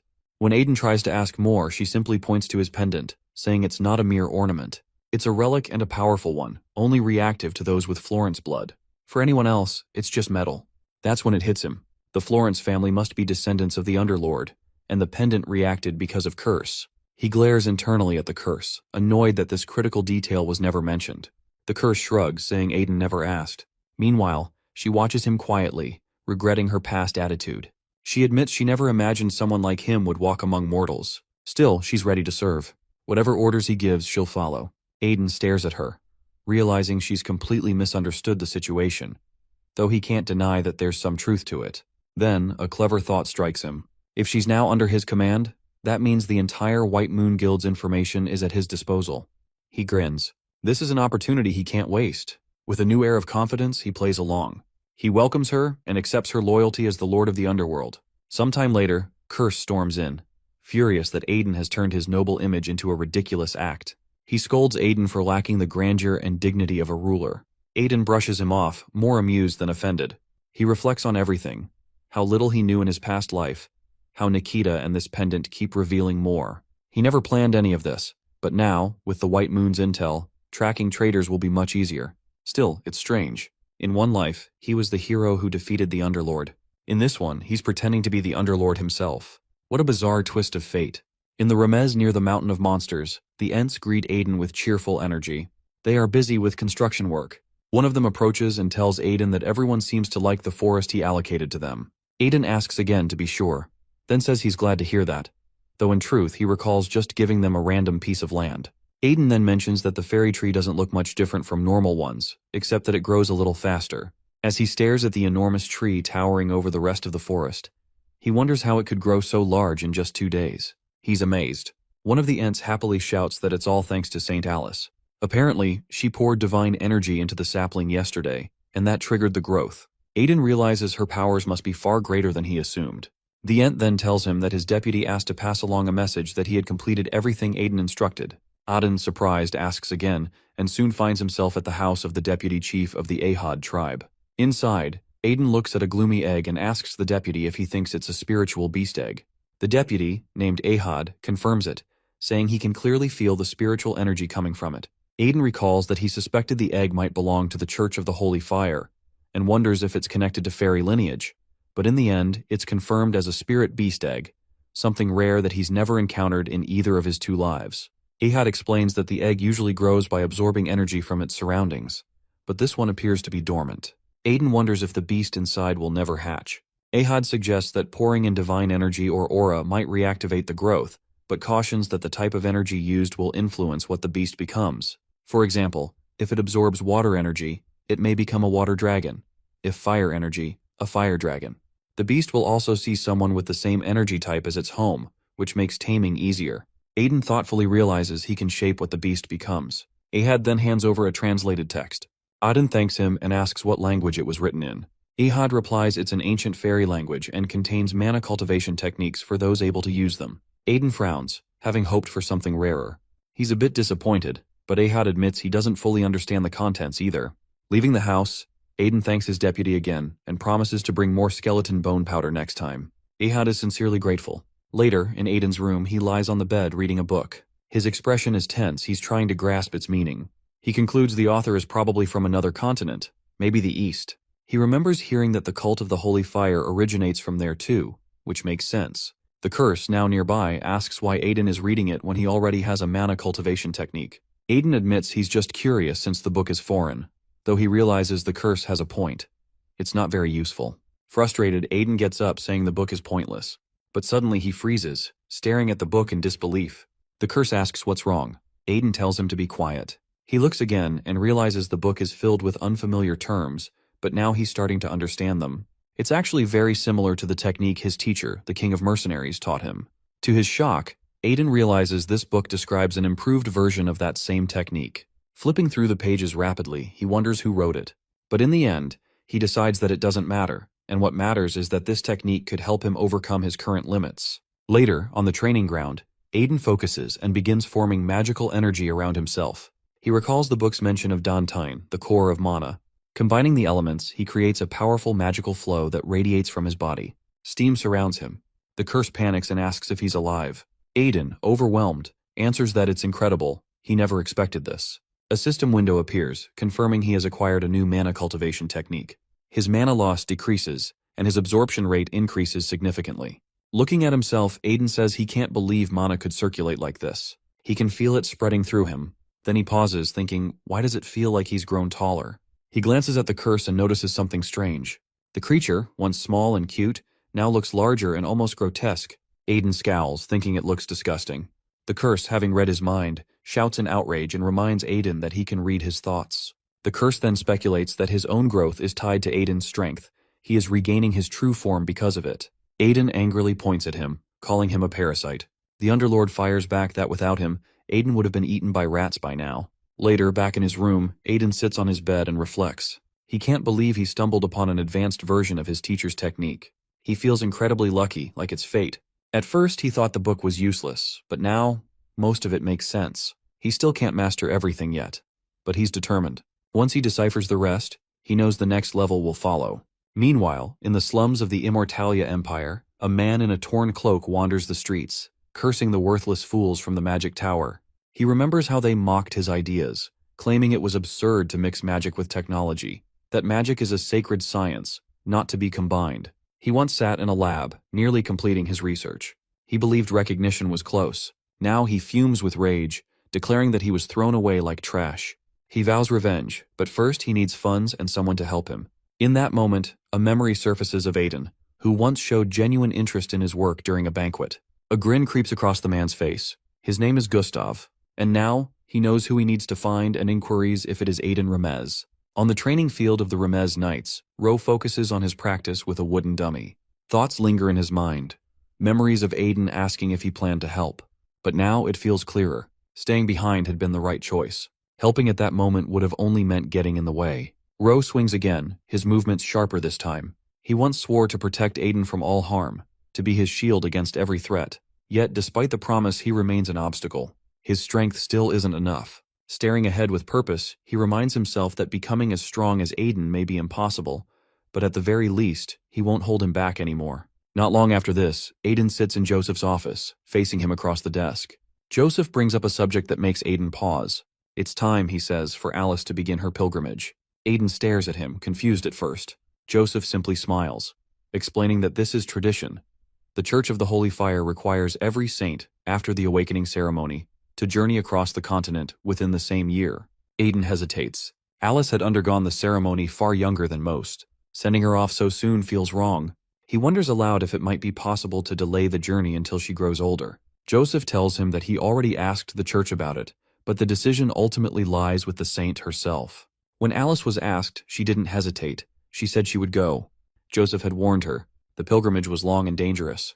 She would travel alone, far and wide, and no one could predict what might happen. But Alice had shown no fear. She insisted she would be fine, pointing out how others had gone and returned before her. Avoiding the challenge, she said, would mean breaking a sacred rule, and that wasn't something she would do. Joseph had seen the resolve in her eyes. She wasn't backing down. Still, there was one condition from the high priest Curdle. When our guy asked what it was, Joseph looked uneasy. The strongest member of the Remes family, the priest had said, must protect the saint during her journey. It meant Aiden. Of course, Aiden wasn't thrilled. Internally, he cursed the priest, calling him a scheming old man. Joseph clarified that he had no intention of forcing Aiden, and if he refused, another way would be found. But after a moment of thought, Aiden accepted the responsibility with a calm smile. Kirst seemed surprised and asked if he was truly sure. Aden Said, it suited him. Traveling across the continent was something he had planned anyway. Now he had a reason, a path to revenge. His first target would be the King of Knights Sylvetta. Kirst grinned at the mention of her. He figured Aiden had finally decided to act. Curious, he asked why Aiden had chosen him. Aiden explained that according to custom, the second prince becomes the head of the Ouroboros Tower, the Alchemist's Tower. Calcis needed to focus on alchemy. Shaula, on the other hand, had become the youngest archmage. That alone made her a monster in her own right. And Spica, it seemed, was under the divine slaughter cult's protection. Probably the next saint. Just like Alice. Kirst guessed that Aiden picked Sylvetta because he seemed like the easiest target. Aiden groaned at that, asking him to shut up.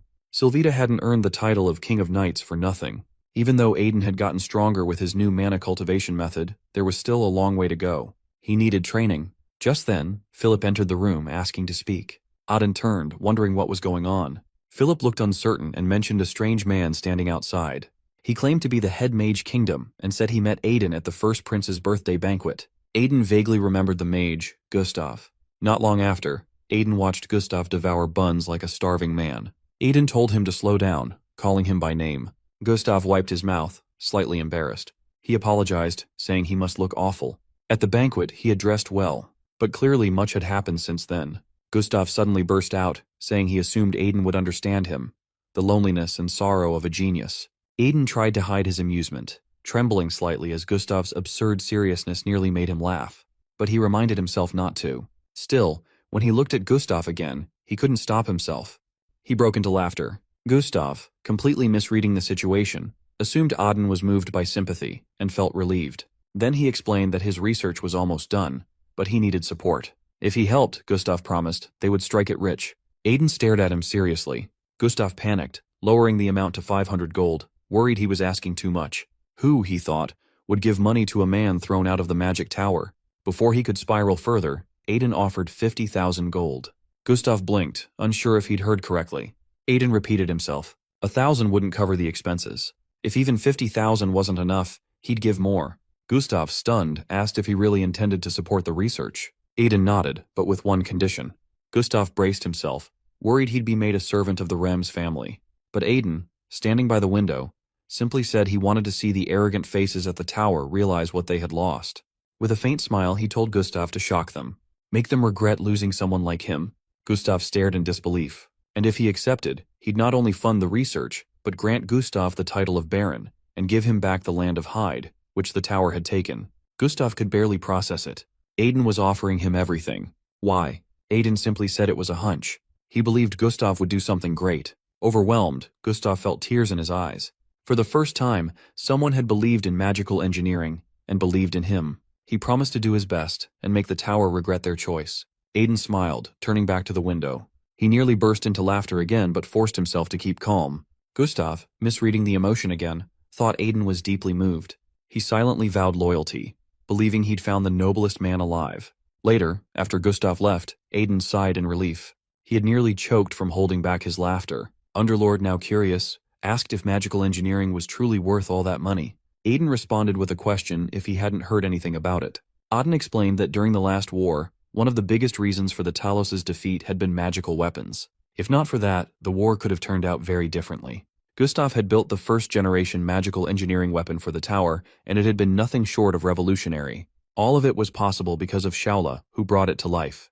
Our guy recalls a moment from his previous life when he was known as Aiden Albero. Back then, the magic tower was crumbling and flames were devouring it.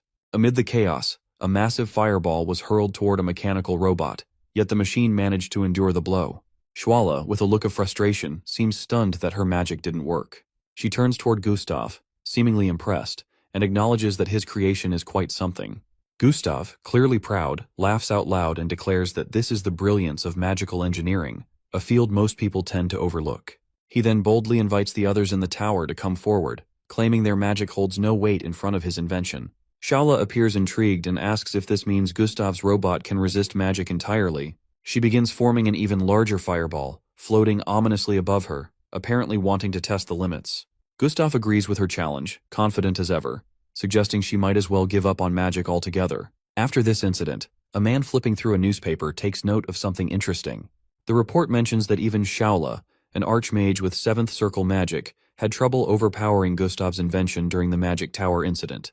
Only after this moment do people begin to take magical engineering seriously. In the present, Aiden stands in his personal training ground, thinking about how it's probably been a month since Gustav shut himself inside his workshop. He recalls how the man hadn't left even once before the upcoming pilgrimage, clearly obsessed with building something. Aiden also remembers that Alice is set to leave tomorrow morning. He wonders briefly if he had placed too much hope in her, but quickly brushes the thought aside. For now, revenge matters more. A little while later, Ro walks up to him, wanting to talk. Aiden listens as Lo explains that he's heard of Aiden's plan to follow Saint Alice on her pilgrimage. Not wanting Aiden to go alone on such a dangerous journey, Ro asks to come along. Aiden wonders to himself if Ro thinks he can protect him, but then notices something different. Ro seems stronger now. Without hesitation, Ro asks for the chance to prove it. Aiden watches with curiosity. It becomes clear that Ro has been training this whole time. Aiden starts to wonder if Ro has gained some kind of new insight, so he accepts his challenge and asks him to pick up a sword. They take positions opposite each other. Aiden's memory flickers again. In his past life, he once joked that he could easily master the sword if only he had 2 hands. Now he's ready to see what Ro can do. As they begin, Ro warns of his attack and charges forward with surprising force. His strikes are fast and powerful, and Aiden finds himself blocking each one with increasing difficulty. But it becomes clear that Ro is too focused on attacking and has left his defenses wide open. Aiden realizes that there's no point in dragging it out. With one sharp movement, he swings the sword at Ro, who unexpectedly blocks it with his bare hand. The wooden blade shatters into pieces. Aiden stares in disbelief, wondering if Ro just broke the sword with his hand alone. He mutters to himself that this sword was strengthened with aura, nearly as strong as iron. Ro, calm and confident, explains that during his training, he kept thinking about what he could do that others couldn't. Eventually, he came to a realization: his mana vessels were narrowing. Aiden raises a brow, surprised to hear that. Ro then shows his forearm, now hardened like stone, and says that after much thought, he figured out how to use his injured hand as a defense mechanism. He can now turn it into stone at will. Aiden begins to connect the dots. Ro had opened himself up on purpose, just to draw him in. Curse, observing the scene, seems stunned too. He's never seen someone turn a medical condition into a weapon. Still, Ro admits this is just a small trick compared to Aiden's real strength, but asks to join him anyway. Aiden replies that nothing at first and simply walks toward the exit, visibly disappointed. Ro assumes he's been rejected, but just as he turns to leave, Aiden, still not looking at him, tells him to stop standing around since they're leaving tomorrow and he needs to pack up. Lo's face lights up instantly. He confirms whether Aiden's really taking him along, and Aiden replies that having a good shield on a dangerous journey isn't a bad thing. Ro gives a sincere thanks, while Aiden, smiling quietly to himself, realizes once again, just like in his past life, he might truly be a genius. The next morning, Aiden and the others gather near Joseph and Alice for farewells. Joseph clutches his daughter tightly, tears falling as he begs her to return safely. Alice blushes, clearly uncomfortable with everyone watching. Fried apologizes to his son, saying he still has a long way to go before he can match such fatherly devotion. Aiden reassures his father that everything is fine. He then shifts his gaze toward the carriage and questions its odd appearance. Fried admits he's never seen anything like it either. Just then, Gustav appears out of nowhere, wild-eyed and yelling, as if Aiden should have known he'd do something like this. With a crazed smile, Gustav introduces his latest invention, the very first successful product of magical engineering. He explains that he rushed its completion to keep a promise, and then launches into a long explanation about all its features. Aiden listens for a while and eventually admits it's impressive, though he still thinks the nickname Maniac fits Gustav even in this life. Before leaving, Gustav hands Aiden a book of instructions, just in case. He warns him to use it only as a last resort, or the consequences could be worse than expected. Aiden glances at the carriage, now unsure of what exactly is hidden inside. Turning to Cassie, he checks once more if she's sure about joining the journey. Cassie confidently confirms it, while adding that an alchemist is always useful when traveling, especially when someone gets injured or catches a cold. She also mentions that she's been stuck inside the mansion for far too long and misses the fresh air. Aiden welcomes her warmly, happy to have her along. Just then, he senses a familiar presence. Turning around, he sees Valley standing nearby, beaming. Valley mentions that it's been a while and that they have a long road ahead, hoping they'll get along this time. Aiden studies him, noting how prepared he looks, and assumes Valley's been sent as an escort by the cult. Though he hopes for harmony, the idea of spending time near someone this strong unsettles him. Looking around, Aiden sees that everyone is finally gathered. The preparations are done. With a serious expression, he gives the command to depart. The moment has come. His journey of revenge is about to begin. Aiden finds himself trapped in a troubling dream where Sylvetta, Spica, Shaula, and Calcis are attempting to end his life. He pleads with them, desperate for an explanation behind their betrayal while unwilling to offer any forgiveness. Panic grips him as the nightmare reaches its peak while jolting him awake in sheer fear. As he regains consciousness, Ellis checks if he's awake, and he affirms while also inquiring if she and Chaco rested well. Chaco, the small dog, is present since Ellis insisted on bringing her along. Due to Aiden's request to keep the little creature close, Chaco has reduced her size, as expected. Ellis, meanwhile, engages in a conversation with her father, and asks if Aiden wishes to speak with him as well. Her father mentions how much time has passed since their last meeting, but Aiden declines. She communicates through a guardian bracelet, an extraordinary device crafted from the bark of a fairy tree, gifted by Ent. It was gifted by Wind Spirit to allow communication across any distance. As he reflects on all this, Aiden remains unsettled by the dream and grows suspicious of those around him. However, the carriage driver interrupts his thoughts while informing them that they are nearing Carton City. Realizing time is short, Aiden understands that thinking about the past is pointless and only brings harm. He resolves to focus on the present while accepting that trusting others is his only viable path forward. Upon arriving at Cartan, Ellis appears startled by the sight of numerous individuals openly carrying weapons. Aiden, however, is unsurprised. He is well aware that the city holds a reputation as the mercenary capital, a hub for warriors and adventurers. Carton is also renowned as a dungeon city, encircled by over 80 clustered dungeons. Fighters from distant lands gather here to challenge its depths, and the city itself showcases a distinct architectural style. It is managed by the Mercenary Guild while maintaining order among the chaos. While observing the bustling streets, Aiden recalls reading extensively about this place in books. Yet now, while standing within its walls for the first time, he experiences its reality with a mix of unease. Cassie soon turns to Aiden while inquiring if he has previously investigated this location. Alongside them, Ro is visibly displeased while finding the city distasteful due to the overwhelming presence of mercenaries. His irritation grows, especially because the entire area is governed by such individuals. Abruptly, Valley strikes him while sending him sprawling onto the ground. Confused and startled, Ro cannot comprehend why he was struck so suddenly and without warning. Meanwhile, Valley questions Aiden about the details he had shared earlier. Aiden, confident in his knowledge, affirms everything. He firmly believes that the same faction responsible for dismantling the cult of Holy Fire is also orchestrating something sinister here. This suspicion arises from a memory that while eliminating the chaos in the forest laboratory, he had uncovered records hinting at experiments carried out by the same group. However, he had found the documentation vague and imprecise, which now compels him to gather deeper intelligence regarding the chaos. Upon hearing this, Valley expresses astonishment. Previously, he had been frustrated over missing key events while he was asleep, but now he feels motivated to make up for the lost time. Aiden feels a sense of relief knowing that Valley aligns with his viewpoint. Curious about the next steps, Valley then prompts Aiden to reveal his strategy. Aiden reflects that mercenaries are wanderers while seeing the world as their home, and collecting tales from every land they cross. Therefore, a place like this, while swarming with them, is naturally rich in diverse information. With that in mind, he concludes that their best chance lies in approaching one of the two dominant mercenary guilds overseeing the city. He chooses to lead the group toward the Medela Guild to uncover the current developments brewing within. Ellis then brings up the idea that since there's another guild in the city, they might as well investigate that one too. Upon hearing her, Aiden quickly understands she's referring to the Umbra Guild, an organization known for its shadowy dealings yet dependable when it comes to underground information. She further remarks that if he's truly determined to uncover details about the group's activities, he could also consider using the White Moon Intelligence Network, which is headed by Nikita Florence. Aiden, already considering all possible sources, is open to approaching them as well. Still, a stronger urge pushes him to speak directly with the locals while believing they might offer clearer and more specific knowledge. At the same time, he begins to wonder whether they need to appear competent enough for the guild leader to even consider an audience with them. This thought sets the tone for his next move.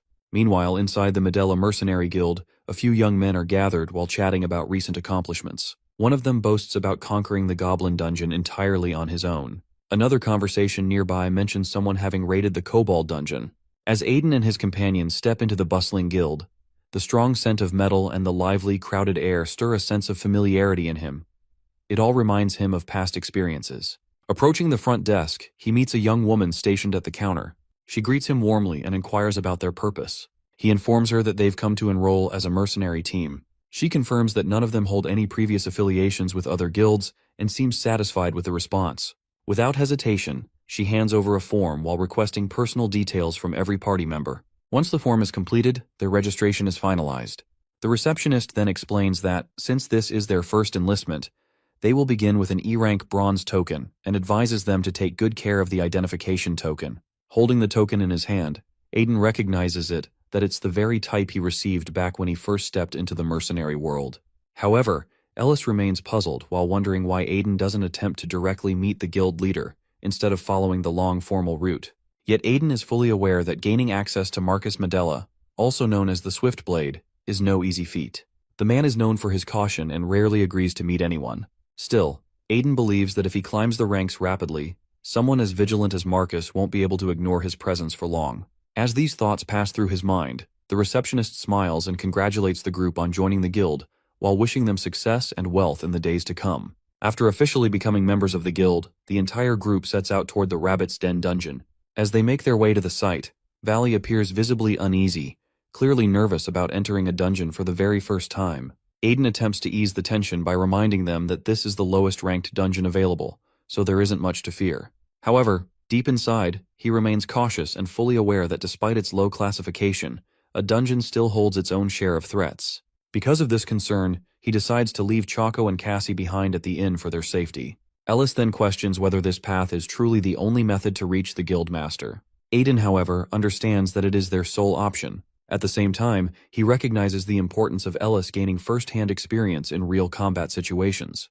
He knows it is essential for her to develop the ability to defend herself, and facing low-tier dungeon beasts will serve as valuable training. This thought leads him to recall a personal memory that one where his mentor had once thrown him into a dangerous, high-level dungeon and disappeared without warning. As the group continues deeper into the dungeon, Ellis suddenly spots a rabbit. She is startled by the sight. But before anyone can react, a large number of rabbit-like creatures begin charging toward them aggressively. Observing the approaching threat, Aiden instructs Valley to restrain all the monsters except for one. Valley promptly obeys while stepping forward with his weapon drawn. When one of the creatures lunges at him, he holds his ground and strikes it down in a single, forceful blow. The remaining monsters freeze while seemingly stunned by the sudden display of power. Following this, Valley issues a firm warning to the monsters while discouraging any further attack. Watching the creature's reaction, Aiden realizes something important, that the monsters likely possess the instinct to retreat when faced with an overwhelmingly strong opponent. That means there's a high chance they will retreat after such a decisive strike. Soon, Valley gestures to one of the rabbits, which nervously steps forward and stands before him. Ellis, meanwhile, remains wide-eyed and overwhelmed, clearly shaken by the chaotic encounter unfolding before her. As the rabbit approaches Alice, she smashes it down with force, firmly making it clear that she isn't some carrot ready to be devoured. Meanwhile, Valley watches with awe as she battles the creature, astonished by her sheer power. He remarks to Aiden that this is the 14th beast she has taken down while noting how she surrounds her face with sacred energy to fight. He wonders aloud whether Aiden was the one who taught her such a skill. Aiden confirms he did train her and guided her to use mana-based martial techniques. However, he admits he didn't foresee such a strong result. Traditionally, priests channel sacred incantations to strengthen their weapons or enhance their physical bodies during close combat. These divine spells typically serve as reinforcement, yet now Alice is weaving holy force directly into her body for martial purposes. Gradually, he realizes something unusual, that mixing sacred power with mana is usually impossible. but perhaps her unique condition plays a role. Since childhood, she has possessed a high-grade candies, gifted by Joseph. He also speculates that maybe the sweets she consumed as a child opened channels within her body. As she later awakened as a saintess, the sacred energy may have flowed naturally into those pathways while allowing her to manipulate it like mana. Aiden still recalls the flying kick she delivered when they first met. That moment revealed her potential while prompting him to pass on his combat style. Just then, the Underlord inquires about the person they're discussing. Aiden responds while referring to Spica, the Ironblood Saintess. She was a formidable warrior. Her unmatched sacred energy merged with the martial discipline of the Carnage cult. While Aiden reflects on this with the Underlord, Alice continues her relentless assault against the rabbit creatures. She annihilates them one after another, her holy force devastatingly effective. Soon, all the rabbits lie lifeless across the battlefield. Witnessing her might, Aiden begins to feel uneasy, while questioning whether he has unintentionally created a monster. At that moment, the Underlord feels a familiar sting, pain surging from the place Spica had once struck him in a previous life. Meanwhile, Alice discovers a treasure chest. Aiden reminds them that the entire reward belongs to her, as she alone cleared the dungeon. Eagerly, she opens it and finds a bracelet, armor, and mana jewels inside. However, as she digs deeper, she uncovers a peculiar hat. Suddenly, our favorite Mechant's rabbit donning the hat springs from the box while introducing itself as a benevolent spirit merchant. Alice's expression shifts to fury. She hurls insults and attempts to strike him, but the rabbit swiftly evades. It questions her aggression and demands respect. The rabbit hovers above while flapping its ears to stay airborne, while she shouts at it to descend. Although it insists on being the most honest and kind-hearted creature she'll meet, she remains enraged and continues urging it to come down, while unwilling to trust it for even a moment. Aiden is also taken aback annoyingly by the rabbit's claim of being kind and sincere. A few days later, in the Medela Guild, two individuals are in the midst of a conversation. One of them asks the other if he has heard about the northern dungeon being cleared. The other man responds while questioning if it's the same group of people again, since they seem to clear every dungeon while leaving nothing for anyone else. He finds it absurd that only 4 of them are managing to raid dungeons on their own. However, the first man reveals that he caught a glimpse of their leader, and now he believes he understands why they're so effective. He asks if the second Mano has seen them in person, but as they speak, the door suddenly opens, and the entire group walks in. The first man points out that these are the people he was talking about, and the leader is among them. The two are then startled by the sight of Valley, whose imposing figure stands out among the group. Another individual asks why they bother raiding dungeons that don't yield much reward. With their remarkable abilities, they could easily become knights in any noble household or start their own guild, which would prove far more lucrative. As they reach the reception desk, Alice greets the receptionist, who is delighted to see her. She congratulates the group on clearing their 10th dungeon.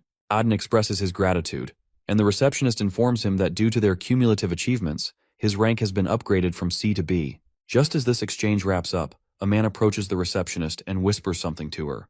She then motions for Aiden and the others to follow her. Aiden, while sensing something is off, asks if there's an issue. She responds while telling him that Marcus wants to meet with him. He realizes that the moment they have been anticipating has finally arrived. As they step into the Guildmaster's chamber, they find Marcus Medela already standing, his presence as intimidating as ever. Aiden feels that same tension in the air, the silent weight of Marcus's gaze pressing down on them. He suspects that Marcus must have summoned them out of curiosity after catching wind of recent rumors. Without delay, Marcus formally welcomes Saintess Alice of the Cult of Holy Fire and even bows in respect. This unexpected gesture stuns Alice while leaving her surprised and uneasy. Clearly, their true identities have been exposed. Marcus then turns his attention to Aiden while greeting him as well. Aiden responds with calm acknowledgement while admitting he knew their cover wouldn't last forever, though he didn't expect to be discovered so soon. Marcus replies with a knowing tone while remarking that nothing escapes his notice within this city, and besides, their efforts to remain low-key were anything but subtle.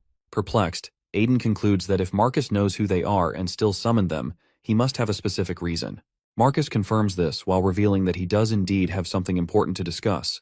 More precisely, he requires the assistance of Saintess Alice. She is taken aback by this request, her expression reflecting her surprise. As Marcus begins to explain further, the door suddenly bursts open, and a guild member rushes in while announcing an emergency. He reports that Miss Charles' condition is deteriorating again. Her fever has returned. Marcus's expression shifts instantly to concern. Observing this, Aiden feels puzzled as he never knew Marcus had a daughter, and the urgency of the moment leaves him deeply unsettled. Soon after, they all gather in Charles Medela's room. Marcus, with a solemn voice, explains that his daughter is afflicted with a strange illness that has resisted every known cure or remedy. Their only hope now lies in Alice's divine blessing. He pleads for her help while promising to reward her with the greatest compensation he can offer. Aiden quietly reflects on the situation. Since they initially came to form a potential alliance and Marcus is offering such a rare opportunity, he sees this as a valuable moment for them. Turning to Alice, he asks if she can attempt the blessing. Alice steps forward willingly while placing both hands gently on the bed, her sacred energy softly glowing. She prays with intent while urging the divine light to heal the child. Sparks of holy energy flicker across the room, yet after 10 minutes, there's no change in Charles' condition. Refusing to give up, Alice tries again. However, Marcus stops her kindly while thanking her for her effort. He then gives his daughter a dose of medicine as she continues to sweat. This moment leaves Aiden unsettled. He notices that Marcus already has medicine prepared for this affliction. When asked about it, Marcus explains that the treatment only offers temporary relief. He managed to acquire it from the Umbra Guild, though it came at a steep cost. He hoped that Alice's sacred power would succeed where everything else had failed, but it seems ineffective. At this rate, he fears he may have to sell the guild to keep affording the medication. Observing everything unfold, Aiden begins to sense that something doesn't add up. If the illness is a disease or a curse, Alice's divine magic should have provided at least some relief. Yet strangely, her power had no effect at all, while the medicine from Umbra Guild brings noticeable improvement. This contradiction leaves him deeply confused. At that moment, the Underlord speaks while claiming that he understands what's truly happening. Aiden is startled by his certainty. The Underlord then instructs him to summon the Banshee's shield. Aiden is taken aback by the sudden command. The Underlord calmly explains that the shield acts as a lens, one that reveals the hidden truths of a world humans cannot perceive. Aiden grows astonished upon discovering that the Banshee's shield allows him to perceive a sight hidden from human sight. He hadn't expected this revelation and is taken aback. He warns the Underlord that if he's deceiving him, he'll have Alice unleash divine energy upon him. However, as soon as he summons the shield, his eyes begin to witness weird sights previously invisible to him. Before long, he notices a cluster of spirits drifting toward the girl, while appearing almost like a curse hanging over her. The Underlord observes this too and affirms his earlier claim, to which Aiden reacts with a mix of disbelief and concern. Meanwhile, Marcus also witnesses the eerie scene and is left stunned. Aiden, still reeling from the revelation, realizes these are departed and lost souls. Marcus sees them differently, like invisible leeches, silently draining life from the living. Although Aiden had used the shield in a previous existence, he hadn't known it would allow him to view the spectral world. Now, he begins to piece things together while thinking it makes sense that the shield carries a fragment of the Banshee, a spirit itself. Typically, only a soul or two might cling to a person, but in this case, an unusual number surrounds the girl. This alarms him, as he's never heard of such a thing. The Underlord then explains that the girl possesses a rare, naturally elevated spiritual connection. Upon hearing this, Aiden is struck by surprise once more. The Underlord further clarifies that this unique spiritual affinity enables a person to attract and interact with spirits. The higher the resonance, the more entities one can perceive that are the entities invisible to most. Through bonds with these spirits, one can even become a spirit sorcerer. However, this child's spiritual depth far exceeds that of a typical sorcerer, while making her a magnet for restless souls that leech her vitality and threaten her life. In that moment, Aiden finally understands why the holy power hadn't reacted to her presence. Her affinity explains it. He then urges the Underlord to remove the lingering spirits, annoyed by their overwhelming presence. The Underlord simply grins while finding the task trivial, and promptly banishes the spirits with a curse. With their departure, Marcus notices an immediate change in the girl's condition. He rushes to check on her while asking if she feels any better. Clearly relieved, he turns to Aiden with enthusiasm, while questioning whether the spirits are truly gone. Aiden confirms they are but stresses that it's only a temporary fix, and they must focus on uncovering a lasting solution. Just as Aiden reflects on everything, the Underlord mentions something unusual. Curious, Aiden inquires what he means. The Underlord explains that someone with such strong spiritual energy would normally be accompanied by a powerful guardian spirit. Yet strangely, there's no sign of one. Only ghosts remain nearby. This realization puzzles Aiden. He wonders if perhaps she hasn't yet bonded with her protective spirit. But the Underlord counters while mentioning that if that were the case, she'd have already succumbed to the ghost's influence. Aiden then speculates that maybe a benevolent spirit is still watching over her. However, the Underlord reveals the troubling truth that the spirit she once contracted with has vanished. Aiden turns to the Underlord, puzzled while questioning how a contracted spirit could abandon its bond, and wasn't it supposed to be deceased if it left? The Underlord calmly explains that if the spirit had perished, another would have already taken its place, drawn by the strong affinity, to safeguard the girl. This clearly wasn't the case. With his mind now racing, Aiden begins pondering ways to locate the vanished spirit. At that moment, the Underlord mentions that the best way to track a spirit is through another. Since all spirits are inherently linked to the spirit realm, they possess the ability to sense one another's movements and intentions. Aiden's gaze shifts to the bracelet on his wrist. A thought occurs to him that he could contact someone who's knowledgeable about spirits. Without delay, he summons Ez while hoping for answers. Almost instantly, Ez materializes with a casual tone while commenting on how long it's been since their last interaction and asking if Aiden is enjoying his journey. Brushing aside the small talk, Aiden responds with a question regarding the ability to trace spirits and observe their activities. Ez responds that he personally can't, but his current contracted partner might be able to assist. He introduces her as Sylphia, a wind spirit now bound to him. According to Ez, Sylphia has the sensitivity to detect the whereabouts of other spirits while including the one Aiden seeks. Grasping the opportunity, Aiden requests his help in locating the missing spirit, one connected to a young girl in Catan City. Ez relays the request to Sylphia and shortly after, shares surprising news that she has indeed identified a spirit matching the description. The revelation stuns everyone present. Aiden, while needing confirmation, asks if they're certain. Ez affirms and reveals the spirit's identity as Plague, who is known as the spirit of epidemic. This name strikes Aiden like thunder while leaving him visibly shaken. Ez continues while sharing that a fellow spirit once spoke fondly of Plague while referring to him as a close companion and praising his generosity in sharing flavorful spirit stones. The friend even mentioned concern while noting that Plague has been missing for nearly a month now. Processing this, Aiden begins connecting the dots. He recalls the properties of spirit stones and wonders if they're comparable to the powdery remains of a lich's bones, substances tied to spiritual energy. He suspects that Plague might have intentionally reached out to other spirits before vanishing. Ez then adds one final piece of insight. Plague is a deeply wounded spirit, emotionally scarred by humanity's rejection. People have long branded him as a bringer of misfortune, a symbol of suffering. This stigma has left a mark on him, and perhaps explains his strange disappearance. Ez also mentions that the spirit, Plague, fears humans deeply, so Aiden must approach with care. Naturally, Aiden understands. The very name Plague is enough to strike fear in any human heart. He expresses gratitude to Ez for the help and assures him they'll speak again soon. Afterward, Aiden turns to Marcus and begins recounting everything he has learned. However, Marcus stops him halfway while stating he already understands. He recalls stories about his wife's grandfather, who was once a spirit summoner himself. It becomes clear to him that his daughter must have inherited the same spiritual trait, an affinity that, once her guardian spirit vanished, left her vulnerable to lost souls. Yet Aiden assures him that guilt isn't necessary. What matters now is finding the lost spirit. For that, they'll need to begin gathering any clues they can. Just then, Ro raises a concern.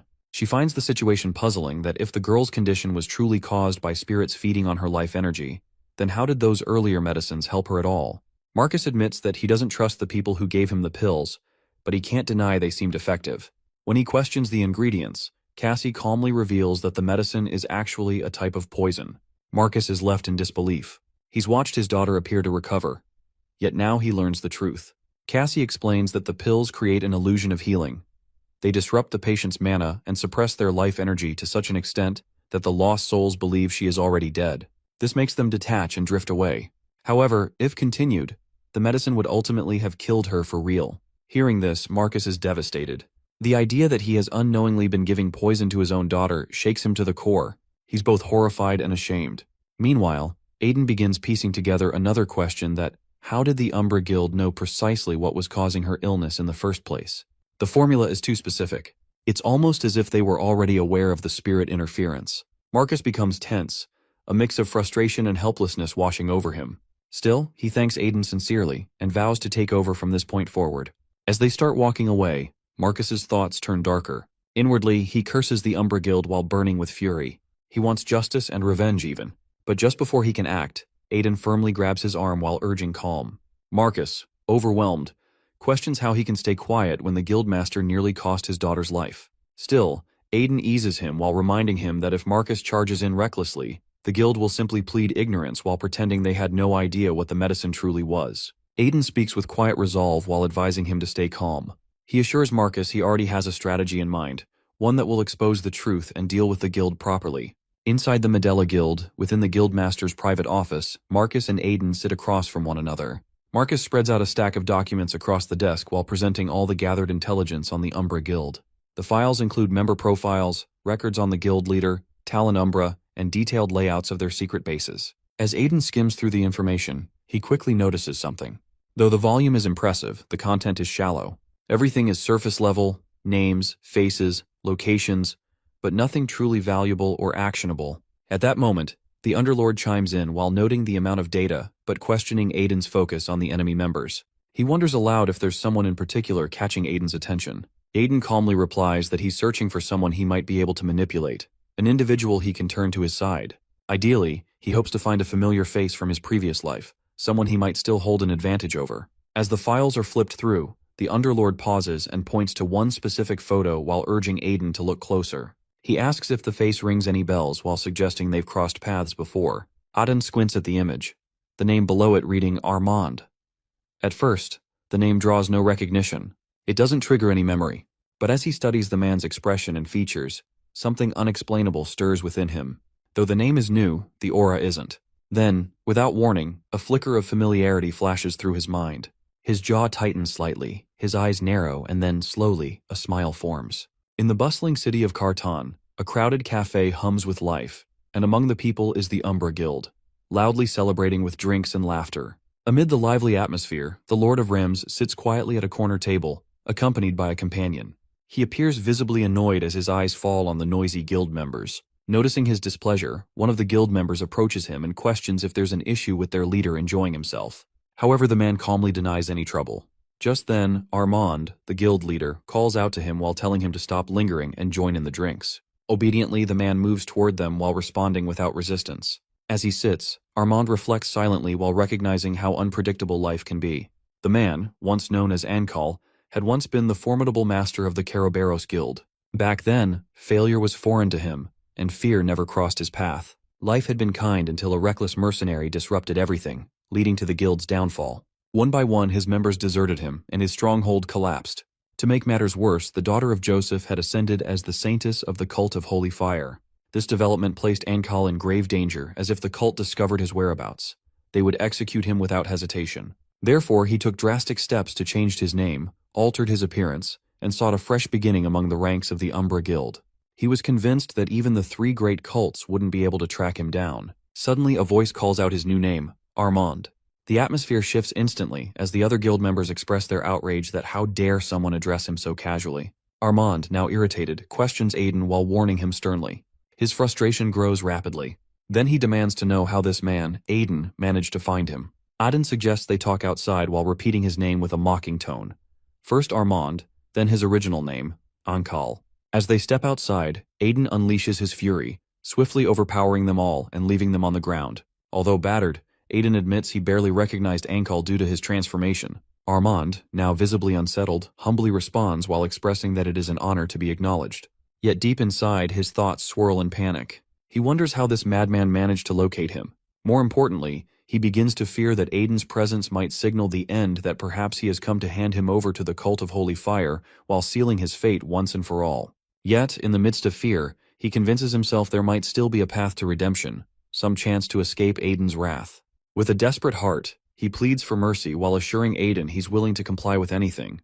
He promises to offer any information he seeks without resistance. Upon hearing this, Aiden feels a sense of ease, realizing that his task has become far more manageable. After all, he had already planned to drag him into deeper trouble. Shortly after, Aiden escorts him to the Medela Guild, where they arrive at the Guildmaster's private office. Once inside, he takes a seat as Marcus, the Guildmaster, verifies a serious suspicion whether the Umbra Guild is involved in human experimentation. Without denying it, Armand admits the truth. He explains that Kartan, being a city overflowing with dungeons, often sees people vanish without anyone noticing. Therefore, it becomes an ideal location to gather test subjects quietly, without attracting attention. Hearing this, Aiden begins to suspect that dark mages might be stirring chaos once more. Prompted by the thought, he inquires about the location of these experiments. Armand responds hesitantly, while revealing that although the exact site remains uncertain, rumors suggest they take place in a dungeon near the outskirts of the city. This revelation leaves Aiden momentarily stunned. Soon after, the Underlord questions his reaction while asking why such news comes as a surprise. Aiden clarifies that dungeons are officially managed by spirit merchants. Once a dungeon is cleared, these merchants trade the remaining loot, and then the dungeon disappears. So, the idea of people using these spaces for human testing is deeply abnormal. Moreover, He explains that while spirit merchants are bound by strict codes that prevent them from harming humans, any unauthorized individuals within their domain could be classified as intruders. In such cases, these merchants are permitted to unleash their full might. He also reflects on the fact that, at full strength, spirit merchants wield absolute authority within dungeon grounds. However, the Underlord presses further while asking why the merchants haven't already removed these intruders. Aiden answers that there's only one method to gain their silence: by offering massive profit. Through such bribes, secret deals are forged, and the merchants keep their mouths shut, never reporting to the Spirit Emporium. As the conversation deepens, Marcus grows uneasy. He wonders aloud how a single guild could operate on such a massive scale. Turning to Armand, he asks if he knows who is supporting the Umbra Guild from behind the scenes. Armand hesitates, clearly reluctant. But Aiden, now seething with rage, warns him sternly that if he refuses to speak, he'll be handed straight to the cult of holy fire. Cornered and trembling, Armand suddenly confesses. He reveals that their benefactor is none other than the Grand Duchy of Sires. Marcus's expression darkens immediately. He's outraged that such a prestigious faction is collaborating with a criminal guild like Umbra. But Armand isn't finished. He reveals that other organizations are involved as well. This deepens Marcus's disappointment. He realizes the situation is spiraling beyond what he had initially expected. With the Sires involved, they can no longer act without caution. Meanwhile, Aiden grows more certain of his suspicions. From the moment he heard whispers about human experimentation, he had a hunch that Sylvetta might be entangled in all of this. Now, with the truth unraveling, he prepares himself for the inevitable. He's ready to bring everything crashing down. However, Marcus calmly responds while acknowledging that the House of Sires Grand Duchy is a formidable adversary and not easily confronted. Still, Aiden doesn't back down. He questions how Marcus could so easily overlook those who dared to harm their daughter. His words carry a heavy tone, laced with fury, as he demands action while urging him to go and destroy them. With fierce determination, he vows to assist in bringing down both the Umbra Guild and the House of Sires. At that moment, the Underlord shifts the conversation while asking if Aiden's thirst for revenge has finally awakened. Marcus, while observing him closely, notes that Aiden seems to hold a rare kind of compassion, even when fighting for others. Yet despite the shared anger, Marcus admits he's unsure where to begin. The path ahead is murky, and a clear first move eludes him. Just then, an idea sparks in Aiden's mind. Dealing with corrupt filth is, after all, what he excels at. With renewed confidence, he turns his thoughts toward Sylvetta, while wondering what other disgraceful plans she might be hiding. His resolve hardens as he's ready to uncover and destroy every last piece of her dirty scheme. Meanwhile, in a quiet corner of the rabbit's territory, under the domain of the Spirit Trading Company, a small rabbit sits deep in thought. As a spirit merchant, he reflects on a fact unknown to humans.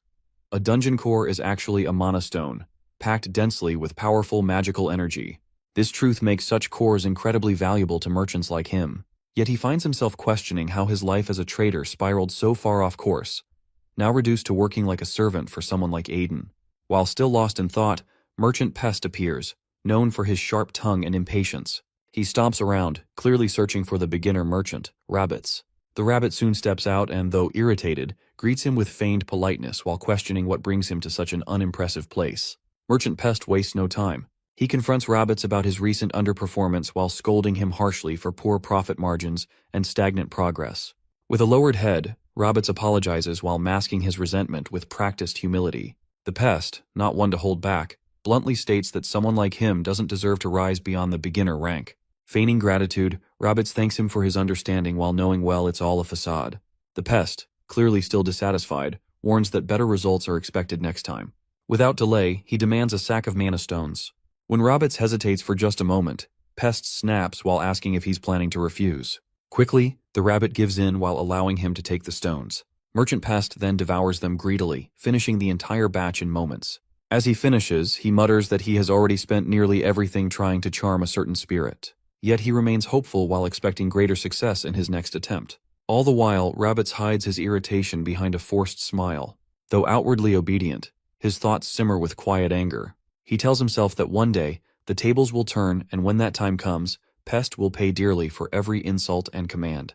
At the back door of the Umbra Guild, a few guards stand watch. Suddenly, their eyes widen in surprise as a group approaches, and they immediately begin questioning the unexpected arrival. Without hesitation, Dares steps forward with unwavering confidence and commands them to move aside. The guards, taken aback by his boldness, hesitate. They wonder aloud if he has lost his senses and demand that he leave immediately. In response, Dares raises his voice while demanding to know how they dare speak in such a manner. He questions if they even realize who they're addressing. He gestures to his armor and massive greatsword while implying his identity should be obvious. Meanwhile, the guards quietly mutter among themselves while trying to place the figure before them. One of them whispers about a knight, a towering figure clad in black armor while wielding an enormous sword. At last, Dares declares his identity. He introduces himself as Dares Kleiman, the Dark Knight of Lord Sylveta, and demands the presence of the guildmaster without delay. A few hours earlier, in the party's dorm, Underlord questions Aiden about their plan this time. He wonders if Aiden intends to charge in again without thinking. With excitement, Aiden responds while pointing out how well Underlord has come to understand him during their time together. He confirms that they are indeed going to charge in, but not without purpose. Underlord throws a sarcastic remark, asking if he now plans to barge in politely. Delighted, Aiden beams at the comment, happy that Underlord gets him, and affirms the guess. Underlord, while feeling slightly mocked, watches as Aiden explains further. Aiden reminds him that the Sire's Grand Duchy backs the Umbra Guild, so all they need to do is show up with a Sire's Knight, and they'll be allowed in without resistance. However, Underlord expresses his frustration while asking if Aiden seriously wants to request help from Sylveta, his rival, the so-called Night King. Still, Aiden insists that he won't ask for help. Instead, he's going to use the authority of that Dark Knight who had once been trapped in Balzabul.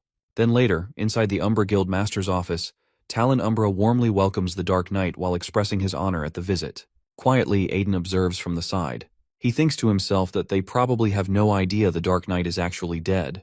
After all, only a fool would openly admit they've lost such a crucial figure from their ranks. Talon apologizes for his guards not recognizing Dares while explaining that they were unaware of his visit, and begs for forgiveness on their behalf. His eyes then shift to the figure accompanying Dares, and he asks about him. Underlord introduces Aiden as his subordinate, a dark mage, and tells Talon not to worry about him. Talon nods in understanding. Then, curious, Talon wonders about the reason for this visit. He questions if it's some kind of surprise inspection. Underlord praises his awareness and confirms the guess while explaining that he's here to ensure everything is progressing as planned and requests to be taken to the dungeon. Soon after, they all begin to move through the hidden passages beneath the guild. As they descend, Aiden reflects on how well hidden the dungeon is right beneath the guild itself. Eventually, when they reach the area, his eyes widen. Inside, he sees countless monsters locked in cages. The sight stuns him. He thinks the scene looks like chaos, while wondering what sort of twisted experiments are being conducted to gather such a collection of creatures. Just then, Talon, with a proud tone, remarks that their timing is perfect. They have just achieved a major breakthrough in their research. He gestures to two people lying on beds and introduces them as the latest success, labeled B12 and B14. The two rise upon command. To Aiden, they look just like normal humans. Talon explains that, as requested, their human appearances have been preserved, but they've been given the regenerative power of a troll and the brute strength of an ogre. Moreover, Talon insists that's not all. He urges them to watch. The two test subjects begin to demonstrate their power while unleashing sword attacks enhanced by an explosive aura. Aiden watches in awe and realizes that these subjects can use sword aura. However, something grabs his attention that is the color of the aura. It's different. Proudly, Talon elaborates that they've elevated their sword techniques to the level of high-rank sword aura. Combined with their monstrous traits and perfect mind control, they now possess total loyalty with no fear of rebellion. He shares the plan that soon, they'll be mass-producing these enhanced warriors. The vision of an immortal army will soon come true. He introduces them as the Berserk Blood Knights, undying warriors who have overcome death and will soon serve Lord Sylveta. Aiden's mind races. Blood Knights. He knows far too much about them. Underlord turns to him, intrigued, and asks if he's seen them before, perhaps in a past life. He explains that the Blood Knights were once the elite force of the Sire's Grand Duchy under Sylveta's command. They were legends during the Monster Waves and the Great Talos War. Their unwavering loyalty and fearless charge in battle earned Sylveta his nickname, the Night King. Underlord wonders aloud if this origin explains the name. Inwardly, Aiden thinks to himself in disbelief. If this is how the Blood Knights were created, he wonders just how long Sylveta has been involved in such horrific practices. Talon then brings up the subject of their previous conversation, the human body's inability to withstand monster essence, and claims they have found a solution. Underlord shows curiosity and presses for details. At the same time, Aiden senses something hidden behind a nearby door. Talon opens it while revealing a room bathed in a strange light. Inside, a figure is presented. Talon introduces him as the one who solved their endurance problem. Aiden's heart skips as he instantly recognizes the figure. This is where they've been hiding it, that is the spirit of epidemic plague. As they look closer, more confusion follows when they notice a peculiar creature. Talon proceeds to explain. What they see is the spirit of epidemic, sealed within that chamber. From this spirit, they extracted one of its powers, the lycanthrope curse. It's the curse of the werewolf. Talon shares how he had been searching for the spirit after learning about the curse. Luckily, a spirit merchant tipped him off, and, as fate would have it, the spirit was already under contract with Medella's daughter. He believes the gods have favored him. Soon Marcus won't know what hit him, and the Medella Guild will be his. By now, Aiden believes they've heard enough. As he opens his mouth to speak, Talon is outraged by the interruption. He furiously demands to know who Aiden thinks he is to speak while he's still talking. The rage bubbles within him, but Aiden quickly raises his voice and commands the order to kill him. The words leave Talon in shock. His confusion deepens as he questions who Aiden is to issue such a command. But before he can respond further, Underlord strikes. Immediately, they begin their escape, with Aiden declaring that it's time to rescue the spirit and put an end to everything. However, Talon is not done yet. He returns, wounded but seething with rage. He screams that the one they've brought isn't human, and for daring to try and kill him, he retaliates with full force. He launches a furious attack on both of them while putting everything he has into it. Aiden can't help but think that strike definitely landed. Underlord, while facing the enemy, points his sword and demands to know the truth that who is actually this person. Aiden finds it hard to believe what his eyes just witnessed. He clearly sees the Dark Knight's soul stab Talon, yet somehow, the man is still standing. Naturally, confusion starts creeping into his thoughts. Based on what's happening, he begins to wonder if this man might be something else entirely. Meanwhile, Talon's body starts to shift his form, warping into something monstrous. Without warning, he launches an attack against both Aiden and Underlord while swinging his sword with vicious force. As a result, his blade cuts into one of them, and blood begins to spill. Soon, the battle intensifies as they all start unleashing their full power. They clash repeatedly while giving blows without holding back. At that moment, Aiden watches Talon's body regenerate rapidly. Shocked, he loudly expresses disbelief and quickly realizes the truth behind Talon's transformation. He accuses him of turning into a blood knight while calling him a fool for such recklessness. Talon, now almost completely a monster, lets out a twisted laugh. He claims that wasting such a massive source of strength right in front of him would have been foolish. Apparently, while absorbing it has helped him break through the semi-master stage, a limit he had been stuck at for years. Subsequently, he even praises Aiden, not just for controlling the soul of the Dark Knight, but also for having the courage to challenge him. To Talon, Aiden doesn't seem like an ordinary human. Therefore, he makes it clear that he doesn't care who sent him. What he offers instead is an invitation, a place beside him, a gift of the same power, and the rank of a guild executive. Aiden pauses for a moment. The thought of becoming a guild executive sounds tempting. However, his voice is firm as he replies. He wonders aloud whether there will be a guild left standing to offer such a position in the first place. Instantly, Talon's rage flares up after hearing this. Just then, the main door bursts open, and a guard rushes in while gasping for breath. He brings urgent news that they're in serious trouble. Immediately, Talon spins around while demanding to know what's happening. The guard explains that the Medella Guild has invaded the guild. He looks shaken as he reports that Marcus himself is leading the attack. Clearly, their forces are too strong to handle alone, and they need Talon to join the fight immediately, or everything will fall apart. Talon's face contorts with shock after hearing Marcus is here. His gaze quickly turns toward Aiden. He begins to connect the dots, and it dawns on him that this might all be Aiden's doing. Suspicion turns into certainty. Now, he firmly believes Aiden orchestrated everything. Meanwhile, Aiden, while hearing the accusation in Talon's voice, doesn't even flinch. Calmly, he confirms the truth. He wonders aloud if Talon doesn't appreciate the little surprise he's arranged for him. That confirmation only fuels Talon's rage. His voice rises with fury, and he hurls curses at Aiden while blaming him for everything. Without hesitation, Talon grips his sword and charges at him. He swears that he'll kill him right here and now. His blade swings with murderous intent. Yet Aiden doesn't back down. Instead, he whispers to himself that it's time to show Talon exactly what he's given up. As their swords clash, the monster stares in disbelief. What he sees in Aiden's movement shakes him. This sword technique is something else, something he thought only a legend could perform. It's a technique crafted specifically to pierce through the scales of dragons. It belongs to only one person, the slayer of the Berserk Dragon.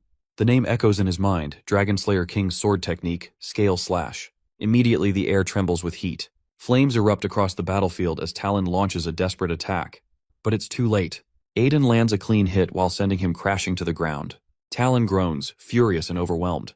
Blood spills from his wound. He tries to regenerate, but nothing happens. Panic begins to set in. Soon he notices the burning scent. Smoke lingers in the air. His nose picks it up before his mind does. He stares at Aiden, who stands tall and calm in front of him. Aiden looks down at him while judging the damage. He comments that ideally, Talon's entire body should be on fire by now. Still, thanks to his new cultivation technique, he's managed to push beyond his limits. He admits that it's something only swordmasters should be capable of, and yet, here he is. For Aiden, that alone is a win. The burning wound won't heal. He knows it. So he tells Talon that it's time to surrender.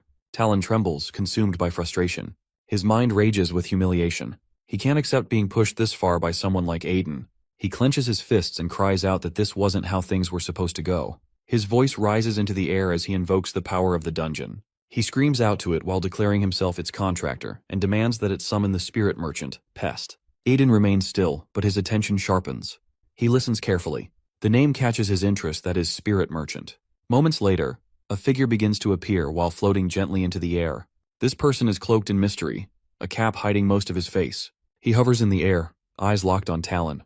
From above, the merchant questions about the situation. Aiden watches with narrowed eyes. He realizes that this must be the one who secretly sold the dungeon, kidnapped the spirit of epidemic, and kept it hidden from the hat merchant.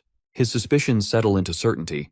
Then, the merchant seems annoyed, recognizing that Talon used the emergency summon he had been granted for free. He notes that Talon must be truly desperate. Talon confirms it while pleading for help. He wants the merchant to kill Aiden, no matter the cost. In response, the merchant hesitates. Intervening inside the dungeon comes at a price. He warns Talon that he'll need extra compensation to act. Talon doesn't care anymore. He offers everything, his power, wealth, and influence, if only this man will eliminate Aiden. Grinning darkly, the merchant accepts. His body begins to grow while expanding until he towers over them all. His real power, no longer hidden, fills the space. Underlord watches and recognizes the strength for what it is. This is the true power of a spirit merchant. Strength held back by the rules of the Spirit Emporium. Now that the limit is gone, this being stands on equal ground with a swordmaster. But Aiden disagrees. He speaks with quiet dread. In his view, the spirit merchant's power goes far beyond that. No human can hope to match it. He knows that spirit merchants are forbidden from meddling in dungeon affairs. So he questions whether this one is ready to face the consequences. His voice remains steady, but his heart pounds. However, the merchant hears him and responds with a casual smirk. Aiden clearly knows about spirit merchants. But to this man, it doesn't matter. Not as long as he doesn't get caught. He shrugs it off. He tells Aiden that he's simply going to die. There's no need to take it personally. Aiden answers with a quiet challenge. That might be true, but in his experience, people who say things like that are always the first to be caught. The merchant scoffs. He demands to know what that nonsense means. Aiden clenches his fists. He knows there's no way to defeat a spirit merchant once they fully unleash their power inside a dungeon. But thankfully, he remembers one final option, a last resort. Before anyone can move, another voice suddenly echoes across the space. A calm, strong presence fills the air. The voice confirms it that Roberts' report was right all along. Immediately, Pest freezes in place, alarmed by the voice. Everyone turns to look. A man steps forward, surrounded by his guards. He walks in with quiet authority. Aiden's eyes widen. This is the one he's been waiting for. He thinks to himself when facing a spirit merchant, "You only need to summon one ranked higher." The new arrival smiles. He greets Pest while telling him it's been a while. Pest responds quickly, removing his hat as a gesture of respect. He bows his head while acknowledging the man's authority. It's the president. The hat merchant has arrived, and it looks like it's time for a serious conversation. Hat merchant, the president of the Spirit Emporium, holds a place of deep reverence among all spirit merchants, even the ascended beings like the Spirit King. Although beings like the hat merchant have no gender, she is often referred to as she. Generally, there are only two reasons she would appear in the human realm, either to alert others about serious changes in dungeons, or to handle major matters involving spirit merchants. A few hours earlier, Pest reacts with surprise while questioning if they really want him to call the president Hat Merchant. In response, Aiden explains that, according to Enkal, a spirit is trading with the Umbra Guild, which goes against the Spirit Emporium's rules. He reminds Pest that defeating a spirit merchant inside a dungeon is impossible, so he needs him to explain the situation and summon the Hat Merchant. At first, Pest mutters that President Hat Merchant is incredibly busy. However, he eventually agrees. Aiden then thanks him while calling him friend, but that word enrages Pest. He bursts out in anger while swearing at him, offended by being called a friend since they are clearly enemies. Furthermore, he screams that he's also scared of the president. Soon after, Hat Merchant arrives. With calm formality, she expresses her thanks to Rabbits. He quickly responds while assuring her it's no problem. Aiden feels thrilled by her timely arrival and praises Rabbits for the good timing. Meanwhile, Talon watches quietly while wondering who this person is, if even Pest fears her. Pest looks shocked and questions how she got there. He urges her to hear him out first while saying there must be a misunderstanding. Immediately, Hat Merchant cuts him off sharply while questioning what kind of misunderstanding he could mean. Her tone turns stern as she demands whether he truly thought she wouldn't know what he was up to. Pest stands frozen, confused that she knows everything, and stammers out a question while wanting to understand what she means. Without hesitation, Hat Merchant explains that she's known about his fraud for personal gain all along. She had been watching him while hoping he might redeem himself, but that hope is now gone. At that moment, everyone turns their attention to her, focused on every word.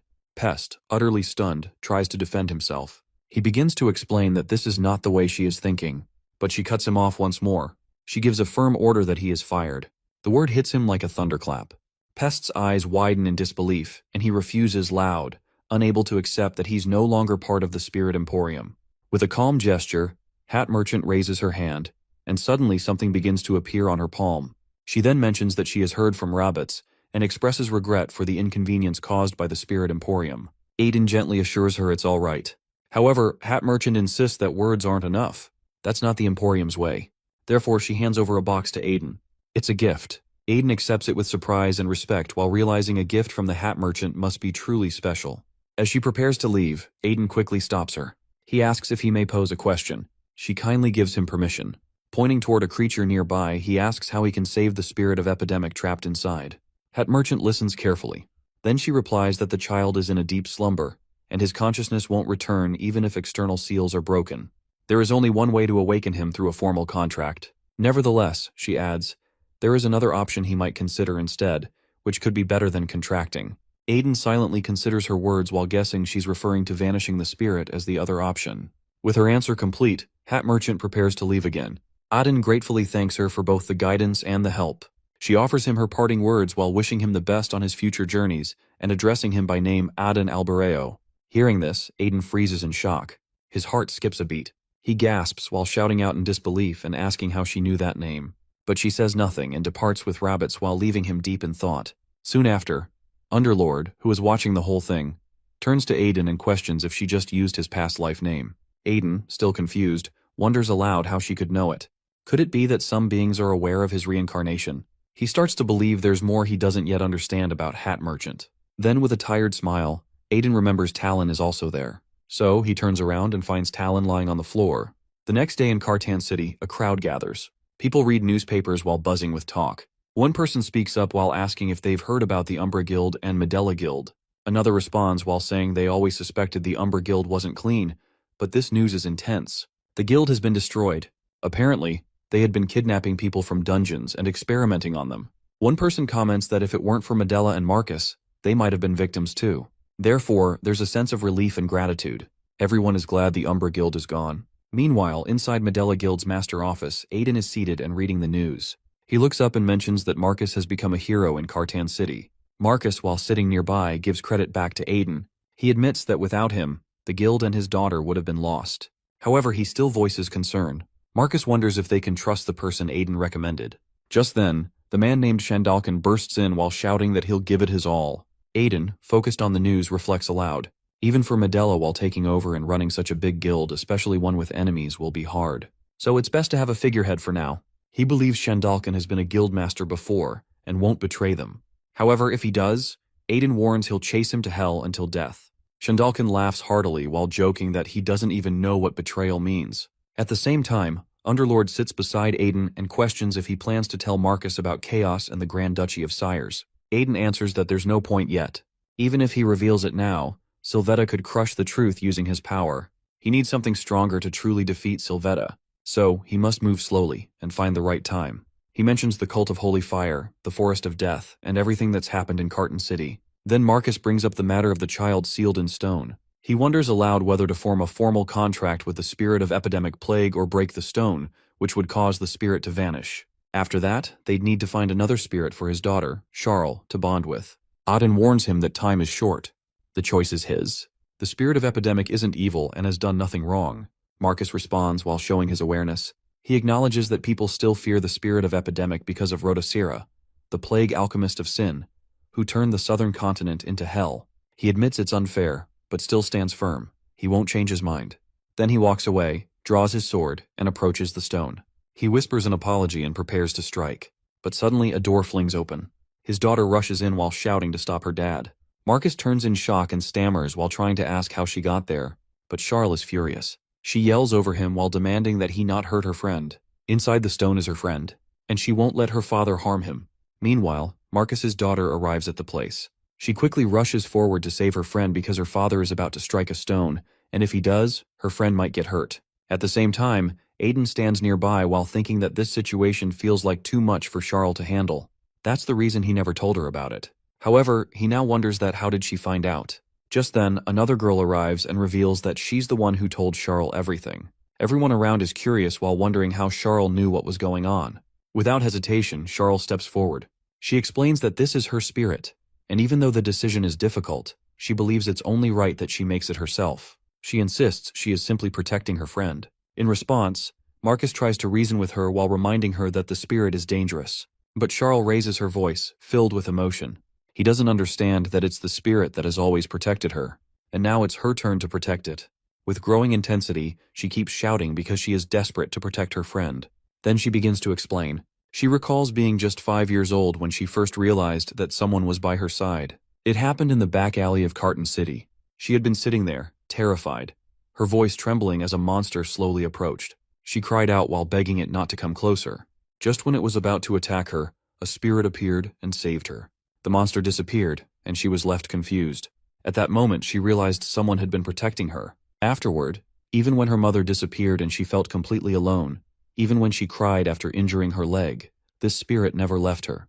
The saintess once told her that dead souls were the reason she got sick, but this spirit is what kept her safe. Now, through angry tears, she asks that must everyone who protects her always leave? Must this spirit, her one true friend, also go, just like her mom? Now she stands strong, ready to protect her friend. Marcus tries again to stop her, but she shouts even louder. There's only one thing she needs to know from him, that if she forms a contract with this spirit, will he hate her too? Marcus hears her words and they hit deep. He becomes angry, but not at her. He bursts out that there is no way he could ever hate her. Charles takes in his words, her voice steady. That's all she needed to hear. She doesn't care what others think. As long as she has her father and her friend, that's enough. There's no way she'll let the one who protected her die. Not after everything. She begs him to accept the spirit as part of their family, for taking care of her when her mother couldn't. Marcus is overwhelmed. Slowly, he drops to his knees and pulls her into a hug. He apologizes through his tears while holding her close. In the end, all that matters to him is her happiness and health. Later, in the Medela Guildmaster's office, Marcus sits beside Aiden. They talk comfortably, with Dev joining the conversation. With heartfelt gratitude, Marcus thanks the young master while vowing never to forget what he has done. Aiden, calm as ever, brushes it off. It was part of the deal after all. But then, he asks something more serious that does Marcus really feel okay with Charles becoming the sorcerer of the spirit of epidemic. Marcus answers honestly. No, he isn't happy about it.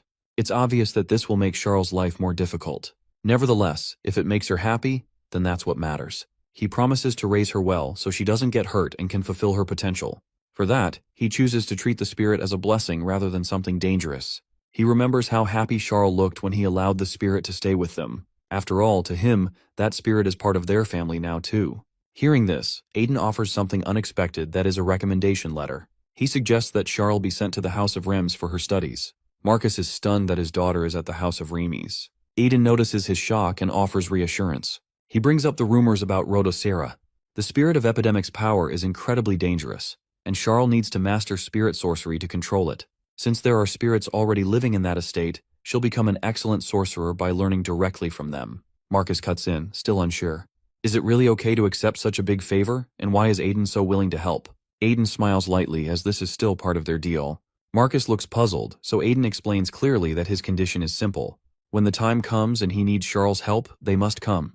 He promises never to misuse her powers. Marcus takes a moment. He knows Aiden has always helped when they needed it, so he nods and agrees. If Aiden calls, they will answer Charles, and even the Medela Guild's resources. To him, Aiden has become more than an ally. He's a trusted friend. They shake hands, and a strong friendship begins. Meanwhile, far to the north in the frozen land, Sylvetta stands with his guard. The scene is a massacre, blood everywhere, bodies on the ground. The Umbra Guild has fallen. Sylvetta observes everything while frustration rising. Things keep going wrong.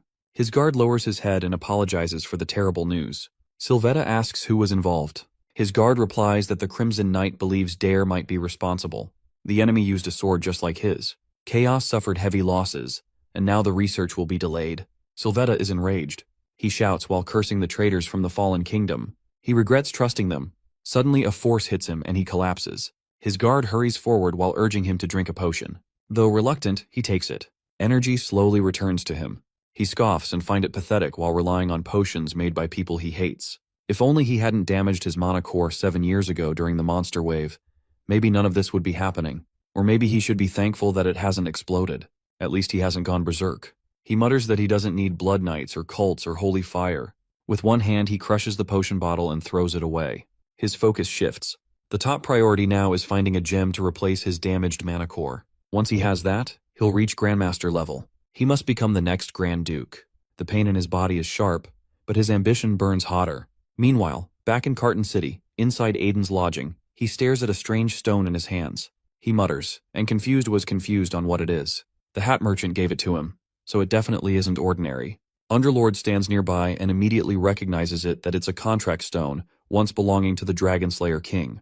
Underlord explains further. This contract stone allows you to form a bond with spirits or spiritual beasts from the spirit realm.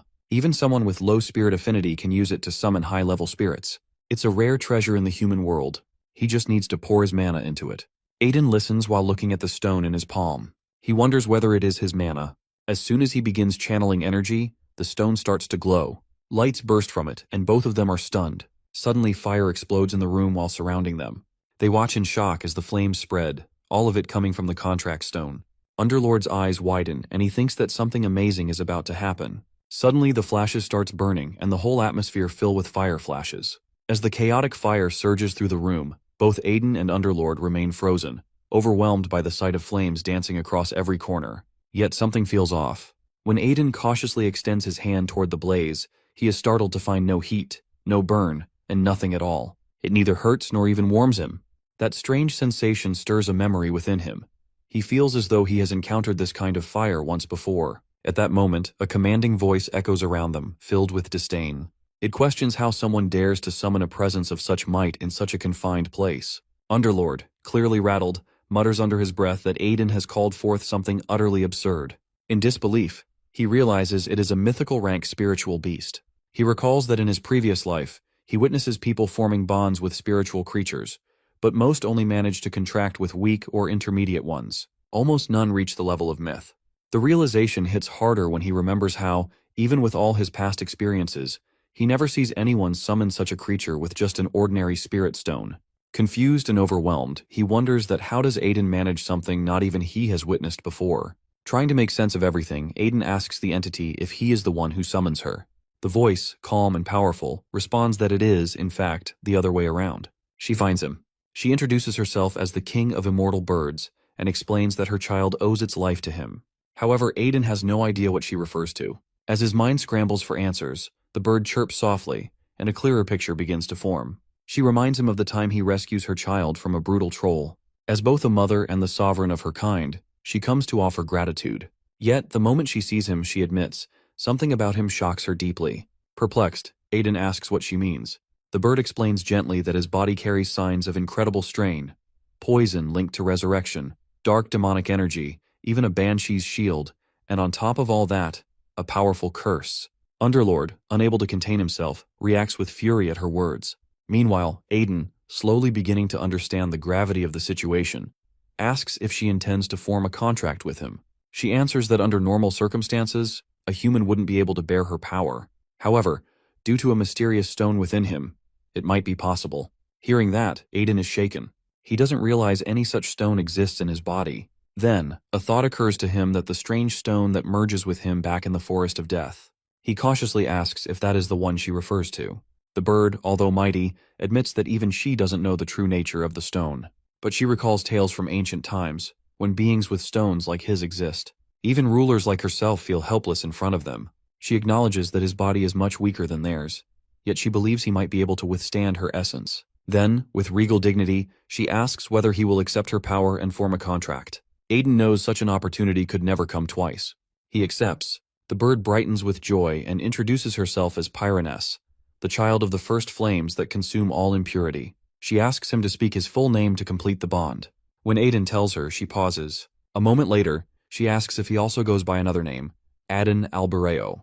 As soon as he confirms, the contract between them seals itself. In that instant, a message shimmers quietly around him, not in text, but in a soft echo resonating through his mind. He understands without needing words that he has just formed a spiritual bond with Pyroness, a fire spirit of mythical rank. Several days later, the peaceful calm of Kartan City's northern gate is disturbed only by the Saintess, who sits in quiet reflection. She thinks about how close she becomes to someone before they part ways. A girl nearby gently encourages her while promising that she will meet that person again after the secret pilgrimage concludes. A boy seated across from them joins in, vowing to speak to Joseph and request permission for a visit to Kartan City. He wonders aloud if the young master is still asleep. Elsewhere, Aiden rests on a bed, fingers curled around a smooth block. As he studies it, he recognizes the item, a rare S-rank mercenary token, and reflects that it has been a long time since he last holds one. Moments later, his companions enter the room and spot what he's holding. One of them, curious, picks it up and confirms it's the white gold token for S-rank mercenaries. Another shares that he only receives one for B rank. A boy nearby asks if that's really what Aiden receives. Marcus, while standing with quiet pride, praises him. He explains how mercenary ranks are determined by personal ability and past achievements. He reassures the others that anyone can rise through the ranks with effort. Aiden acknowledges his loyalty, and Marcus, while smiling, credits his progress to his wife's support. Then Marcus shifts the topic and asks where they are headed. Aiden replies that they are bound for Sires. There is something waiting for him there. Something important. Sensing something deeper behind his words, Marcus asks if he may speak frankly. Aiden gives him a silent nod. Marcus reveals his suspicions that someone from Sires is behind a tragic incident. He explains how every time the name comes up, Aiden's rage becomes impossible to hide. He believes Aiden knows exactly what they've done. Recalling the injustice done to his daughter, Marcus describes the burning anger he feels. Those behind it, he declares, wear false masks to hide their filth. Though he's powerless now, he wants revenge. So he asks Aiden for help. If their goals align, he offers to serve him completely. Aiden listens, then agrees without hesitation. There's nothing stronger than shared purpose, and they will make those responsible pay dearly. Later that night, Aiden lies down again while trying to relax. He knows the real journey is just beginning. A guard steps in and informs him that they're nearing their destination. With calm focus, Aiden opens his eyes. The Grand Duchy of Sires is now in sight. Soon after they arrive, and its beauty stretches across the landscape. As they enter downtown, they find the streets full of people, nobles and knights from far and wide. One of the girls with them observes the enormous crowd. Aiden explains that it's because the martial arts duel fest is about to begin. His companions show curiosity, clearly unfamiliar with the event. So, Aiden explains, the Duel Fest is an age-old winter tournament held in Sires to honor Jaeger Sires, the founder who once seals the terrifying Winter Queen. Every winter, monsters attack and the people dread the season. To lift spirits and seek protection, they hold this festival. It's one of the grandest events on the continent, so significant that even nobles pause their duties to join in. Then, to their surprise, Aiden reveals he'll be participating. The others cheer, but one boy hesitates while questioning why he'd enter such a dangerous contest. Underlord chimes in as well while reminding Aiden that revenge is why they come here in the first place. Aiden nods and confirms his goal hasn't changed. He explains that the winner of the tournament receives a special reward, an object from the Sire's warehouse and an elixir. He needs that elixir to reach Grandmaster rank, just like in his previous life. More importantly, he adds, something monumental will happen once the tournament ends. Underlord, still puzzled, asks what he means. Aiden explains calmly that when the festival ends, the Winter Queen, the one Jaeger Sires seals long ago, will awaken. The Winter Queen, believed to be the reincarnation of a mighty spirit, now leads an army of the dead from the frozen wastelands. Each time she stirs in the past, the land beneath her slowly shifts into dungeons of legendary rank. Furthermore, the ruins under her command are summoned directly to the northern continent, Sires included. In retaliation, the northern nations come together and dispatch 6 noble knight families to confront her. Among them stands the Grand Duchy of Sires, alongside elite warriors from the martial arts duel fest. Yet, the operation collapses. The knights falter, the entire force is decimated, and the handful who escape return as hollow shells like soulless beings. Then, just as the continent nears ruin, during a night pierced by thunder and lightning, a warrior named Sylvetta emerges. With his blood knights, he shifts the course of the war and ultimately overcomes the Winter Queen. Following his triumph, he gains the respect of all, soon ascending as the new Grand Duke of Sires. From that moment forward, he becomes known far and wide as the Night King. Now, in the present, Aiden recalls Sylvetta from his former life. But the person standing before him now feels like a stranger. The man he sees no longer mirrors the noble figure from his memories. So, Aiden makes a silent vow. First, he'll claim victory in the martial arts fest. Then, he'll join the expedition to confront the Winter Queen. Eventually, when Sylvetta grows weary of battle, Aiden intends to end him. While his mind wanders, Alice, seated beside him, eyes him with quiet curiosity. She wonders if perhaps the food doesn't suit his taste while noting the distant look in his eyes. Snapping back to the moment, Aiden responds with a trace of surprise while assuring her that the food isn't the issue. At that point, Valley chimes in with a light-hearted tone while marveling at how crowded a simple restaurant has become. He remarks that there must be some grand celebration taking place across the land. Around them, the laughter and chatter of cheerful diners fill the air. Slowly, the warmth of the scene eases Aiden's thoughts. He lets a small smile form while observing how genuinely happy everyone seems. While they eat, a stranger approaches and politely asks if he and his group may share the table while explaining that there are no empty spots left. Without waiting long, he settles in and warmly introduces himself as Lao, a mercenary. Aiden responds in kind while mentioning that he's on an expedition with his party. Alice, ever curious, gestures to the person beside Lao and asks if he's a companion. Lao nods, introducing his younger brother, Ladell, a shy young man. Just as Lao begins gesturing to the rest, a nearby Cassie interjects with a teasing remark. She eyes the figure next to Aiden and jokes that she didn't expect to see an old were-tiger in such a place. Then, with a grin, she corrects herself and calls him a werecat. Her voice carries a playful note. Lao hesitates for a moment, clearly caught off guard, but the girl brushes it off with a laugh. The were-tiger remains unbothered. Calmly, he introduces himself as Beirut. Then Cassie introduces herself. Aiden observes them quietly, intrigued. Clearly these travelers are anything but ordinary. Beirut throws a comment back, his tone laced with dry wit, while noting the irony of being judged by someone traveling with a werecat. Meanwhile, Alice notices something unusual in Liddell's hands. Her eyes brighten with curiosity as she asks what he's holding. Liddell stiffens but lifts the item, an instrument known as a bipa from his homeland. With mild embarrassment, he admits he's the bard of their group. Immediately, Alice's face lights up. She claps excitedly and urges him to play. Liddell hesitates, humbly warning that he isn't very skilled. Nonetheless, he begins. The soft, graceful music fills the space. Gradually, the voices around them quiet. One by one, people turn toward the source. A gentle hush settles across the restaurant. The melody, delicate yet vibrant, wraps the room in warmth. Behind Aiden, the Underlord listens with clear interest. He murmurs that the boy is weaving mana into the music. His gift is rare. The notes seem to resonate with the ambient mana while casting a faint enchantment over the gathering.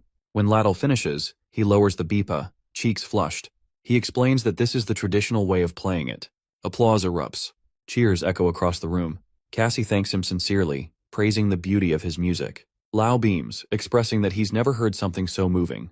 Alice practically bounces with joy, eyes gleaming as she tells Liddell how incredible he was. Lao chuckles and remarks that his little brother seems to have gained a fan, just as expected of him. Embarrassed, Laddell mutters for him to stop. Beirut leans in while smirking and asks if he's enjoying the attention. Laddell groans and calling him Grandpa in protest. Soon, Lao informs the group that they must leave due to a tight schedule. Aiden nods while understanding their urgency. As Lao rises, he mentions how much effort it takes to prepare for the martial arts duel fest. That catches Aiden's attention. He looks up while grinning and asks if Lao is also participating. But then, something clicks. He turns back while seeking confirmation that whether his name really is Lao. Lao affirms it casually. Both stand while facing each other. Aiden's voice shifts, filled with clarity and resolve. It seems they'll next meet as rivals. He reveals that he too is a contender in the fest. Lao smirks while warning not to expect mercy, just because they once shared a table. And with that, he departs. Once they're gone, the Underlord leans in and questions Aiden. What was that moment just now? Aiden blinks while feigning confusion. The Underlord narrows his gaze. For a brief moment, Aiden released an overwhelming killing intent. That much is clear. Aiden's tone turns serious. He believes he's figured out who Lao really is. The Underlord asks if they've met before. Aiden shakes his head. Not directly. But he's heard the stories. A swordsman traveling with an elder were beast. A warrior who once claimed victory in the Sire's martial arts fest. A figure whispered about in fear. The evil-slaying sword demon, Lao. Realization dawns in the Underlord's eyes that this is the same Lao from Aiden's past life. Yet, one mystery remains: that why is he called the evil-slaying sword demon? Aiden speaks softly while remembering. After winning the tournament and claiming the elixir, Lao vanished. He never joined the mission to defeat the Winter Queen. He simply disappeared. 2 years later, he returned to Sire's, but not as a savior. He came back a homicidal monster. Aiden, accompanied by his entire group, arrives at a new place and finds it absolutely stunning. As they take in the view, Alice turns to him, curious, and wonders if his friend is genuinely allowing them to use the place free of charge. He reassures her without hesitation while confirming that it's indeed theirs to use. However, Valley then raises a thoughtful concern while questioning if relying on personal connections for luxury during a pilgrimage goes against its true purpose, while concealing one's identity and gaining insight into the lives of ordinary people. In response, Aiden calmly remarks that it's perfectly fine. He points out that even people in the secular world don't hesitate to use their connections, and this too would be a meaningful experience for Alice, an opportunity to see firsthand the power of influence. In his eyes, this version of the pilgrimage suits not just her, but everyone in the group. Soon after, he approaches Nikita. She greets him warmly, and he casually checks in, curious about how things have been lately. She informs him that thanks to the intel he provided earlier, they've successfully taken down several chaos branches. Interestingly, the ones connected to the sires seem to be pulling back. She goes on to mention that some tension has apparently sparked between the chaos and a thunderstorm knight named Sylvetta. Upon hearing this, Aiden reflects silently. The chaos at the Imperial Palace, the Holy Fire cult's downfall, the experiments in the Forest of Death, and even the Blood Knight's twisted work at the Umbra Guild. All those incidents unraveling one after another no longer surprise him. He then cautiously brings up a concern while wondering if there's any chance the enemy has figured out he's the mastermind behind it all. Nikita, however, reassures him that the likelihood is very slim. She praises him while saying that only someone like him could handle such corruption directly, while calling him a true embodiment of the underworld's noble master. He pauses for a moment, briefly wondering if she's blushing, especially given their complicated past when she once tried to stain him in blood. Yet he quickly shifts his focus and brings up something more pressing that is the item he had requested.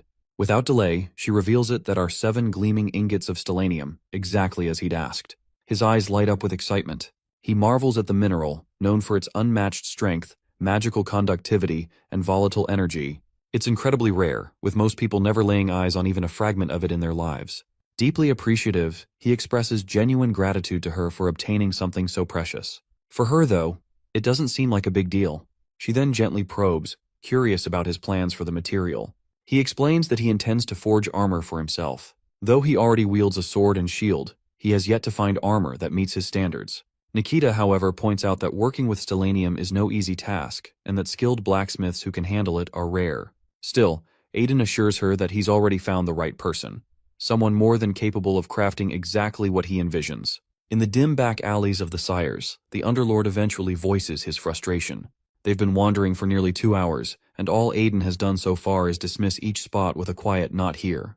The Underlord begins to doubt whether the blacksmith even exists. Despite their fruitless search, Aiden remains sure that the craftsman he's thinking of is real. It's just that finding him isn't exactly straightforward. Then, just as they're about to turn another corner, Aiden spots it, a worn door marked only by the symbol of a hammer. His eyes light up. This is the place. The Underlord, skeptical, questions if it's not simply an old, abandoned door. But Aiden calmly explains that while it may appear that way to an ordinary person, he possesses the key that unlocks its true purpose. With steady hands, he inserts the key into the small, almost invisible opening, and the door shifts open while revealing the entrance to a hidden realm. As they step through, a sense of familiarity washes over Aiden.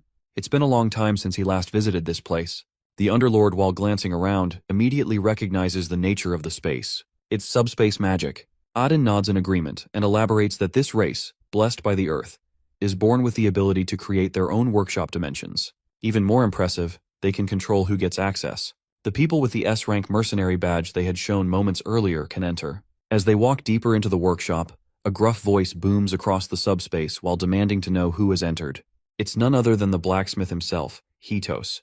Without hesitation, Aiden steps forward and informs him of his purpose, that he's here to commission a set of armor. The blacksmith, however, is taken aback. Orders for armor are rare, and this one, it seems, especially surprises him.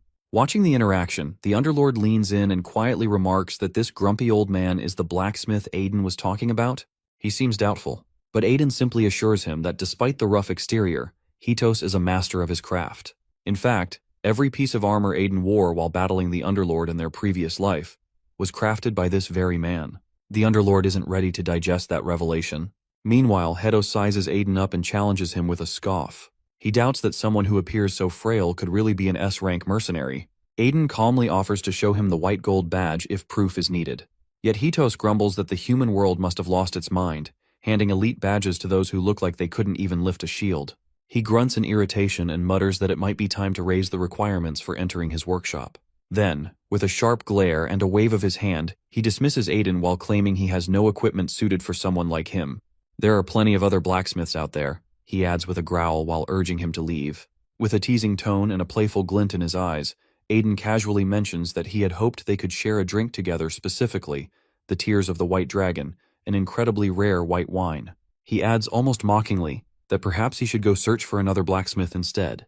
However, the moment Hitos hears the name of the wine, his expression shifts dramatically. Clearly stunned, he stares at Aiden, unable to believe he actually possesses such a prized bottle.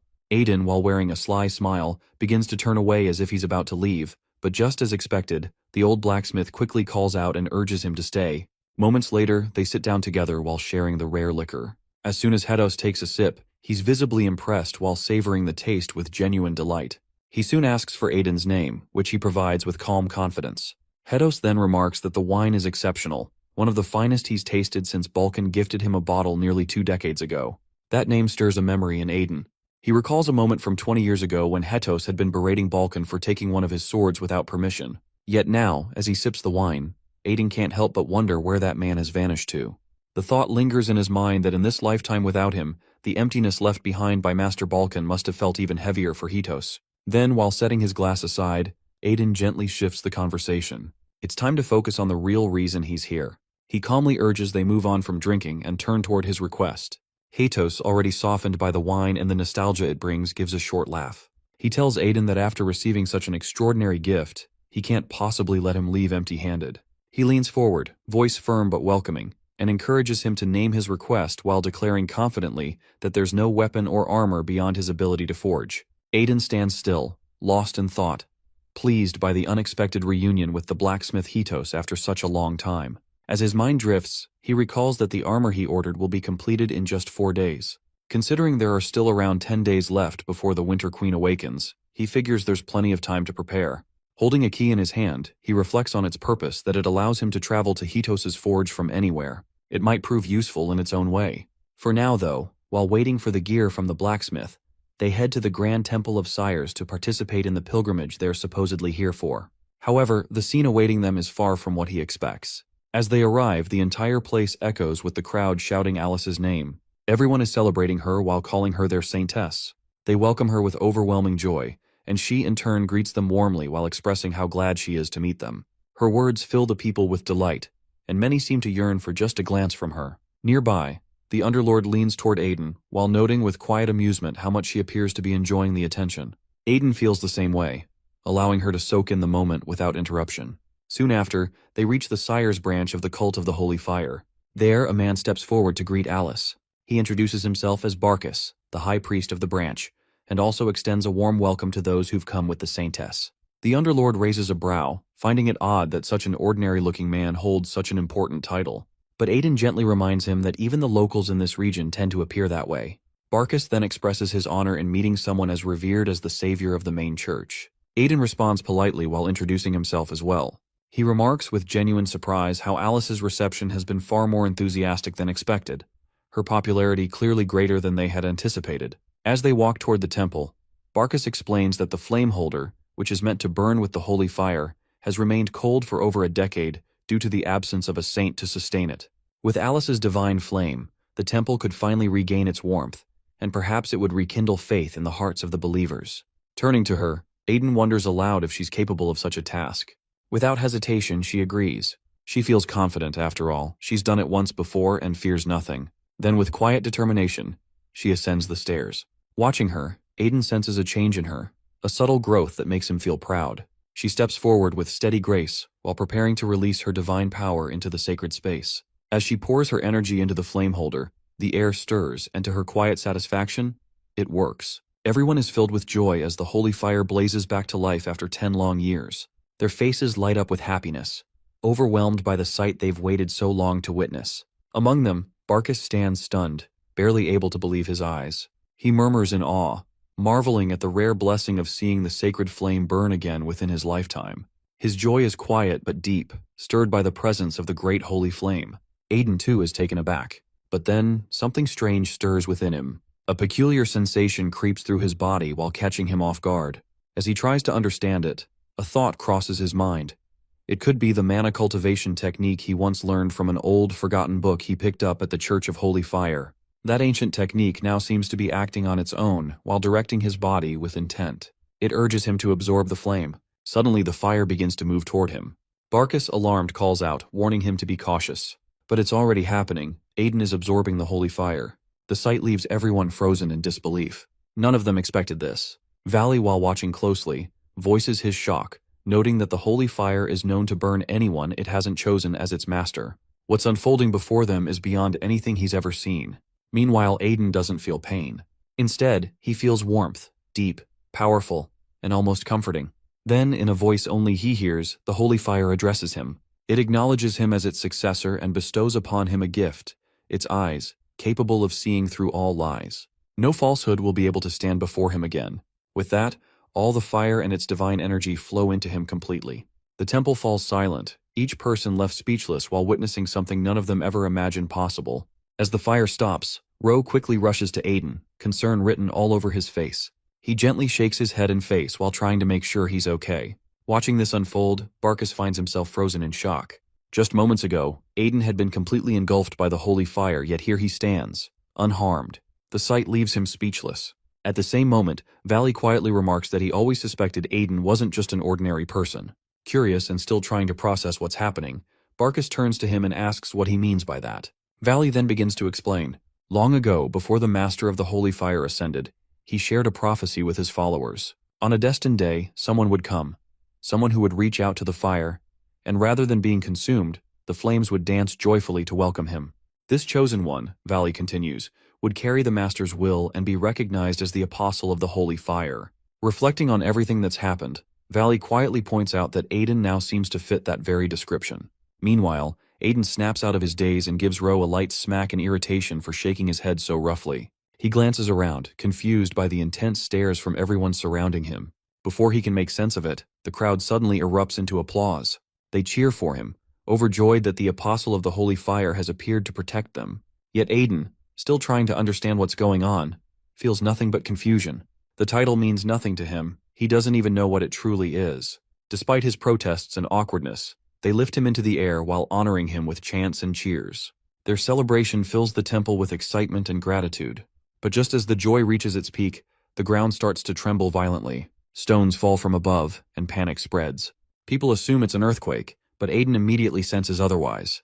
With a serious expression, he tells them this isn't a normal quake. Something else is happening. As the tremors continue, a chilling thought crosses his mind that could this be the scream of the Winter Queen? Yet he quickly reminds himself that there should still be plenty of time before her awakening. After hearing all those unsettling sounds, the crowd grows uneasy. No one manages to grasp what the commotion truly means. Out of nowhere, a figure emerges and addresses the gathering. Expressing gratitude for their continued use of the Emporium's services, the figure revealed to be the owner of the Spirit Emporium, the renowned hat merchant, leaves everyone stunned. The mere mention of the Emporium's true owner and her unexpected presence sends waves of disbelief through the crowd. She then announces, as the Emporium's owner, that a legendary dungeon known as the Winter Queen's Nest has surfaced. Instantly, panic spreads. Faces fill with disbelief as whispers of the Winter Queen's possible resurrection ripple through the group. A sense of dread overtakes them. Some begin shouting that she's back to wreak havoc again and insist that fleeing is the only way to survive. In the blink of an eye, chaos breaks loose as people scatter, desperately escaping the place. Meanwhile, within the sacred halls of the Church of Holy Fire, Sire's branch, Aiden ponders over her return. The fact that she revives 10 days earlier than foreseen puzzles him. Yet, more pressing matters occupy his thoughts. The banshees stir in turmoil, overwhelmed by the Queen's return, while the specter of the Dark Night spirals out of control, driven by a relentless urge to defend his homeland.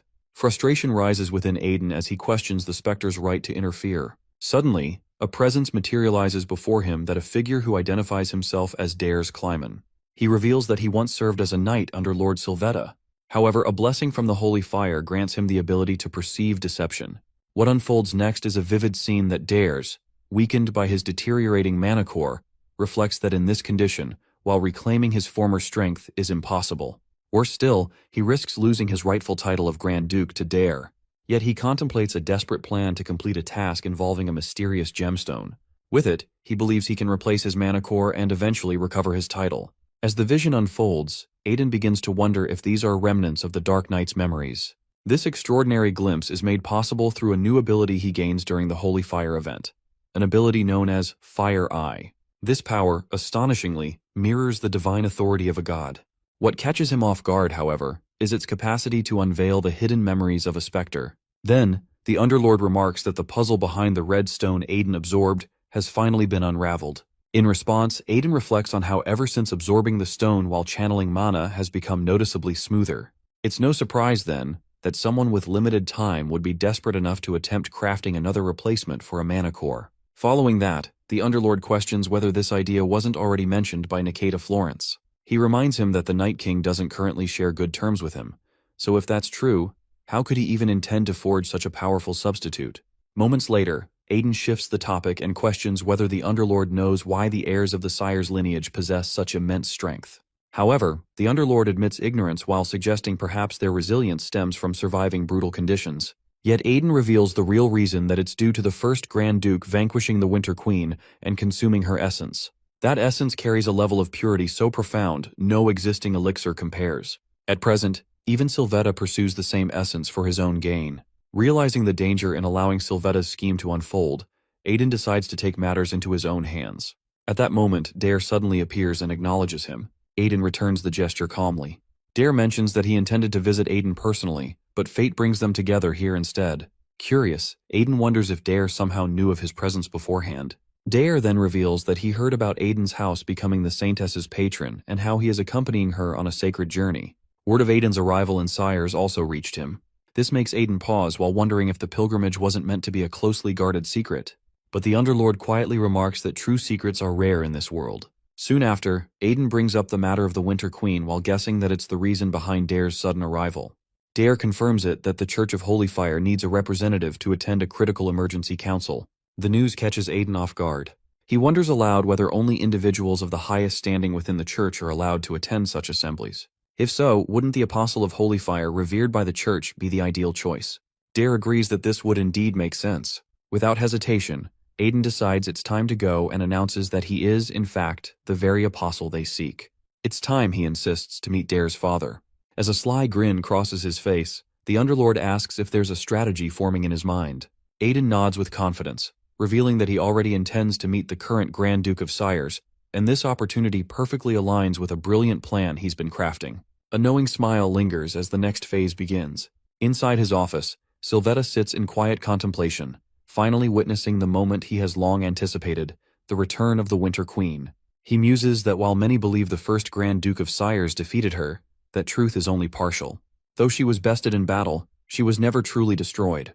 At the moment of her downfall, her essence shattered into fragments, which scattered across the vast northern lands. Over time, these remnants seep into the entire northern continent, while giving rise to an eternal winter. Infused with her essence, countless monsters grow more powerful. Among these fragments, one embeds itself into the body of the Grand Duke of Sires.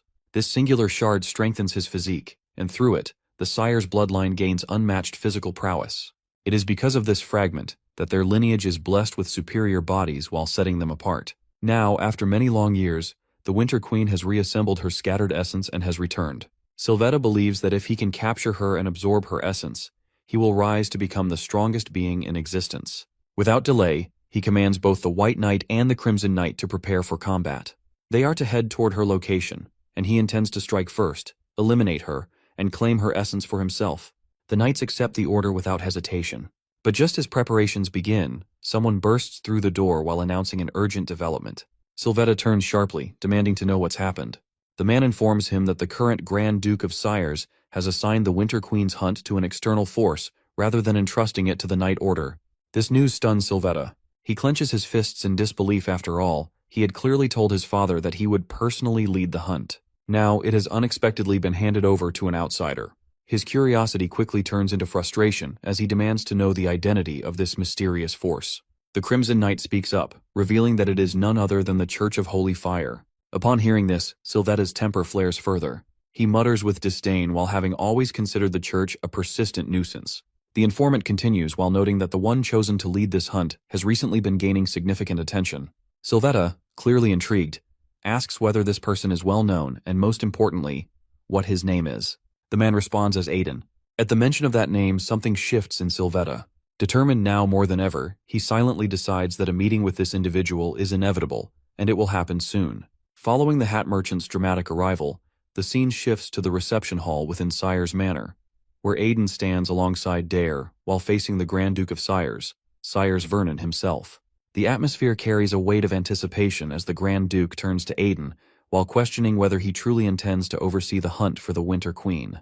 Without hesitation, Aiden confirms his intent while revealing that he's putting forward a proposal. The Grand Duke is taken aback by the idea of a deal. Calmly, Aiden elaborates that he points out that the Winter Queen isn't an ordinary foe. She's a monstrous force, one that would prove overwhelming even for multiple swordmasters. In such a scenario, even the elite knights of the Sire's Grand Duchy would likely suffer heavy losses. That is why, he asserts, the responsibility of subjugating her should fall to his allies and the Church of Holy Fire. This claim makes Vernon even more curious, and he naturally wonders what Aiden seeks in return. Without flinching, Aiden puts forth his price, everything from the territory itself to every piece of treasure obtained through the hunt. Dare, surprised by the boldness, questions whether asking for the land goes too far. Yet before any response, Aiden adds one more demand. The Grand Duke narrows his gaze while asking about this final condition. But before the words can settle, he abruptly rises from his seat and hurls a powerful sword strike at Aiden without warning. The sudden clash catches everyone off guard. As the blow lands, Aiden braces against the force. The strike is heavy, precisely what he expects from a master of the blade. His hands sting, the impact sharp and numbing. Dare quickly intervenes while reminding his father that despite everything, Aiden once saved his life. His words give Vernon pause. The Grand Duke now sees that Aiden isn't just speaking with boldness, and he's fueled by genuine resolve. Realizing this, Vernon finally asks about the final condition. Aiden responds calmly.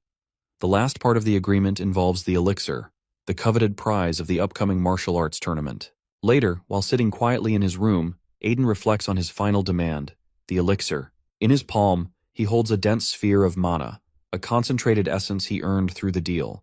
As he examines it, he senses its overwhelming energy. He believes this elixir may be the key to breaking through the barrier that's been halting his growth. Without hesitation, he consumes it. At once, his eyes widen as a chilling surge of mana floods his body like a crashing waterfall. The force is immense, far more than his body can handle. Yet despite the risk, he refuses to let even a single thread of this rare energy slip away. In his mind, it already belongs to him. Just then, the Underlord cautions him while warning that if he continues forcing the mana inward, it will spiral out of control. He urges release, but Aiden resists. Driven by sheer will, he demands more while reaching deeper into the elixir's power. In that moment, the wall within him begins to crumble. Suddenly, a larger version of the Underlord materializes before him. He observes that as Aiden regains more strength, his own form continues to reform and expand. Amused and fueled by his own excitement, Aiden swings a punch at him. The Underlord, clearly startled, questions the outburst. With a playful grin, Aiden admits he's been waiting for the moment he could land a blow ever since aiming to become a swordmaster. The Underlord fumes at the remark. Then a knock sounds at the door. Aiden grants permission to enter, and Nikita steps in. She announces that everything is ready. With a nod, Aiden decides it's time to depart, an announcement that only intensifies the Underlord's irritation. Soon after, deep within the Winter Queen's dungeon, Nikita walks beside him while remarking that the fog surrounding them isn't ordinary mist. Aiden agrees, recognizing it as a troubling magical curse. He quickly identifies the first reason the elite Knights of Sires failed in their earlier attempt this fog. It compels those within it to relive their most haunting fears and deepest griefs, slowly unraveling their minds. Yet, it leaves him untouched. He now stands firm, confident even as the haze presses in. Then, another realization dawns on him that the second reason behind the Knight Order's failure is the presence of a massive horde of wandering undead. However, he concludes there's no need for direct confrontation. Turning to Nikita, he asks if she can manage the situation. Though her vision is obscured, she responds with quiet certainty. She hears the cries of the lost souls, their helpless wails for freedom, still clinging to fragments of their former lives. She explains how these spirits are trapped in an endless cycle of suffering, while feeling their deaths again and again, until all remnants of their minds fade into silence. Their sorrow and torment, she adds, are precisely why dark sorcerers like her are essential. With steady reverence, she begins a sacred rite while offering blessings to the restless spirits. She calls out not only to the dead, but to those whose families have faded into dust, whose bodies can no longer feel warmth. As the last descendant of the Florence royal line and the highest priestess of the dead, she declares her duty fulfilled. In her words, she offers comfort. Florence's fire has arrived while urging the dead to lay down their rage and find peace at last. Yet, As the fog lifts, it becomes clear this was only the beginning. The Winter Queen herself stands beyond. Witnessing Nikita's actions, she erupts in fury. Nikita glances at Aiden, noting that wiping out her followers must have enraged her. With a confident smile, he responds with a glint in his eye that it's time to see just how powerful she's become. Inside the Church of the Holy Fire, Alice kneels in silent devotion while pleading for divine guidance. Her thoughts soon shift to Aiden, as she quietly hopes for his safe return from his confrontation with the Winter Queen. Meanwhile, at the threshold of the Winter Queen's sinister fortress, Aiden steps into her domain. Instantly, the frigid air bites at him while making him reflect that any ordinary soul wouldn't survive long in such extreme cold. Fortunately, he silently praises his earlier choice of asking Hedos to forge his armor with phoenix feather. Not only is it resilient, but it also shields him with comforting warmth. As he proceeds, the dense mist begins to thicken. The cold is sharp, almost punishing, and he recalls that this very chill was a crucial reason behind the downfall of the Sires. Then, without warning, the Underlord addresses him with a mocking tone while hinting at whether the cold is the reason the dark sorcerers were withdrawn. Aiden responds with steady resolve, thinking that although the Winter Queen may have crafted an enormous stronghold, and no matter how well prepared they may be, she remains a formidable beast at heart. He knows that he must confront her. Soon after, the Winter Queen appears, her fury apparent.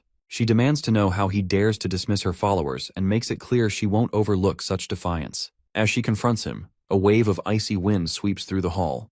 Her rage deepens, and she questions how he could betray her master while insisting the world has no place for humans who wronged him.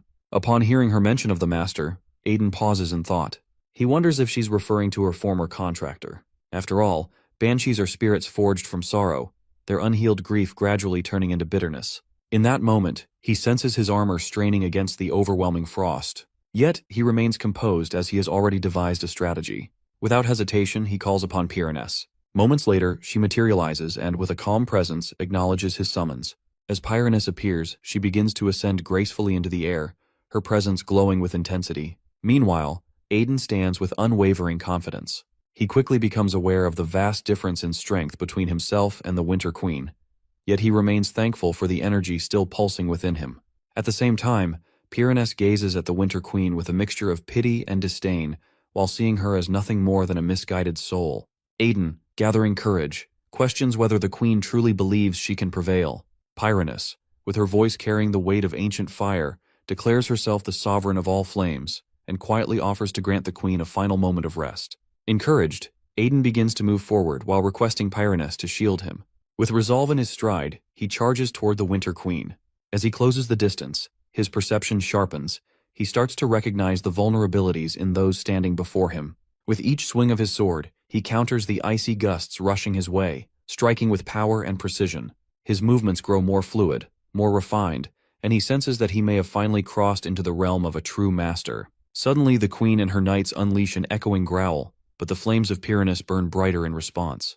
Without hesitation, she hurls a blazing strike toward the Winter Queen. Fire rains down upon the Queen's knights while leaving her stunned by the ferocity. Her forces begin to falter, and Pyraness readies herself to guard Aiden no matter the cost. Witnessing this, the Winter Queen erupts in fury.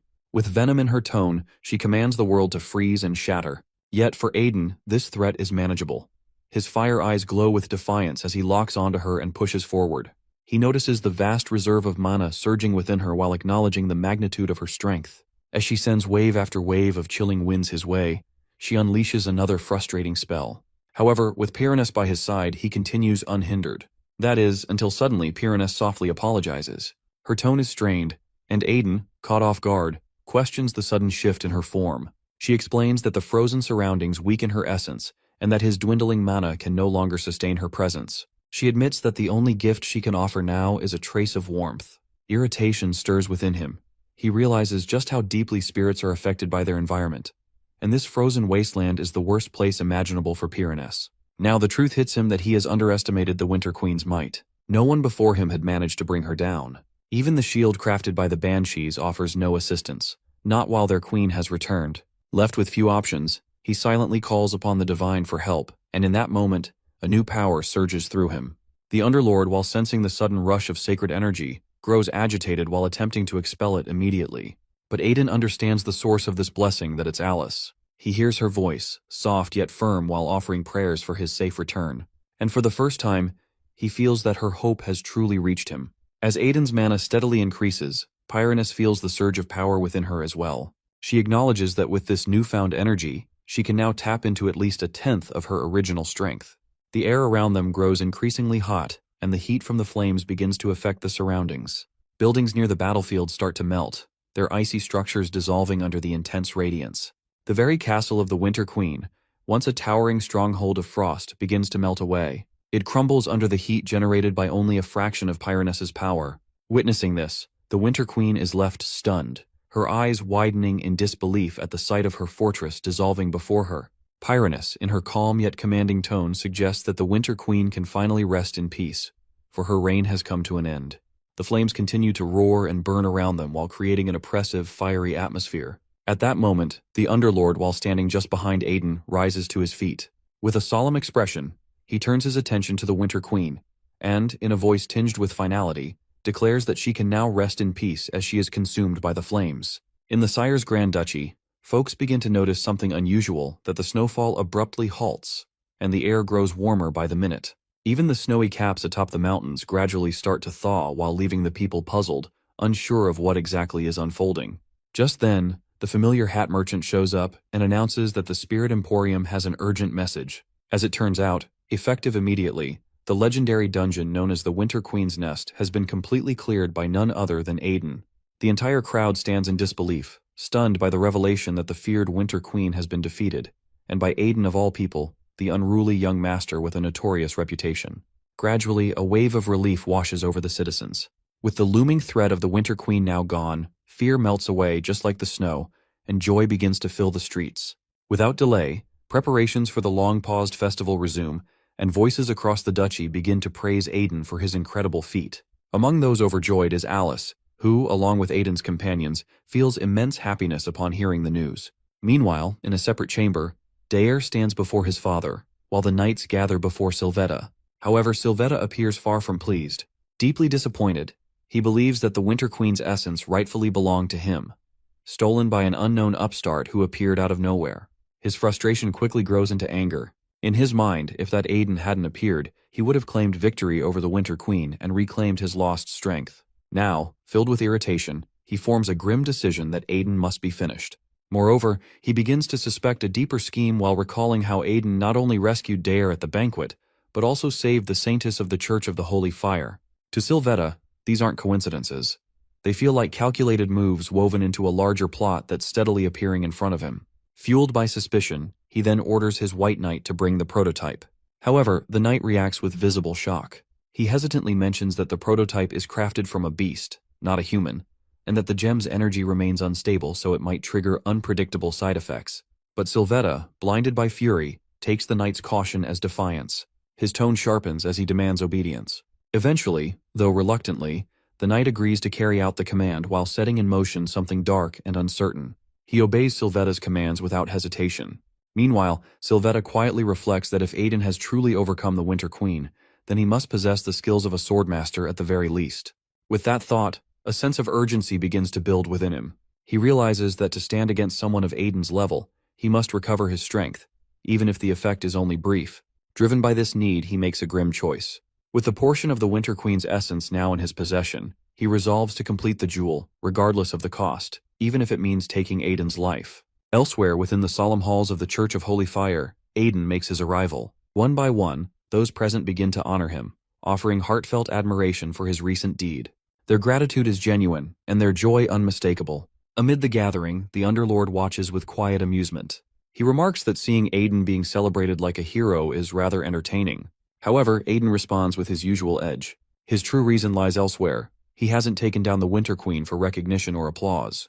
Rather, every step he takes is meant to bring him closer to vengeance. Still, even he can't deny that the moment doesn't feel entirely unpleasant.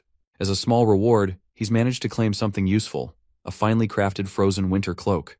This cloak isn't just for show. It carries a chilling magic capable of freezing everything within a 15-meter radius, while giving him both a practical tool and a symbol of his growing power. He believes the cloak will come in handy.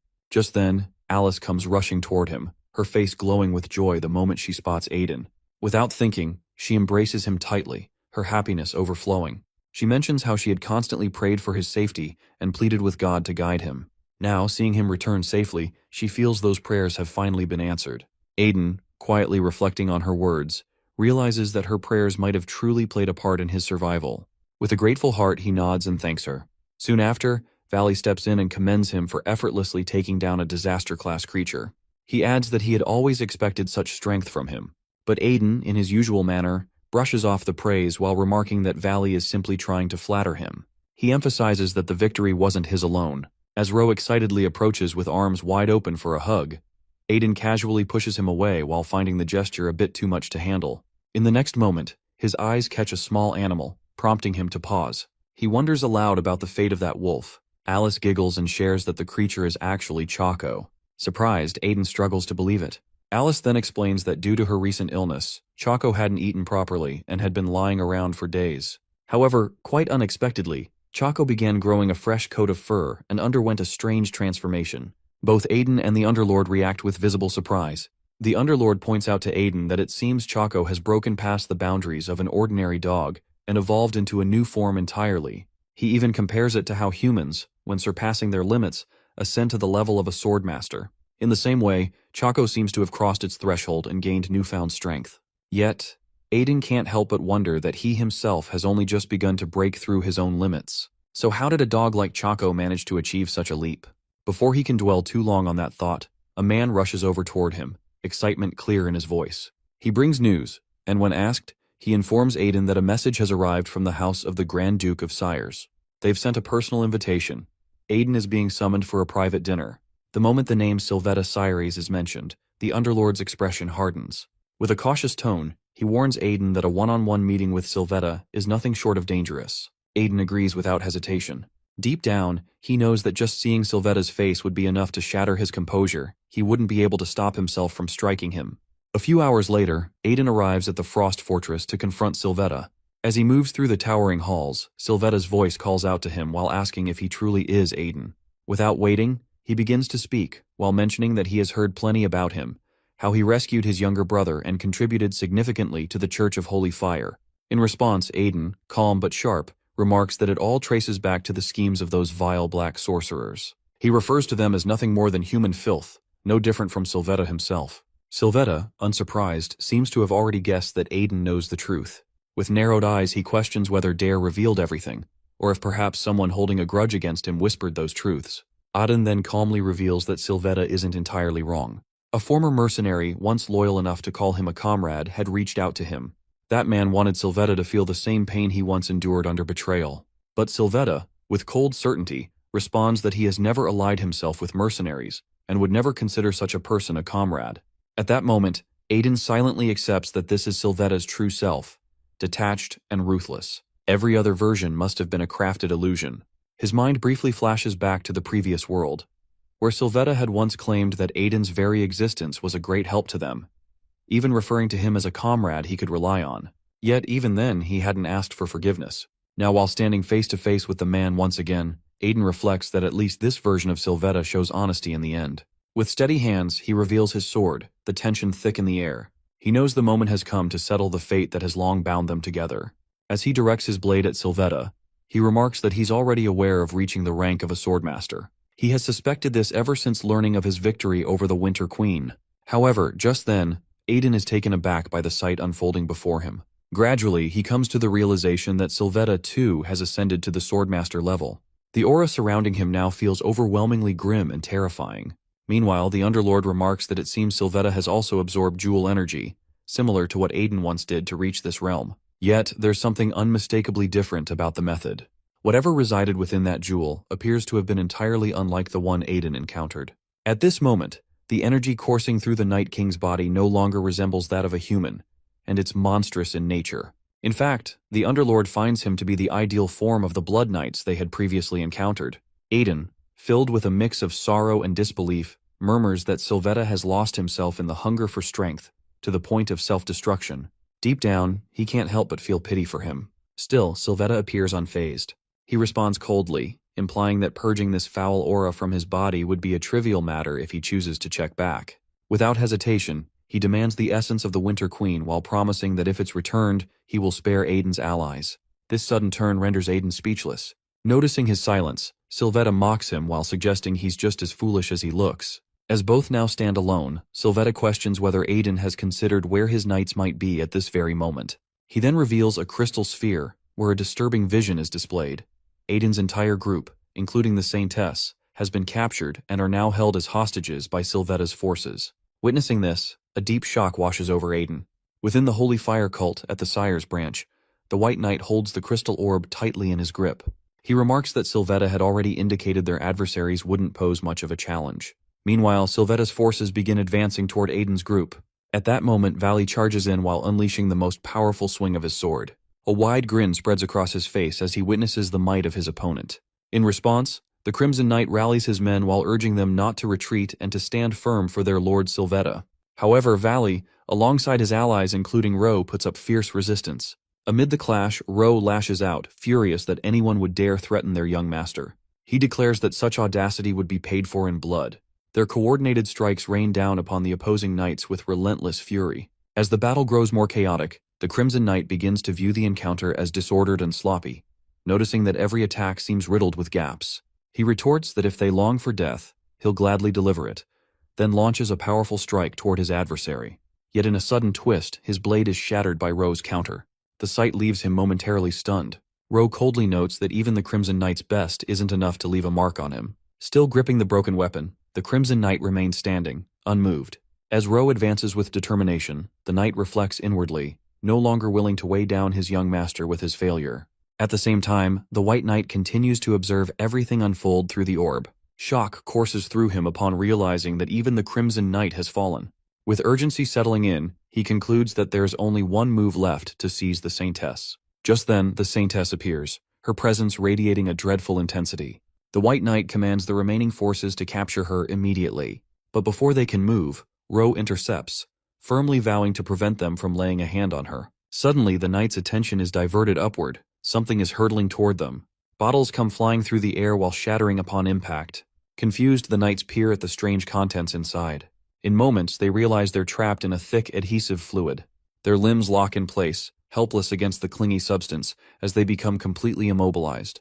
While the knights remain puzzled, Cassie casually remarks that the substance is her creation, something she calls the flycatcher, made from slime fluid. With a confident nod, she leaves the rest to Chaco. As the knights continue to struggle, glued in place by the sticky trap, Chaco begins to approach. Emerging as if summoned from nowhere, he growls with rising intensity while sending waves of fear through the trapped knights. At that moment, Alice can't help but admire Chaco's fierce presence. She quietly praises him, her voice filled with awe at his terrifying strength. However, the White Knight, still standing amidst the chaos, focuses solely on one goal of eliminating the Saintess. With that thought driving him, he starts making his way toward Alice. But before he gets far, Alice steps forward with unexpected force.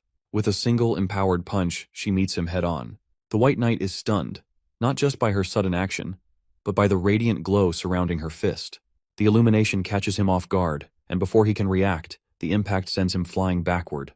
The force of the blow is so strong that the crystal orb he clutches shatters instantly while scattering fragments across the ground. As the crystal orb shatters in the White Knight's grasp, Sylvetta stares in disbelief. He's stunned that nearly 10 knights, all at the semi-master level, have been completely overpowered. The sight doesn't make sense to him. However, Aiden calmly remarks that, unlike before, he's chosen far more capable allies this time. Sylvetta, unimpressed, dismisses the notion.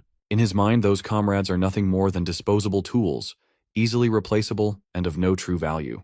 He even adds that hostages are no longer necessary. Aiden quietly agrees while acknowledging the shift in their battle. Without delay, Sylvetta begins to advance, fury radiating from every step. His strikes grow intense and relentless as he closes the distance. Yet Aiden stands his ground, fully prepared to clash. Their blades meet with force, and the air grows heavy with tension. While Sylvetta's thoughts are consumed by the idea that retrieving the essence will set everything right, Aiden moves with seething determination. He focuses on evading each savage blow, his anger fueling his every motion. The confrontation intensifies, with both locked in a fierce exchange, neither willing to back down. A fierce clash unfolds between Aiden and Sylvetta, with both exchanging powerful sword strikes in rapid succession. The intensity of their duel shakes the very ground beneath them. Amid the battle, Aiden questions whether Sylvetta even cares if his grand palace crumbles in the chaos. But Sylvetta, undeterred, responds coldly. To him, such destruction means little. He can rebuild it any time. His only focus now is reclaiming the essence, and with rage burning in his eyes, he lunges forward with increasing aggression. He continues, burdened by the weight he claims to carry. He brings up the biting frost of the northern winds and the savage beasts that roam the frozen lands, while insisting that Aiden knows nothing of them. As these words pour out, Aiden suddenly notices something different. Sylvetta is using a technique he hasn't seen before. It catches him off guard. Standing tall, Sylvetta now presents himself as the Thunderstorm Knight. He proclaims his position as the ruler of the Frost Fortress and the heir to the title of Grand Duke. He declares that it's his responsibility to grow stronger to safeguard the Grand Duchy. He questions whether Aiden can truly grasp the heavy burden he bears. But Aiden doesn't waver. His gaze remains firm, his anger slowly simmering. He counters, offended by the implication that he doesn't understand duty. In that moment, his thoughts drift to the countless people depending on him, those who see him as their only beacon of hope. He feels the pressure to protect them from ruin. For him, the sense of duty is no shallow excuse. It's sacred, not something to hide behind after committing disgraceful acts. He then confronts Sylvetta with the truth that countless lives have been lost due to his cruel actions. Sylvetta brushes it off while calling it a necessary sacrifice. That's when everything becomes clear to Aiden. A cold calm settles over him, and he quietly thanks Sylvetta for helping him regain focus, because his fury had momentarily made him forget his own mission. Sylvetta questions what duty he refers to, and Aiden responds with resolve. He reminds him of the vow he made to twist and crush Sylvetta's heart with his own hand. The words strike deep, and Sylvetta's fury ignites once more. He then demands to know about the Master Fear. In response, Aiden explains that it's an ability that naturally awakens in anyone who reaches the level of a superhuman. Yet its strength is determined by a single factor: bloodlust. This deadly aura, he explains, is born from the act of taking lives and hardened through the weight of every kill. After sensing it clearly, Sylvetta begins to believe that the Master Fear radiating from Aiden feels tainted, soaked in the blood of countless victims. Yet, he refuses to accept such a possibility. The thought seems impossible to him, as he sees himself as the only true powerhouse. Still clinging to that belief, he unleashes another powerful strike toward Aiden. But Aiden meets the blow head-on while retaliating with equal force. Sylvetta continues swinging his blade with furious speed, but Aiden evades every slash with calculated precision. Then, without warning, Aiden's technique shifts while mirroring Sylvetta's own style. Startled, Sylvetta questions what kind of trick this could be. Aiden responds with a calm defiance while pointing out that this so-called trick is simply the sire's swordsmanship, the very one Sylvetta once passed down. This revelation hits hard. Sylvetta reels in disbelief, as he is convinced this is their first encounter, but Aiden urges him to take a closer look. Then, in a flash, he delivers another strike, his movements sharp and flawless while reflecting mastery of the sword style. Sylvetta is left stunned, barely keeping up as he dodges the sudden flurry of blows. Confusion builds in Sylvetta's mind. He admits inwardly that the technique is unmistakably from the sire's lineage, but he remains certain he has never met this warrior before. Suspicion creeps in, making him wonder if Aiden is perhaps a spy from Dare. Still, one thing is clear to him: that whoever dares to stand in his way must be eliminated. Fueled by that thought, he launches a fresh barrage of attacks, his rage aimed solely at Aiden. In response, Aiden mutters to himself while acknowledging how everything has now spiraled into this violent confrontation. But Sylvetta, blinded by fury, no longer fights with clarity. His mana spirals wildly out of control, overwhelming his body and twisting his mind. At this point, he moves not as a knight, but as a wild beast driven by mana overload. Inside his delusion, Sylvetta sees himself as the Night King, one who demands unquestioned obedience from all. He insists that Aiden stands no chance against him. But before his words can settle, Aiden strikes back with a powerful blow, filled with raw anger. Sylvetta, consumed by his obsession, commands him to perish. Watching all this unfold, Aiden's fury boils over while igniting a new wave of wrath deep within him. Sylvetta keeps hurling relentless strikes at Aiden, his voice echoing with commands to fall, all while sensing the sheer force of strength Aiden now wields. As the clash intensifies, Sylvetta gradually realizes that every swing Aiden delivers carries an aura sharp enough to disrupt any counter. There's no clear gap, no chance to strike back. More importantly, he becomes aware that waiting for the mana overload to subside is no longer a viable option. Meanwhile, Dare arrives on the scene while catching sight of the escalating turmoil. He freezes in disbelief while struggling to comprehend what lies before him. The violent energy swirling around Sylvetta feels utterly corrupted, foreign even to someone who once called him brother.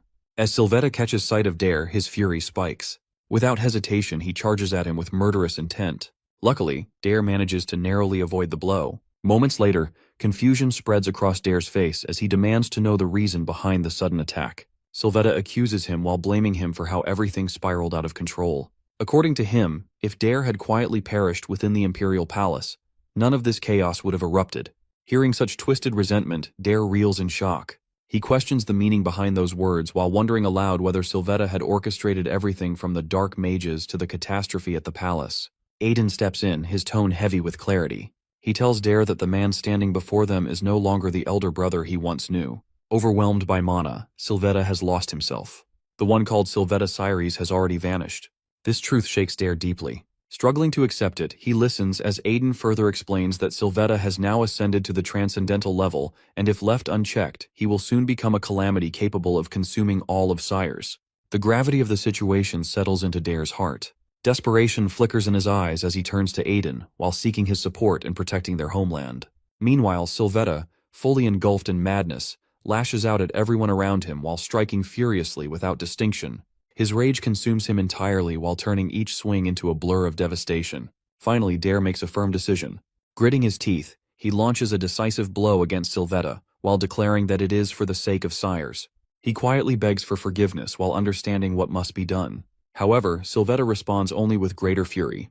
Enraged beyond reason, he lunges toward both Dare and Aiden, his strikes wild and spontaneous. But in that critical moment, our boy manages to block the incoming force using his shield while standing firm despite the brutal impact.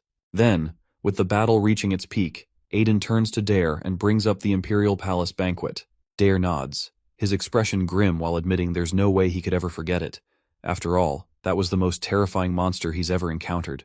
Aiden remarks that recalling those moments will make their coordination smoother, especially since they've once faced a creature wielding a massive sword together.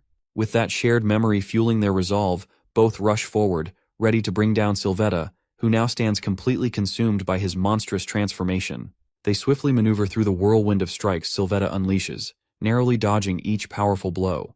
Still, Sylvetta retaliates with an unrelenting storm of sword attacks, his rage burning brighter with each clash. As the rhythm of the battle quickens, Aiden signals Dare to strike.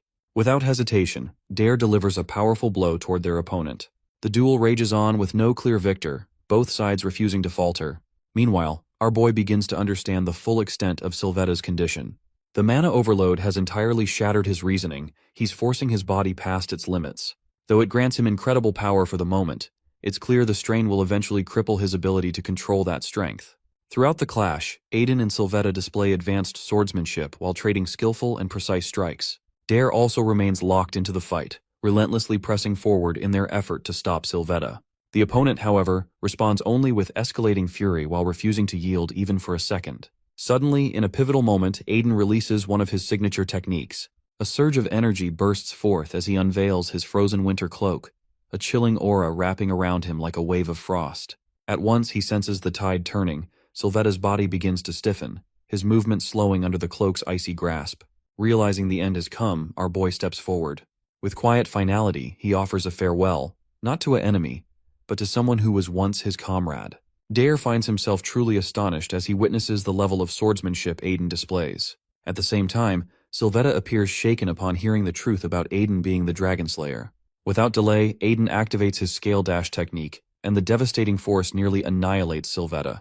Blood spills from various parts of his body as he collapses to the ground, unable to move. Then, as silence settles over the battlefield, the Underlord steps forward while remarking to Aiden that his long-awaited revenge has finally been fulfilled. However, he also observes something off that Aiden doesn't seem pleased. He wonders aloud if this vengeance wasn't the entire reason Aiden kept living through everything until now. Aiden responds quietly while affirming that this was indeed his purpose, his desire, and his personal mission in this life. He confirms that the revenge he had planned so meticulously has been carried out. Yet even as he speaks those words, an unusual emptiness begins to take shape inside him, a strange feeling he can't quite explain. The following day, within the Sire's Grand Duchy, the entire region buzzes with shock. Citizens hold newspapers tightly while reading the headline with disbelief. Some begin murmuring that it might actually be true, especially since the loud noises from the previous night had kept many awake. The headline reveals the death of the eldest son of the House of Grand Duke Sires, Thunderstorm Knight Sylvetta. According to the report, he lost his life due to mana overload after crossing into the transcendental stage. Among the people, mixed feelings ripple through the crowd. While some remember him as a noble figure, others exchange unsure glances. Meanwhile, Aiden stands alone in his room, quiet and deep in thought. Then suddenly a knock sounds on the door. A voice from outside calls out while asking if he's inside. Aiden answers, and as the door opens, Dare steps in.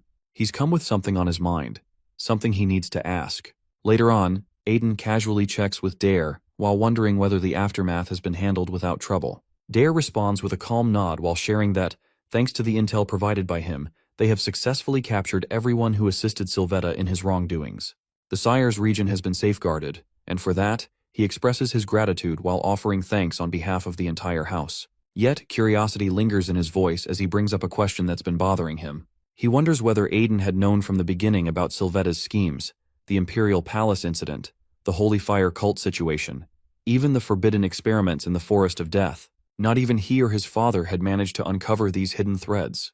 How then had Aiden known and acted before anyone else? In response, Aiden casually mentions that he learned about it through a mercenary. He keeps the details vague while stating that he can't say anything beyond that. Upon hearing this, Dare realizes his father won't take it well that an outsider discovered the truth before their own intelligence did.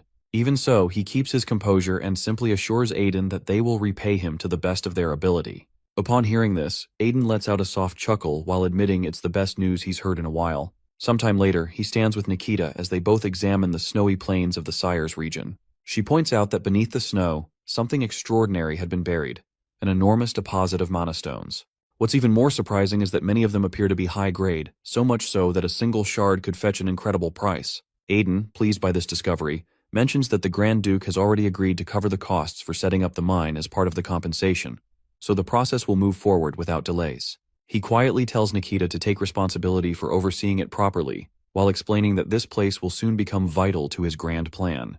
In his thoughts, he reflects on what lies ahead. His upcoming enemies already command strong forces. For him to stand against them, he needs an equally solid foundation, and the key to building that power lies in wealth. With this resource of mana stones, he finally has a way to start recruiting support on a much larger scale. Nikita, while understanding the weight of the moment, accepts his order with determination. She assures him that she'll give it her all. Aiden offers one final remark, while reminding her that she must do her best, because this land might just become the ground where a lost kingdom rises once more. Her eyes widen at the idea, but she quickly nods with conviction while telling him to leave it to her. Meanwhile, in Hitos's workshop, he is deeply focused on his work when Aiden walks in once again. This time, he holds something in his hand, and Hitos, while noticing it, asks if it's exactly what he thinks it is. With a smile, Aiden offers him a drink, human liquor. Hitos takes it, clearly delighted by the gesture while savoring the taste with obvious satisfaction. Curious, Hitos then asks Aiden if he has tested the equipment he gave him. Aiden, grateful, responds that he has, and with the help of the gear, he was able to easily clear a legendary dungeon. Upon hearing this, Hitos bursts out laughing while treating it as a joke coming from the successor of Balkan. But Aiden, while taking offense, grows angry, his face flushed with frustration. He sweats with irritation and demands to know if Hitos really understands the situation. In a more amused tone, Hitos replies that, of course, he knows. Despite his appearance, he has crafted weapons for generations of mercenary kings. There's no way he wouldn't recognize the unmistakable stench of Balkan's influence. Hitos reflects briefly while admitting that at first, he wasn't sure what to think. He never imagined that Balkan would take a noble as his disciple. However, after thinking it through, he realizes that if Balkan did indeed choose a noble, he should have known earlier. Nonetheless, Hitos acknowledges that Aiden's achievements indicate that he's gotten his hands on something truly impressive. He then inquires if anyone has found Balkan yet. Aiden shakes his head while admitting that he hasn't found him either. It's been far too long since he last saw his master. He adds, however, that even if someone were to find him now while killing him wouldn't be the end, he wouldn't die so easily. Hitos laughs in agreement while acknowledging the truth in Aiden's words. Finally, Aiden, with a serious tone, tells Hitos that he has something to ask. Hitos, still grinning, assumes that Aiden must be looking for another piece of equipment. He assures him that there's nothing he can't make, so Aiden is free to ask for anything he needs. With a sly grin playing on his lips, Aiden calmly mentions to Hitos that he wants to visit the underground dwarven kingdom, Stoneheim. The moment To's words leave him, Hitos is taken aback, visibly stunned, and his expression quickly shifts to frustration. Stoneheim, buried deep beneath the surface, is a mysterious realm with its true location known to none except a rare few. The only known path leading to it lies through Hitos's own blacksmith workshop, while making it clear why Aiden has come to him. Hitos, still processing the request, reminds him that he hasn't set foot in that place in over 10 years, and questions why Aiden would want to go there. In response, Aiden explains that his land holds a vast deposit of mana stones, and he intends to establish a mining agreement with the dwarves. Though reluctant, Hedos finally agrees while stating that he'll unlock the passage, but he also warns Aiden not to expect too much. The dwarves, he says, are a people who've been deeply wounded by humans in the past. Nevertheless, he leads him to the hidden entrance of Stoneheim. As they step into the subterranean realm, a strange sight greets them. An open space scattered with weapons, some partially buried in the earth. Numerous swords are spread across the ground while catching Aiden's attention. In his thoughts, he notes how unmistakably dwarven the setting feels, swords left out in the open like discarded tools. Just then, tension erupts. A voice echoes while instructing the warriors of Stoneheim to ready themselves for a confrontation with approaching stone golems. The dwarven soldiers swiftly assemble, weapons drawn and expressions tense. The scene surprises Hedos. His eyes widen as he questions what is happening and where these massive stone creatures have come from. Meanwhile, as the golems close in on the dwarves, Aiden instinctively picks up one of the swords lying nearby. The dwarven army charges forward under the fierce command of their leader, who bellows for them to smash the golems. Yet amid the chaos, they begin to notice something unusual, a human presence among them. All eyes slowly shift toward Aiden, disbelief flickering across their faces. As the stone beasts begin advancing toward the dwarves, Aiden swiftly steps in while wielding his sword with precision. With a single powerful slash, he shatters every one of them. The rubble scatters across the ground, and he remains steady while having effortlessly overwhelmed the threat. Witnessing this, the dwarven leader stands stunned, unable to believe that a human could eliminate the golems in just one blow. Beside him, another dwarf quietly wonders how a human even managed to reach this hidden place. At that moment, Hedos steps forward, calmly stating that he's the one who brought Aiden. The dwarves instantly recognize him and greet him with respect while acknowledging him as the finest blacksmith of Stormhead. Still, curiosity presses them to ask why he has returned after so long. However, Hedos first requests they explain what exactly is happening here, as this region is famously known for its peace. As they speak, the shattered stone golems still lie motionless across the ground. Soon, Hedos learns that these ancient constructs have begun attacking Stoneheim just a few months ago. The dwarves explain that despite fighting them off multiple times, the golems keep appearing. Their defense lines have been cut down by nearly half, and at this rate, extinction seems inevitable. The Underlord turns to Aiden and asks if he was already aware of this crisis. Yet Aiden honestly admits that he had never even considered visiting this place in his previous life. Then, one of the dwarves asks if this human, Aiden, is the hero sent to rescue them while assuming Hedos brought him for that purpose. But Hedos replies that wasn't his intent. He merely came to see his brother. A guard steps in while announcing that His Majesty Hefedo is in the castle and offers to lead them there. Without delay, the group follows him toward the grand fortress. Upon arriving, the guard informs the king of their presence. As soon as Hefedo sees Hedos, his expression shifts. He remarks that it's about time Hedos showed up and questions why he shut himself away in his workshop for an entire decade. Hedos simply explains that he became consumed by his craft. Yet Hefedo, clearly upset, reminds him how his disappearance left him to shoulder great burdens alone. He expresses frustration that Hedos never even visited once during that time. Observing their exchange, the Underlord comes to a quiet realization that Hedos was meant to be king all along, not just a craftsman. After all, in dwarven tradition, the throne is given to the most skilled blacksmith. However, Hedos had locked himself away in pursuit of perfection, and as a result, his younger brother, deemed the second-best smith, was crowned instead. Still, Hedos grows concerned while asking why no one informed him of the situation if it had gotten so dire. But his brother lashes out while reminding him that it was Hedos who vanished after taking the only workshop key, wanting to avoid all distractions. So, while contacting him had been impossible, at last Hedos offers a quiet apology, finally understanding the chaos his absence has created. However, shortly after, Hefedo also expresses his gratitude to Hedos for bringing Aiden along while acknowledging that his presence may very well be what saves Stormhead. Still, curiosity lingers in the king's tone as he wonders aloud about the true reason a human has ventured into their domain. In response, Aiden turns to Hedos and politely requests a private moment with the Majesty. Hedos, without objection, steps away while leaving the two alone in the chamber. Once they're alone, the king turns toward Aiden, quietly inquiring what it is he wishes to discuss. Aiden, composed yet honest, explains that his initial purpose for arriving was to propose a deal. Yet while observing the kingdom's dire state, he admits this hardly feels like the right moment to bring up such matters. The Majesty, however, calmly interrupts while assuring him that regardless of intentions, his arrival has already shifted the fate of their people. Without him, they might have already crumbled. With a weight of urgency behind his words, the Majesty makes a direct appeal. He asks for a favor while leaving Aiden slightly puzzled.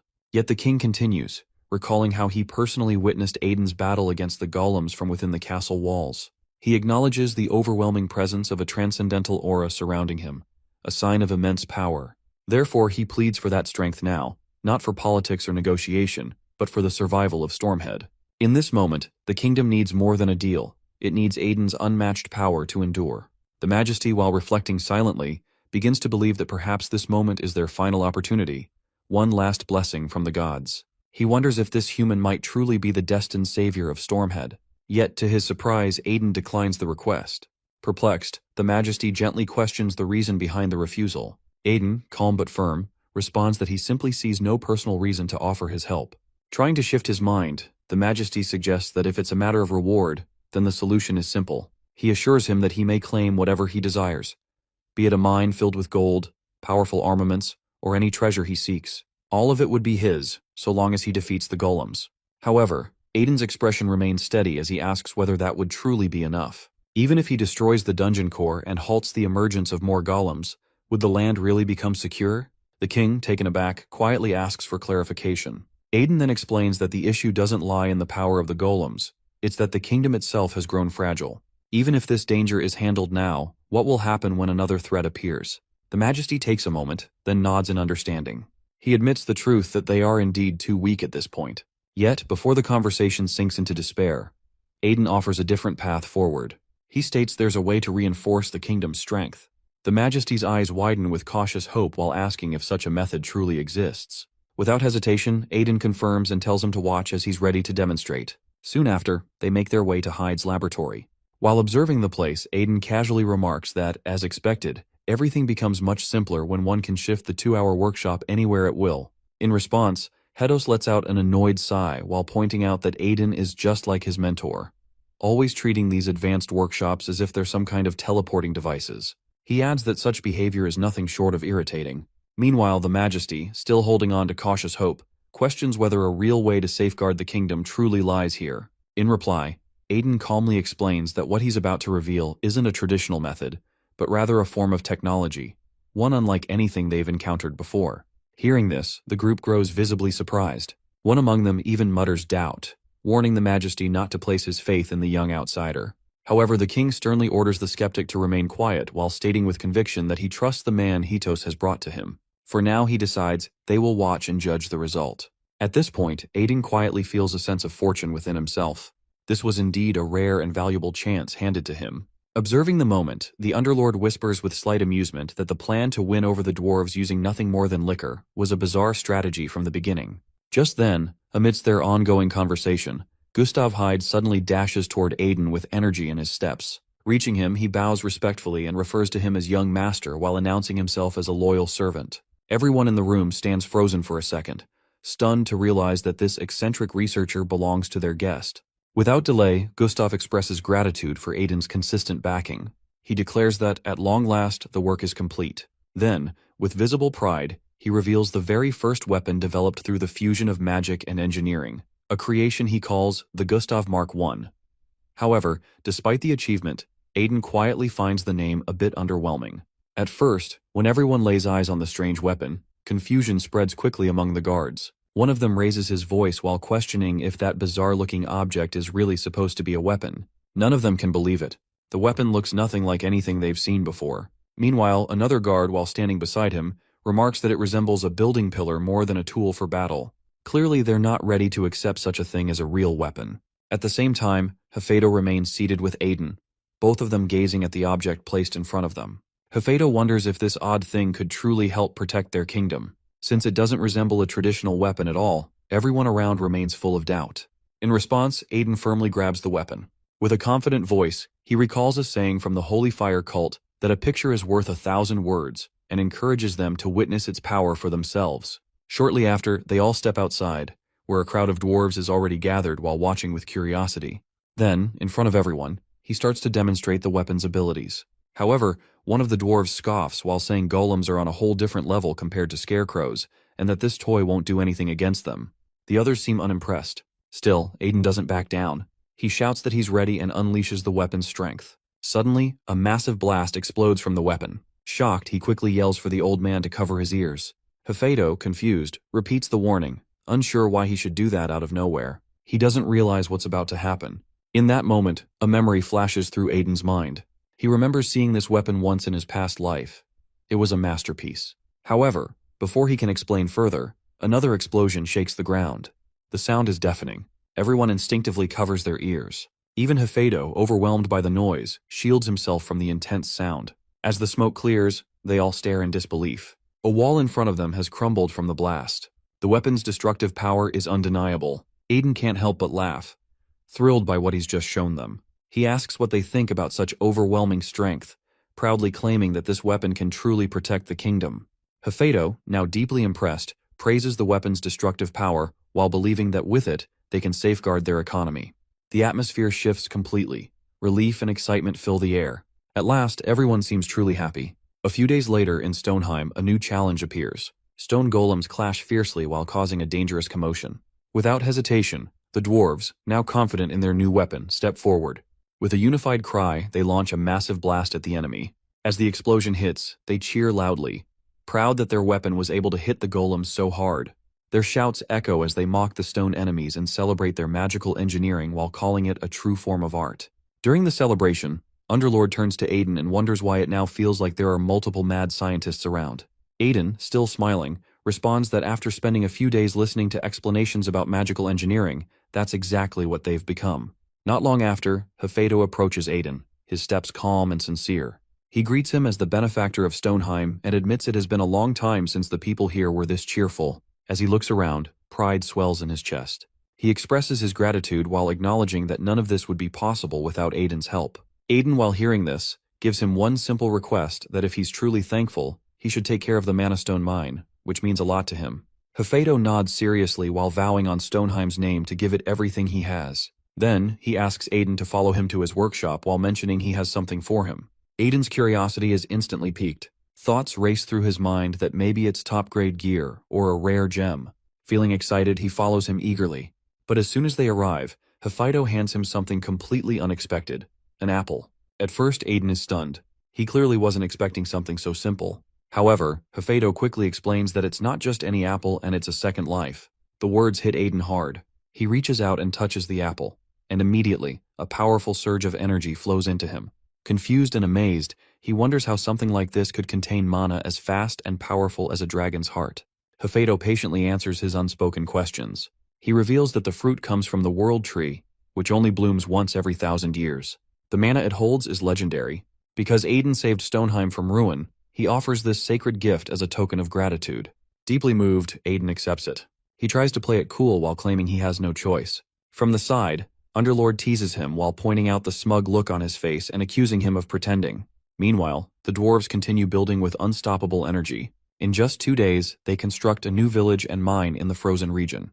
Gustav, while having grown close to them, decides to stay behind to continue his research in magical engineering. Back at the Holy Fire cult's Sire's branch, Aiden trains inside an indoor ground. As he practices, his thoughts drift toward a spiritual beast egg he once received. He remembers how, before reaching the transcendental stage, infusing aura into it had no effect. But now, things might be different. Underlord, while observing him, reminds him that he didn't exactly receive the egg, he stole it. But still, Aiden remains focused and silent while ignoring him. As soon as he touches the egg again, light bursts out in all directions. He raises his voice while declaring he'll figure out what the egg truly is. However, he quickly realizes it's absorbing his dark mana. Confusion floods his thoughts as more light swirls around him. Then, from the glowing shell, a small dragon slowly emerges. Aiden stands frozen, stunned by the sight. Underlord identifies it immediately, not just any dragon, but a spirit dragon. He explains it's a rare kind of spiritual beast with the power of a dragon. Even during his lifetime, he had only seen a few. Aiden groans inwardly. He's had enough of dragons. Why is everything around him always tied to them? Once again, a dragon-type beast stands before the Dragon Slayer King. The spirit dragon gazes at him silently. Underlord mentions that the creature wants a name. For a spiritual beast, a name becomes its identity. Aiden fumbles while admitting he's never named anyone before. He tries a few simple names like Draggy and Darky, but the dragon roars disapprovingly. Realizing he needs to try harder, Aiden gives it more thought. After a moment, he suggests the name Leo. This time, the dragon lets out a joyful roar and suddenly takes off into the sky. Its ability to fly already surprises Aiden while considering how young it appears. At that very moment, the contract between them forms. Spirit Dragon Leo becomes bound to Aiden. Underlord, genuinely surprised, compliments Aiden's naming sense. Aiden smirks and explains he chose Leo from his own name, Aiden Albareo, so that every time he sees the dragon, he remembers why he's here. Leo roars again into light, then enters Aiden's body. As it happens, Aiden feels the jewel he absorbed earlier activate once more. Even though it was unstable before, something changes now. The incomplete blood jewel inside him transforms while becoming whole at last. At that moment, the mana core, which works much like a heart for mana, remains the only center responsible for storing and flowing energy throughout the body. Typically, there's just one core. However, right now, Aiden finds himself going against everything he thought he knew. As the incomplete blood jewel suddenly evolves, it transforms into a complete blood jewel, and surprisingly, it begins to function as a second mana core. Immediately, Aiden becomes overwhelmed with disbelief. He struggles to understand what is truly happening inside him. At the same time, Underlord witnesses this change and reacts with amazement. He acknowledges that even in his long life, he has never seen something as strange as this. 2 mana cores in a single body. The dragon beside them roars again, further intensifying the moment. Meanwhile, Aiden senses that the sensation he feels is more than just having an extra core. He starts to realize that Leo's mana is flowing directly into his body. After all, dragons are known to rule the surface world and possess nearly endless amounts of mana. Now with access to that deep well of energy, Aiden begins to think that he might soon reach a level no human has ever achieved. Later on, at his office in the autonomous frozen region, Aiden sits calmly with Leo, the young dragon. Eventually Nikita arrives and greets him politely. As they begin their discussion, Aiden checks if she looked into the matter he had assigned. Without delay, the dragon responds while confirming that she has come to report on the 3 individuals he had asked her to monitor. However, she suddenly pauses while noticing Leo. With some confusion, she wonders aloud if what she's seeing is really a dragon. Aiden casually explains that he found Leo in the forest. Quickly, he shifts the topic back and inquires about any suspicious movements from the targets. Since he already knows that his interference has changed the original course of events, he assumes that his actions may have altered the fates of those people too. Nikita begins with her first report. Calcis Lo Immortalia, the second prince of the Immortalia Empire, is currently residing inside the alchemist tower Ouroboros. However, she mentions that the tower's surveillance is quite strict, and since Calcis never leaves, she couldn't investigate further. Right away, Aiden recalls that within the Immortalia Empire, there's a long-standing tradition. While the first prince inherits the throne, the second is expected to study alchemy and eventually become the master of the Ouroboros Tower. Then, curious about the others, he brings up Shaula. Without hesitation, Nikita moves on to her second report. She explains that Shaula has proven to be quite the force.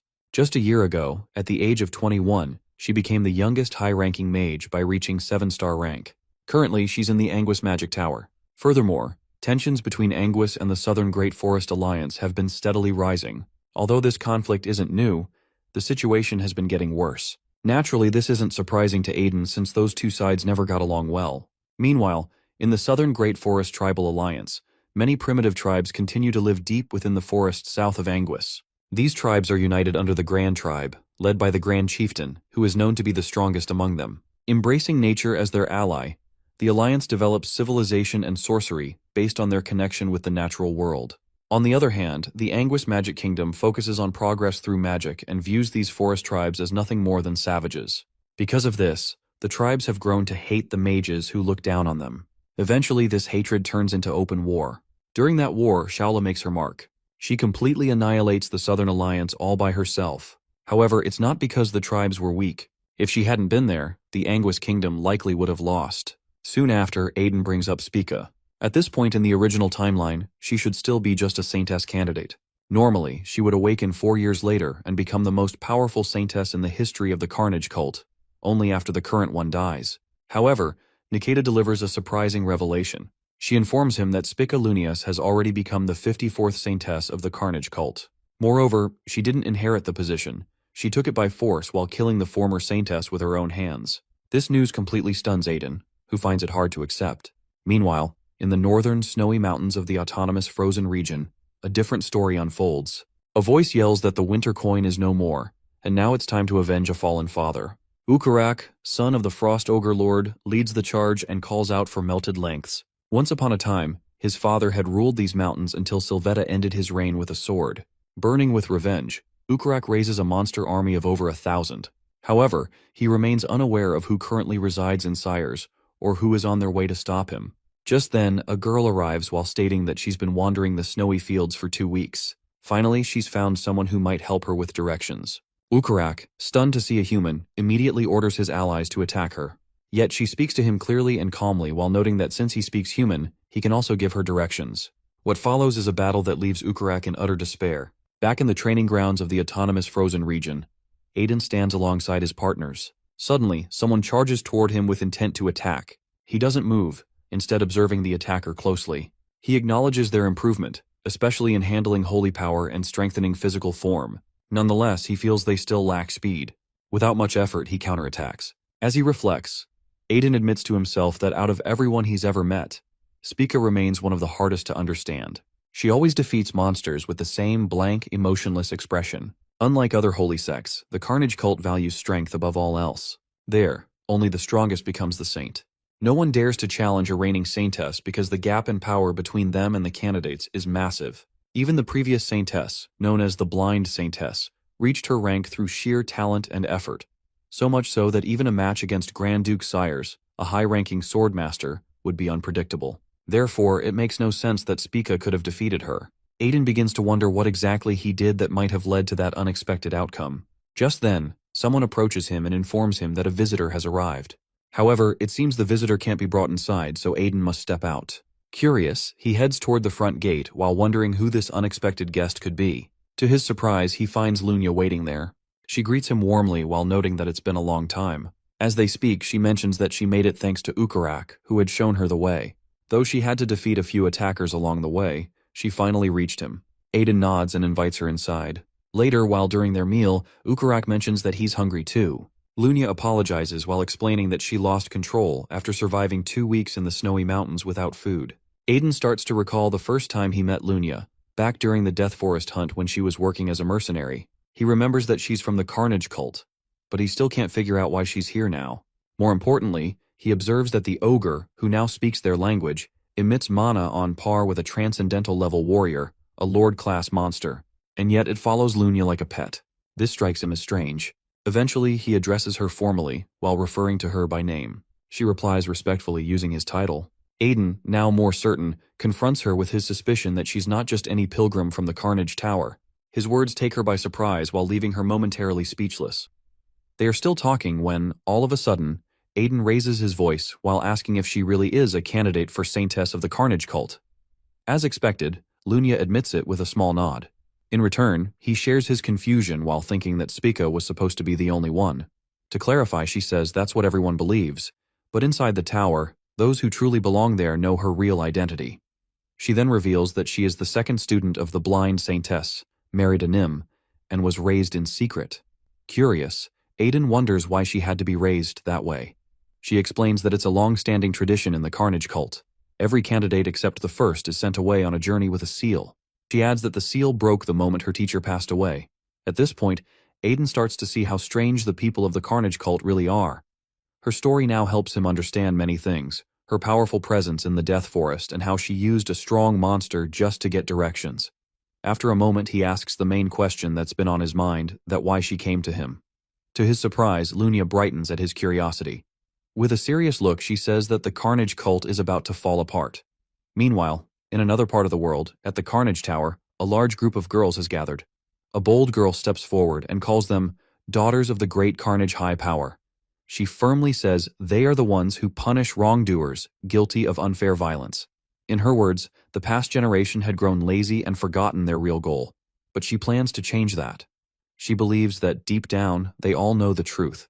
Then she tells them that beyond the east lies the Grey Undead Legion, the worst kind of evil that must be judged. Hearing this, the girls glance at each other, quietly wondering if this is about Saintess Spica. The girl continues while saying they can't ignore it anymore. It's time to take action. In just 1 month, they will start a holy war. She also says they will crush the ugly trolls and cover the Grey Land in blood. Right away, the whole group cheers, shouting about the holy war and the land soaked in blood. Filled with joy, they yell that they miss the sight of blood and promise their loyalty to Saint Spica.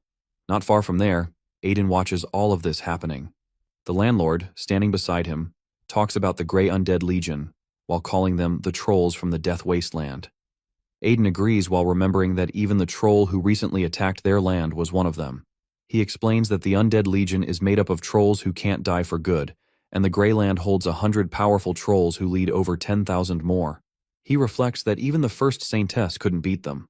All she managed to do was trap them inside the Greyland. From his view, while trying to attack them is like walking into death, even for one of the 3 big cults. To him, it looks like the Carnage cult is heading straight into disaster. Lunia, still beside him, keeps smiling. Then, she says this is exactly why she came to him.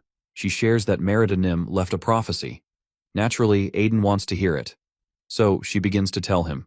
The prophecy says that when the long, silent, thorn-eating beast takes her daughter's throne and becomes the false child, the beautiful usurper will wish for destruction. On the day when the coldest winter wind blows, the one who ends winter and brings spring must be found. That person is chosen by the holy fire. In time, the ancient king buried beneath the black stake will wake up, and on that day, the tower will fall, and a new beginning will start. Aiden listens closely and tries to understand the meaning. Slowly, he figures out that the last Saintess knew she would die. He wonders if the usurper, the one who wants destruction, is connected to the holy war, and whether this war was planned to destroy the cult. Lunia doesn't say much. Only that time will tell. She explains that after she heard the prophecy, she started searching for him, the one mentioned in the message. She believes he is the one who ends winter and brings spring, the one chosen by holy fire. Aiden, still trying to take it all in, hears the Underlord speak up while pointing out what seems obvious, that he is the Dragon Slayer King. Aiden thinks about it. Maybe this war isn't a bad thing. Maybe it's his one chance to get revenge on Spica, the Saintess of the Carnage cult. Still, he knows he won't do it without something in return. Then, he calmly tells Lunia that if she believes in this savior, she should also know that everything has a cost. He expects that she brought something for him. She agrees and says Merida Nim asked her to deliver one last message. She believes that once he hears it, he'll know what he has to do. Aiden leans in while wanting to hear what kind of reward she has. Finally, Lunia shares the message that the mercenary is alive. Right away, Aiden's anger explodes. He raises his voice and lashes out at her, shaken to the core. At the same time, in the cold autonomous region, the Underlord looks over and mentions that the Carnage high power really got to him. Aiden clenches his teeth and mutters that if he ever sees that smug face, he's going to punch it. Still angry, he listens as the Underlord asks if there's a plan to stop the crazy Saintess and her priest. Aiden explains that the professor already gave them the plan. The prophecy speaks of waking the ancient king buried under the black stake. That will lead to the fall of the tower and the start of salvation. But to make it happen, they need a lot of preparation. First, they need help from Margrave Thierry. Strengthening their forces is very important. Luckily, Thierry might agree to help. Sidis borders the Death Wasteland just like the Carnage Tower. If the cult and the trolls destroy each other, Sidis will be in trouble too. If Thierry refuses, they'll just use Tyan's promise token. Next, Aiden says they have to sneak into the Carnage Tower. There's a secret path underneath it that is a maze underground. But it's filled with deadly traps, dangerous enough to kill even the strongest people. Only one person can make it through. Far away, in the northern part of the Empire, a noble state faces sudden trouble. An emergency alert is sent out that they must find someone right away. A man storms in while asking about the situation. He reminds them that he told them to raise security 5 times because the thief warned them he'd strike. And yet, the warehouse has still been robbed without anyone noticing. He yells at them to go find the thief now. Frustrated, he throws down a note. On it, someone wrote that tonight he will be robbing their treasure vault. Just like promised, the robbery happens. Somewhere nearby, a boy sits quietly while people run around yelling and looking everywhere for him. He leans back while thinking it's useless for them to search. With his weapon beside him, he believes there's nothing he can't steal. The next morning, our boy heads to Heradvi County. While looking around at the grand size of the palace owned by the Viscount, comments that it's far more extravagant than what a Viscount should possess. The Viscount laughs heartily while welcoming our boy. He praises him for having achieved such power at a young age. Getting straight to the point, Aiden immediately asks whether he's sure the culprit is Pido.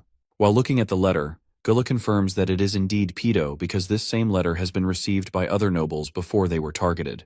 They call this thief Pido, known only by the title Unknown. Aiden remarks that tonight is the full moon, so Pido is likely to strike.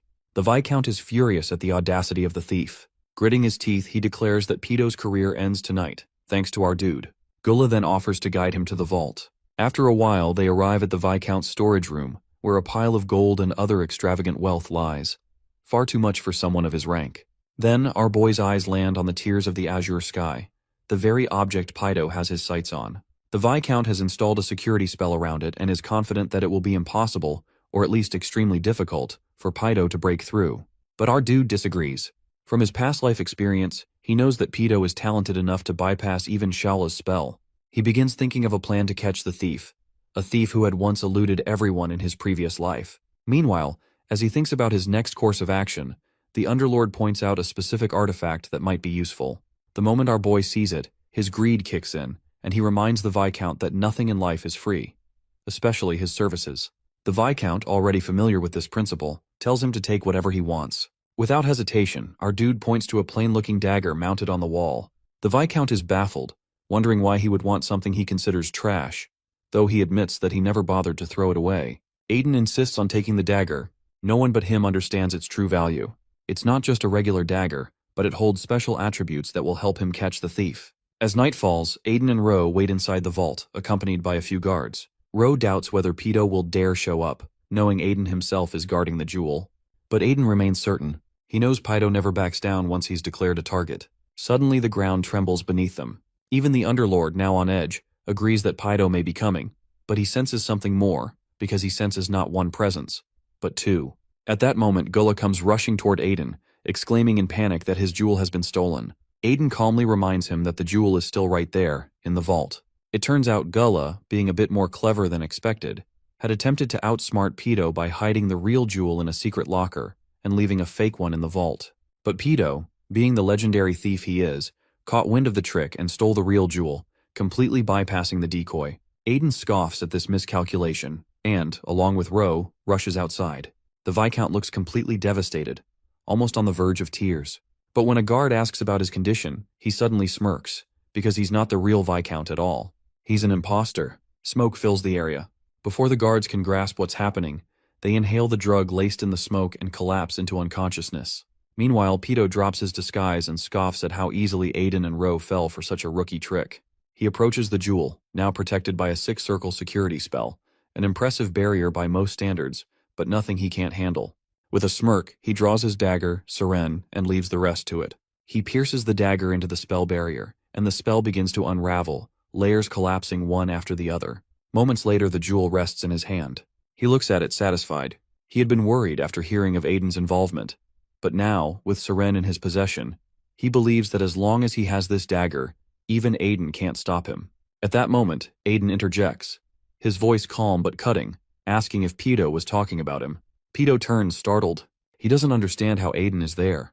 Aiden, however, remains unfazed and counters that he's not the same boy Pido once knew, because he's not going to fall for such pathetic disguises anymore.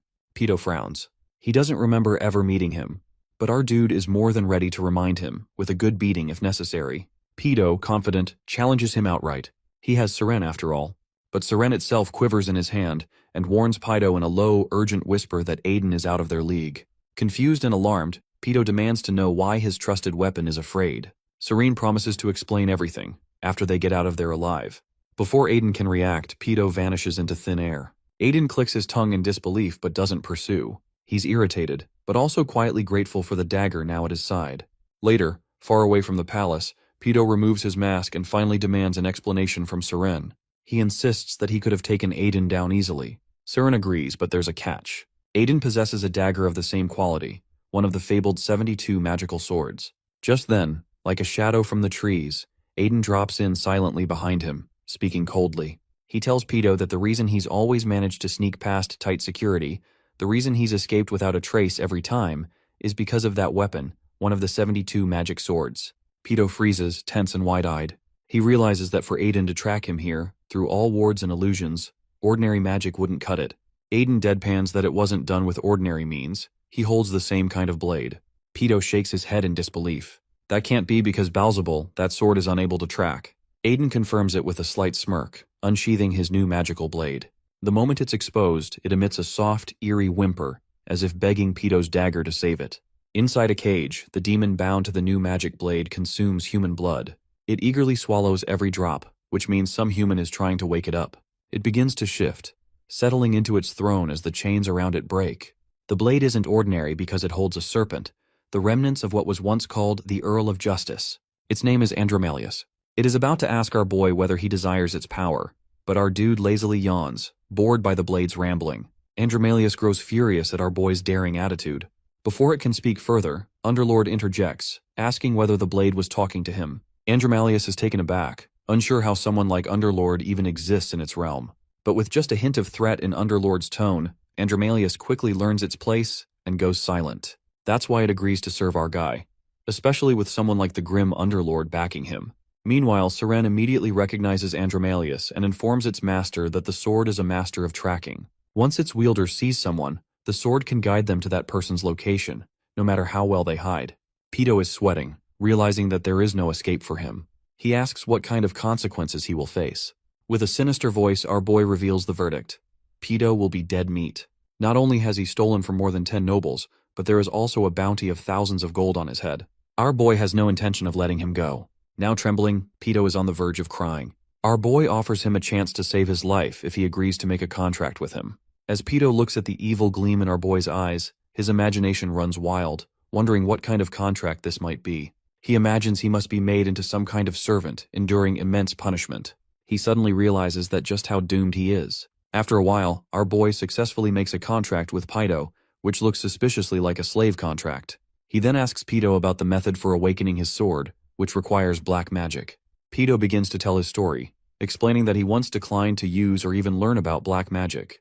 When he was young, he had to steal to quench his hunger. Once Pedo catches wind of a storage known to hold an abundance of food, he breaks into the vault, only to find weapons instead. While rummaging through the boxes, he injures himself on the sharp edge of a dagger, and it begins to draw blood from his finger. At that moment, he unintentionally awakens Seren. Sensing Pedo's deep desire, Seren, as the remnants of the Monarch of Desire, decides to contract with him. Pedo is initially baffled by this turn of events. In the present, our boy doesn't quite believe this story. However, Underlord explains that, as the Monarch of Desire, Seren was seeking to connect with someone who harbors strong desires, which led to the bond. This prompts a remark about how even blades have different personalities. Setting that thought aside, our boy becomes concerned by something else from his past life. The jewels Pedo usually steals are famous treasures, widely known among people. The big question, however, is why Pedo never resell these things, as these treasures simply vanish instead of resurfacing. Instead of delving deeper into the mystery, he directly asks Pedo to solve it. Pedo answers that these treasures serve as a kind of nutrient for Seren. The more valuable the item he steals, the stronger the blade becomes. Our boy warns him that if Seren becomes too powerful, it will be impossible for Pedo to control it. Over time, it could even take control of his mind and body. Pedo exclaims that he already knows this, but he has a strong reason for it. He's even willing to sell his soul and body to accomplish his purpose. Now Aiden understands why Seren had chosen Pedo, drawn to the burning desire he harbored. He wonders what could have happened to this young boy that would lead him into hiding 3 years from now. Before he can delve deeper into it, Pedo asks about his first task as Aiden's contract partner. Aiden answers that they're going to empty a particular vault. Pedo's face brightens. It's his specialty, but little does he know what Aiden's truly up to. The truth is revealed to him in the next moment when Aiden mentions that they're going to loot the Cult of Carnage. As soon as he hears this, Pedo tries to run away. But Aiden, with a sinister grin, reminds him that if he tries to escape, he will become a guinea pig for some medical experiments, according to Clause 2 of their contract. Poor Pedo, left with no choice, returns with teary eyes, realizing his life is about to get very difficult. The next moment, he sees a small Leo in front of him, not understanding its purpose. But as the dragon swallows the azure jewel, Pedo is baffled.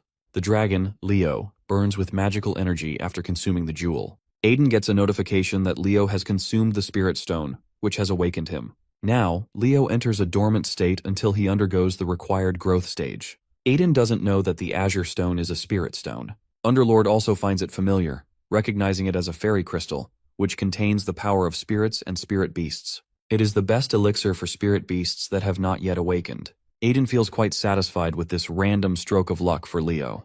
Then, he feels a vibration from his communication bracelet and wonders if Lunia has reached Cetus. He receives the call and asks if she has met Cetus. But instead of meeting her father, she has encountered his son. However, there is a problem.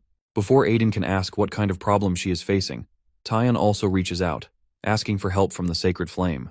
Aiden doesn't understand what kind of help he needs. With a sense of dread, Tyan explains that his father is suffering from a severe illness and might die soon. The next morning, in the autonomous frozen region Mana Stone Mine, Nikita stands there, witnessing a bizarre scene unfolding before her.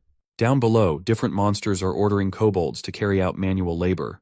The leader, Ukurak, thinks about his bad luck. In the past, he was lost in daydreams, imagining himself as the strongest ogre in the world, dreaming of ruling over humans. But our boy, alongside the unpredictable Lunia, quickly puts him in his place. From his perspective, the humans could even eat him. However, instead of being consumed, he is grateful to settle for labor. Then, Ukurak looks at Nikita, who seems equally crazy. He is warned that if he tries anything funny, he will become the test subject for this witch. His imagination runs wild, thinking about the terrible experiments he would face. He almost cries, wondering how someone like him got stuck in a situation like this. Next morning, Tyan is stunned to see that his friend traveled to his palace in less than a day. Aden lies, claiming that he had help from an old man. He remembers the old man, who was quite furious to have his workshop used as a gateway to another world, but Aden tamed him with booze. Now Aden gets to the point and asks about the condition of Cetus.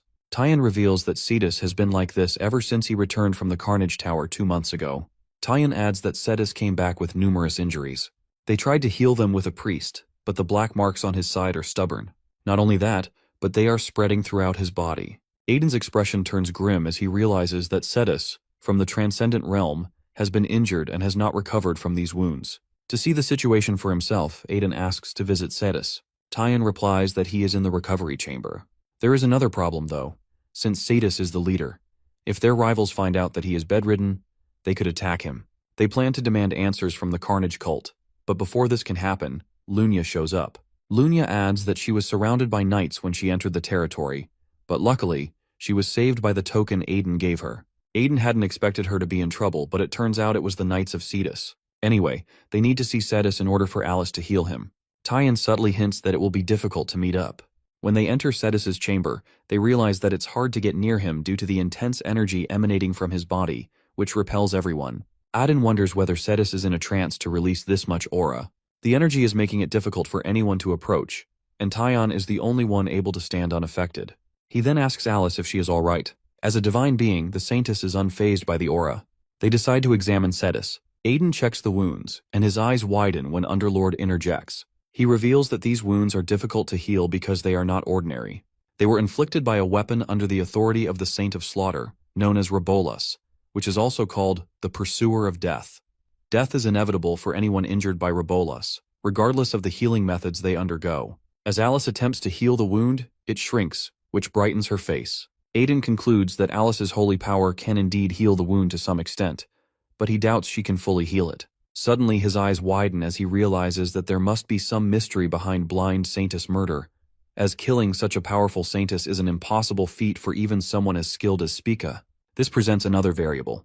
His reverie is interrupted by Cetus. Aden immediately expresses his sadness at meeting him under these circumstances. He tells Cetus not to move, as the wound is still not fully healed.